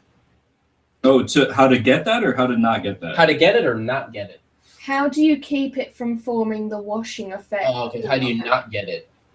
Oh, how do I not? I think I got it. I mean, I think was you're getting aiming some for of it it, here. though. It might be hard to see it in the camera, but there's actually some washing effect in the hat. Yeah, I was trying to get it. So I guess we don't know whether it's for or against. So just say, oh, can it be prevented? Can it be prevented? Yeah, well, yeah, because I was trying to get this, so this is like, I laid the paint down. It was like super flooded, and then I dropped the water in there and just let it kind of spider out. Just So if you didn't drop the water, if I didn't drop the water, it would just be a wash. It would just be like a, smooth transition. But I was going for like this messiness. Yeah, because you've kind of recreated the kind of cherry blossoms, but in her hat, I guess. Or at least that's how We're gonna say I was aiming for that. Yeah, That was exactly what he was trying to do. absolutely, legit, nailed it. Anytime now, Tim should be done with his drawing. I'm expecting it of him.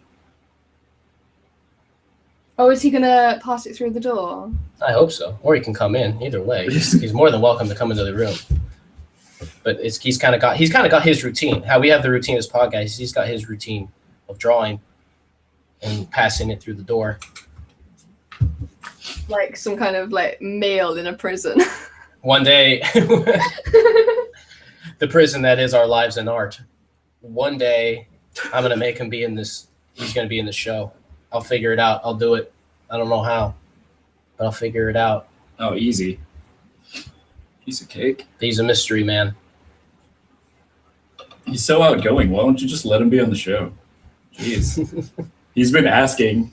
He's been begging, and I keep Well, coming Mike's up like, with "It's my excuses." I'll be like, "Don't stress the talent. Don't stress the talent." Good night, Demon Man.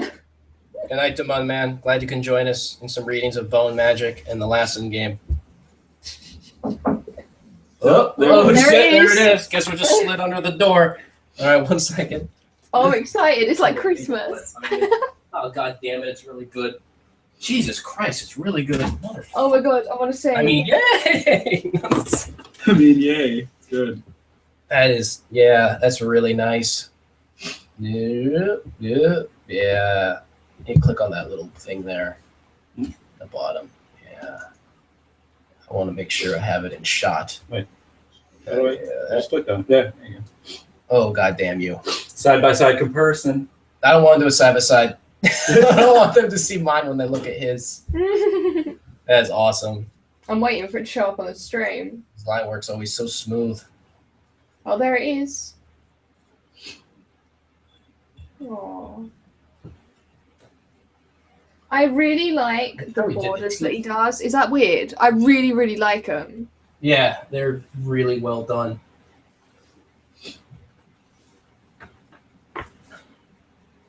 But how well are the teeth done? That's the real thing. They're done really well. He Okay. kind of did this. He did a very subtle approach. Like if you look closely, you can see how he formed them at the top. It's kind of hard to see in the podcast. But yeah. Metabaron says, can you get it closer to the screen?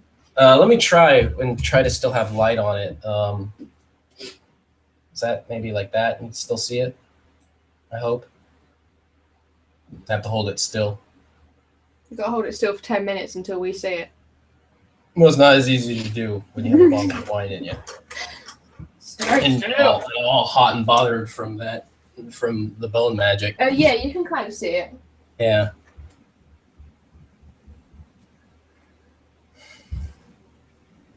Yeah, there we go. You can see it now. It's really good.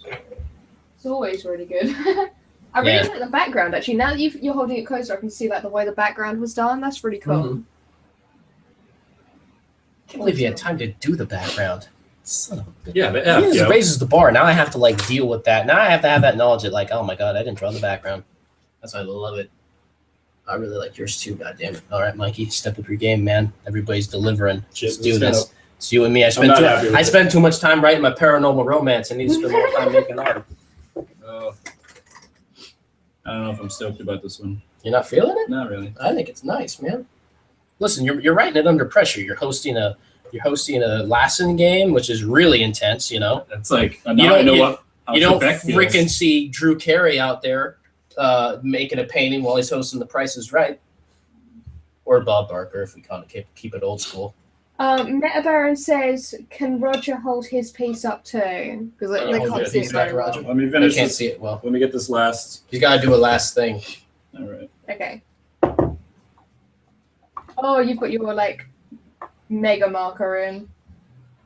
Mm-hmm. Yeah, I didn't. I actually drew See, that's not good. one piece of the pattern, and I was just like, nah. Like I just immediately was like not feeling it, and it took me out of the zones. And I wanted to really, what's a night without a chat with Hardcore Marker? I wanted to make sure that Hardcore Marker was a part of the process.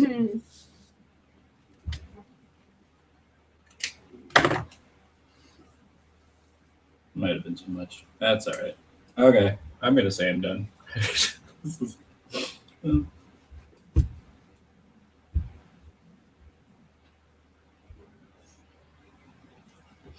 Could it be bone magic with you, baby? Could it be bone magic with you? There you go.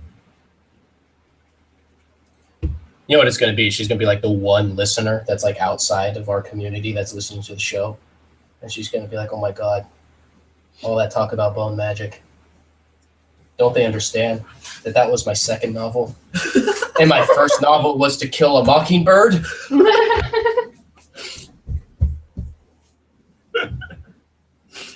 Yeah, it's Michael Crichton writing under a pseudonym. Michael Crichton's pseudonym. I read Jurassic Park and bone magic. What's the problem? Oh my God, bone magic could so be part of Jurassic Park. That's man, we That's just canon some now. new areas there. It's There's canon. some- It's canon, you guys. It works. It works. The story pans out. It all takes place in the same universe, people. Oh, sorry. It's not looking good, guys. It's not looking good. I'm hella Hold it up rusty. close to the camera. What? Is that not? Fuck. I have no space here. I have no space. Oh, that's what it is. I Blame can't it on work the under these space. conditions. Blame it on the space. Where I put my water now? I'm gonna post this in Redica's drawing and be like, I'm sorry, I didn't have time to draw the cherry blossoms. I was too busy writing paranormal romance for the podcast. Yeah, so here. That'll be my excuse, even though I had no intention of. No, don't put any context. Just say sorry, Dragon Boys. Sorry, what? Dragon Boys. Sorry, Dragon Boys. And mine will be sorry, I was Trebek. But then, you were being Trebek. But then everyone's gonna get mad at us for being inside jokers. Don't be inside jokers, you guys. Be inside jokers. We want to be inclusive jokers. We want to be outside jokers. Everyone should be able to come in and enjoy bone magic with us At all times. at all times. Oh. To bone a mocking dragon. Oh my God. What? To bone a mocking dragon. To bone a That's what mocking dragon? Subliminal Cucumber just said. That's amazing. That's To bone a brilliant. mocking dragon. That's legit. Oh my God. I'm glad that Can you this please write that? See, I was thinking. I tried to think of the line from To Kill a Mockingbird, but then I got it confused with the end of A Time to Kill. It's like, which would have, if that was that case, would have ended with, no, just try to imagine if that dragon was white. But Whoa. because A Time to Kill, come on now. That was the Grisham novel and film with Matthew McConaughey. McConaughey. Hey. Good movie. Hey. McConaughey, girl, hey. McConaughey, girl, hey. Oh my god, what happened this show? It started off the rails and then went even further off the rails. Shit. But I like the direction. This was a very good off the rails. Oh, Sarah's never gonna have me back on again. As soon as I leave, she'll be like, "That guy, no more of that nonsense." How great would it be if the girl that we're drawing was actually Bo Magic's author? Oh my god, the whole time. That would, I think I just have to quit making art. Be like, I'm done. I'm done. There you That's go. it. Like the universe That's is it. just aligned for this. I'd like to picture the person that wrote Bone Magic is just freaking laughing their ass off as they're making it. They're just like, fuck it. And they're just like so into it. I'm seeing what romance manga I've got. You got some good romance manga? See, this is how long it's been since I did a watercolor painting. I'm signing it, and I not only almost forgot my initials, I almost forgot the year. I'm like, what are my initials? Oh yeah, duh. What is the year again? Oh yeah. You're just too busy thinking about All right, I'm gonna Bone call Magic. this done. Yeah. All this done, you guys. I don't know about mine. This is problems. You get rid of this water, just so I can be like, yeah, I finished it in the time allotted. You just call it Yeah. done. Just say that it's done. Yeah, I totally did it, even though Oh, I have got Chobits though. it's pretty What awesome. the hell? That's a thing. Do you guys know Chobits? Showbits? Show bits? Yeah. What is that? What's showbits? Bits of Okay, show? so it's a manga, right? And it's about a robot girl who this guy finds, and she you have to turn her on by touching her lady bits, and that's what turns the machine on. And then Show bits. Okay. I like that. I yeah. like the story's going. Oh wait, sorry, I've got the orientation all wrong. There we go. There she is. Now available on Amazon. Yeah. It's Oh, I forgot to do definitely- my splatties. I gotta do Yeah, splatties. you gotta do splatties. That's your signature. Where's my? Oh, God. I gotta soften up the features on mine. What's your favorite thing to draw? Just in general, Yeah. Roger. Roger, what's your favorite thing to draw? Faces apparently. Portraits. I mean, yeah. How about you? Me. Yeah, Dragon Boys. yeah. I was gonna say sexy dragons. So Yeah, actually, to be fair, I have drawn a lot of sexy dragons over the years, so maybe it is a thing. I love tell me you have some sexy dragon drawings to show us. Oh god, no, I can't go and get my artwork because it's in the room where someone is sleeping right now. But I can get some for next week if you want some. Yeah, you shouldn't even have to ask if I want to see it, because of course I want to see it. I'll see if I can find some old artwork of sexy vampires and dragons. Oh my God, bro. Because I did grow up as a teenage girl. That happened, so. Do all teenage girls draw sexy dragons? Yeah, it's like a rite of passage. It turns us into women. Oh my God. I did not know that. What turns guys into men? I don't know. Crashing cars into football.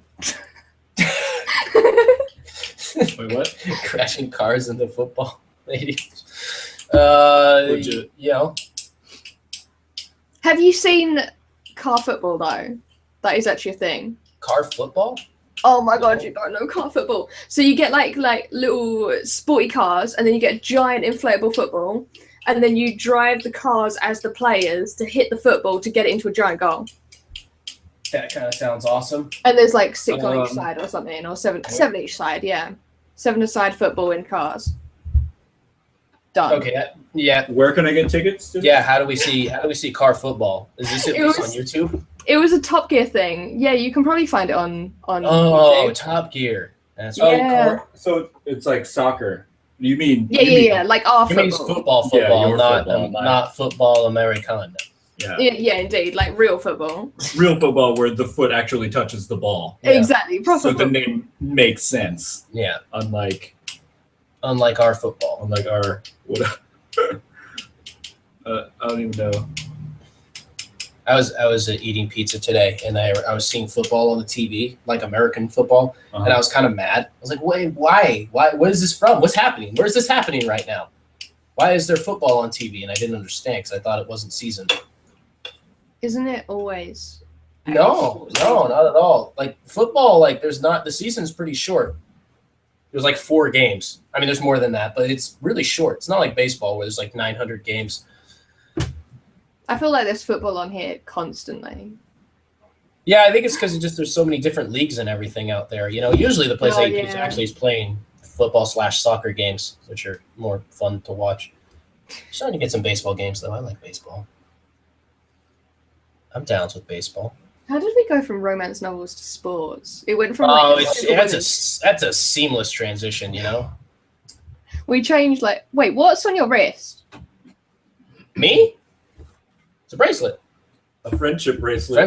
Friendship bracelet. Keep it forever. Friend gave Is it it to me. between you guys? No, No comment. No. no comment. Does that mean that?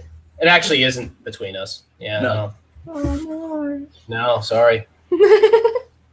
Roger didn't give Here's me my any toothbrush. bracelets. Here we go. Roger, sort it out. Come on, Roger. Yeah, Toothbrush in where's the effect, you bracelet? guys. You didn't give me a bracelet. Yeah, that stays on the wrist. I'm gonna make you a manga about Dragon Boys and send it to you. Oh my god, that's gonna be awesome. I'm gonna get it like properly printed and everything. That's gonna be a lot of work for that joke. I might do it and I might There. send it to you just for That's like too much. podcast episode 50 fair or enough. something. Oh my god, I have to come up with something equally as awesome if that be the case then. It's gonna have to be real special. Be creative.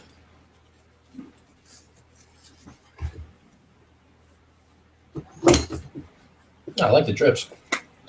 Whoa, what? Australians call American football gridiron. What? Really? That makes sense. How does that make sense? What the? The, How does that make the, sense? the metal on the face masks of the helmet is like wires. Well, I don't welded into football a shin grid. pads. Like what? Yeah, maybe it's gridiron because the field is a grid, No, it's and then the iron bars where you kick a field goal. no, No, it's the That's gridiron. not rugby. it's the gridiron on the mask. is the metal on the face mask on the helmets. Oh. That's what it is. Really? Yeah. Yeah, I guess.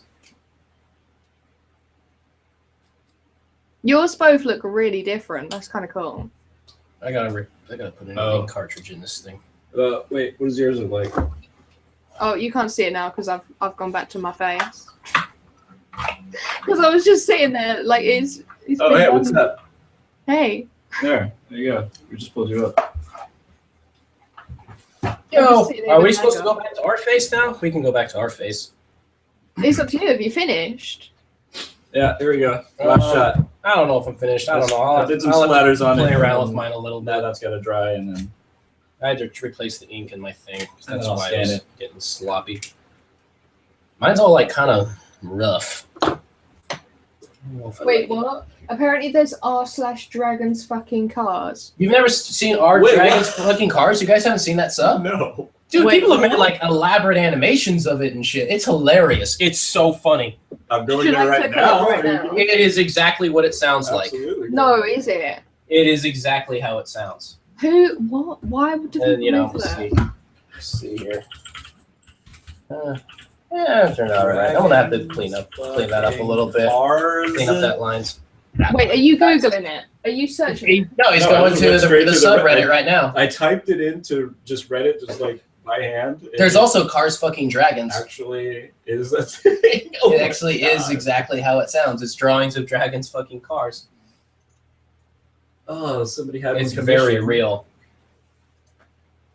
Okay, I'm searching it. Wait, people commission this stuff. This is awesome. Let's pull up a Dragon fucking car as a screen share as we switch. No, the don't, back because to we'll Google get Plus. flagged. We'll get flagged. Don't put pictures up. All right, we're not gonna put pictures. This one. Did you see this one? Nice. It's Can I do something really quick? Go over here. The one from Sleeping Beauty. Okay. No. And then go to that. And then turn the screen off for a second. How do I do that? That one, yeah. All We're right. gone, you guys. Now what we're going to do is Goodbye. switch to the other view, so you're not going to hear our audio for a second. This concerns me. The fact that this exists actually concerns me.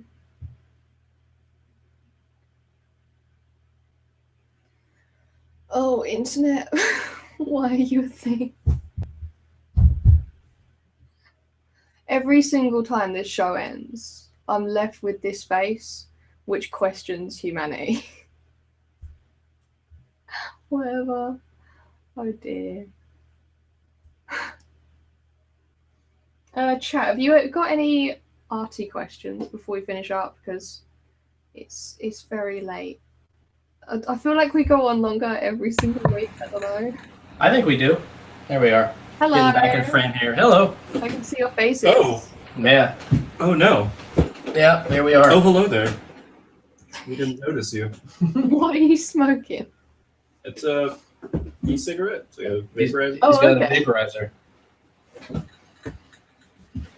Actually, if we did this, you asked me to come over here, but like, if we were gonna do this and I was gonna be at my apartment and like call in and hangouts or whatever, I was gonna like when you guys clicked me in and introduced me or something, the camera would come on and I would be doing something like awesome and you'd be interrupting. I'd be like, oh, oh, hello. Oh, hello. Let's see. I'm like reading bone magic in a silk robe like, So, Yay! with a glass of Right. wine. with a pipe and a brandy, just like, Mhm. oh, hello.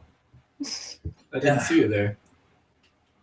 Or maybe I'd be doing like bicep curls right in front of the camera. Just look, that just turned on. Oh, I wasn't aware the camera's going to come back. So odd. Oh, Was I should put my shirt back on. Was that tonight? Sorry, guys. Oh my God. Excuse me. That'd be the way Please to do it. excuse my abs. Mm-hmm. Dragon abs.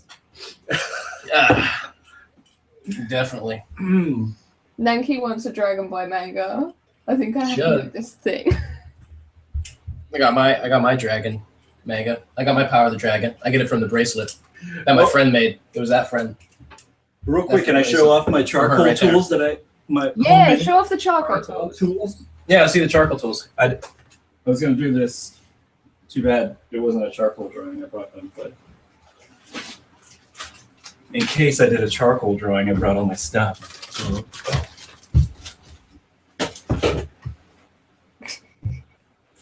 Here we go. Check this out. This is cool. Is that bag full of bone magic? Yes. Absolutely. I hope so. This is a charcoal sock. It's just the tip of an old sock. And you put powdered charcoal in it, and then you can Wait here. I got paper.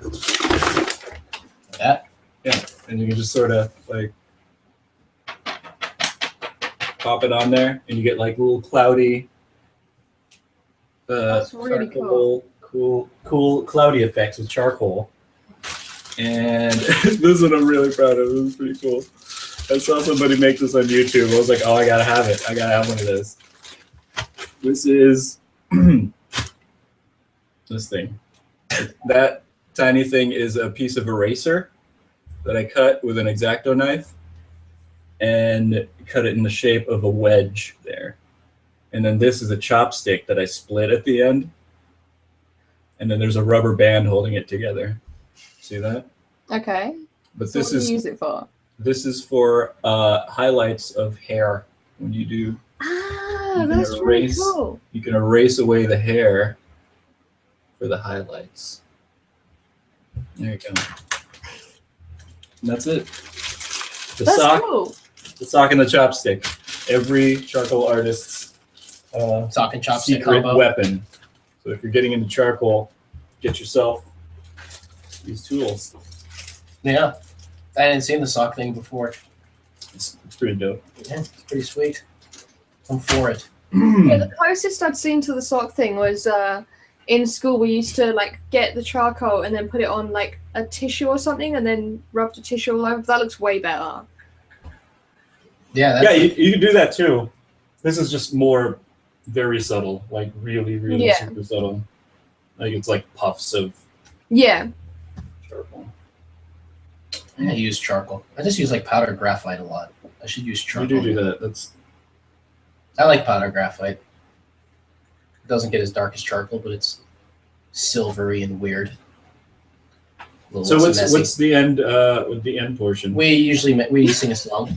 We sing like a goodbye song that we make up on the spot. Okay, all right. And usually we end the show. Wait, stop. Ready? We have to say if we've got anything that's coming up in the week first. Oh, yeah. So have you got anything that you're doing next week that you want to plug? And also, where can people find your stuff? You. Oh, that's to me? Yeah, you. Oh, I know. For you. Yeah, right here in the camera. On. I have nothing going on. I have a Tumblr and I have an Instagram, and that's it. And they are the addresses. Should I say them out loud? Yeah. I mean, it's probably easier to type. Can I just put it in the chat? It's like this long name that people are. No, this is a YouTube video, so the chat won't be visible after this goes. Do you want me to add it to your banner? Yeah, add it to my banner. Let's add it to the banner. See, the reason is I'm going to add to the banner now. Now that our names have been there a while, I can change them. So I'll put my Instagram. Meta Baron thinks it's the only Roger you know. Is that right? Okay, so do you want the Instagram or the Tumblr? How does it go? Yeah, sure. Instagram. Here, not the Roger you know. And then just go turn it off and turn it back on right there, and it should pop up. Oh, it looks like balls. Delete mine. Delete mine. You broke it. What about that? What about that? No, refresh Will that do it. No. Just delete mine. Mine's been on the show many times. Did you put commas in? No, it's just too long. There we go. Not the Roger you know. Not the Roger you, just the letter U. No. Clever. And the Tumblr's the same, right? Yeah, the Tumblr is that same thing. On Okay. Tumblr. Same username. Let's see. Awesome. Got art in the works. See, I wanted to do a 9x12. We got to start feeling out a collaboration. That we're trying to lock down here, which will be interesting. A landscape mixed portrait series. That'll be good. That is something that just has to start. So we'll have something to. So there's not much to announce there. So maybe when that happens, I'll swing back by here. Mm-hmm. Yeah. You'll probably. Sarah's like, nope. You'll be back here before then, because that's going to be a again. while before we finish that series. Yeah, that's all right.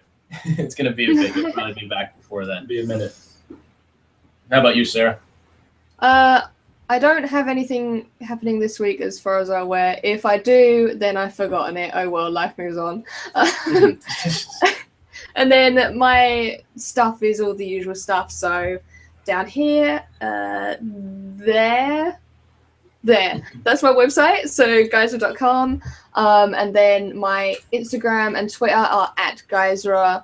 I have put up a new piece of artwork. I put it in the Artist Lounge, which is a Game of Draws Reddit thingy. And then I also put it on my DeviantArt, which is geyser.deviantart.whatever, which is the part of a series that I'm doing in time for the London May MCM Expo. So I'll be having, I think it's 50 copies of each print. It's either 30 or 50. I do need to check that. And there'll be 6 prints, and there'll be a limited edition thing. So I'll be launching that in May. So I'm currently working on that. I've got 2 of them completed. I'm working on 2 more at the moment, and then I'll be doing the last 2. So that's what I'm doing at the moment. So yeah. Nice. And then, video on Wednesday. I did a live stream today where I was working on one of the pieces, and I was kind of like making sky islands and stuff. So I might complete that and then put that up as the video this week. Because there's been some requests for more speed drawings. So yeah. What about you, Mike? I have art up at Echo Gallery in Calistoga. They had there was an opening there on Saturday. That was fun. That's a cool little spot there. And then let's see. And then I also have just some art up at because actually, it's funny. There's a coffee shop that the friend's kind of in charge of putting art up in Berkeley it was called Local 123. Now it's called High Wire. Wait a minute. Who do you know? I know Alex. Oh, okay. Never mind. Do you know the former owner who was of Local 123? Yeah, What was I know her name? her. It was a Fuck, she had short hair and glasses. yeah. It's such That's a crush on her. that's Oh that's my that's God. Alex's ex-girlfriend. So it's like my friends. Yeah, they're like still friends. Yeah, Oh, really? yeah. Whoa, small world. Gorgeous. This is. Small world. Yeah, so they're cool. And so yeah, I got art up there, and I like it's actually cool. The thing is usually when you have like art in coffee shops, it's kind of like whatever. But like it like sells out of there. Like people like really buy stuff. You never know. You just never know because usually like stuff never sells. So what? It was in Local 123. Or? Yeah, there was at one point there was a bunch of art in there, and it was. Every Christmas they'd put up like a bunch of art, and this guy came in and he had just built a house and he wanted to decorate it and he just bought like half the stuff in there.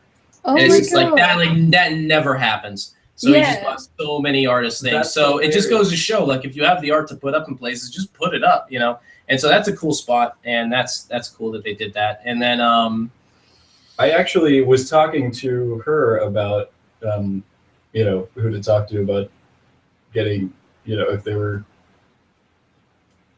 art. Yeah, putting art up. Dude, in a yeah, cafe. I'll talk to him. That would have been so funny if it was like If we just end up in the same just show ended and didn't know each other. We didn't know it. Where Art's like, wait a minute, that's mine's hanging. no, dude. Yeah, here, I'll get you to talk to Alex. He's always looking for art to put up in there. Yeah, all right. Sure, Yeah, he's cool. Oh, Look that up. all right. That's so funny. Local 123. Their coffee is fucking off the hook. Yeah, they're It's awesome. so good. Another High Wire. Now it's High Wire. Now it's Just high. sold They that just sold to High Wire, but And High they Wire is used good, to- isn't it? I don't know. I haven't. Anyways, I don't. And then the other thing was, we have our show at FM. Naeem Brown. That's still going on. And then next month, Sean Pacheco and Tom Bunk. Sean Pacheco, the Shitty Smurf painting. Tom Bunk, one of the original artists of Garbage Pail Kids. Happening. Off You know the hook. Garbage Pail Kids. It's gonna be off the hook. I'll be there. I'm gonna get my autograph signed. Yeah, that's going to be a lot of fun, man. That is, I'm so excited for that show as well. That's a long time in the making. So, yeah, that's what's going on there. Nice. And I guess now we sing our song. All right. Do you want to do the song? But- I I thought you would jump in with. don't know lyrics. You can't come Have you been around. working on your freestyle? I think working on that freestyle. actually like represents the show. I can't come in just like the paranormal romance. It's the bromance between these two. You gotta hear it, fool. We're gonna talk about dragon scales. Prehensile dragon scales. And when you're in a wagon feeling frail. Oh man. Too bad you can't be the hype man if it's like freestyle because you could just say the completely wrong word. Just like I have no idea. Hyping the wrong lyrics. Be like the Can't worst do it. Flavor Flav ever.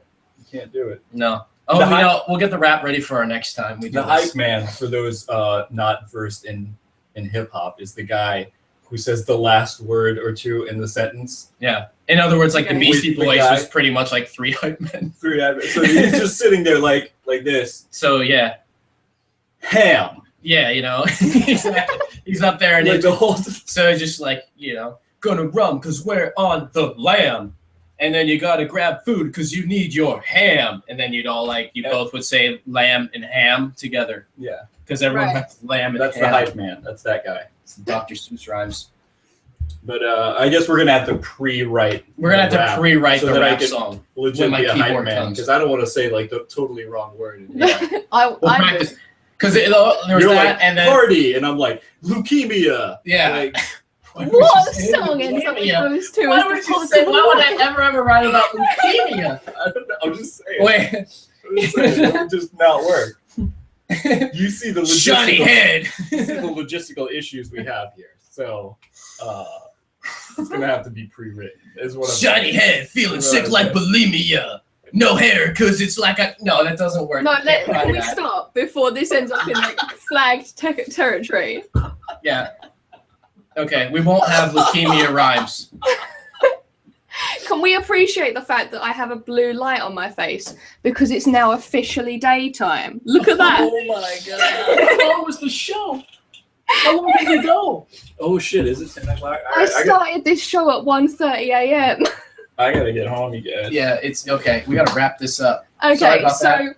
we'll be back with the show. We're here every Monday at 1:30 a.m. GMT, 5:30 p.m. PT, and 8:30 EST.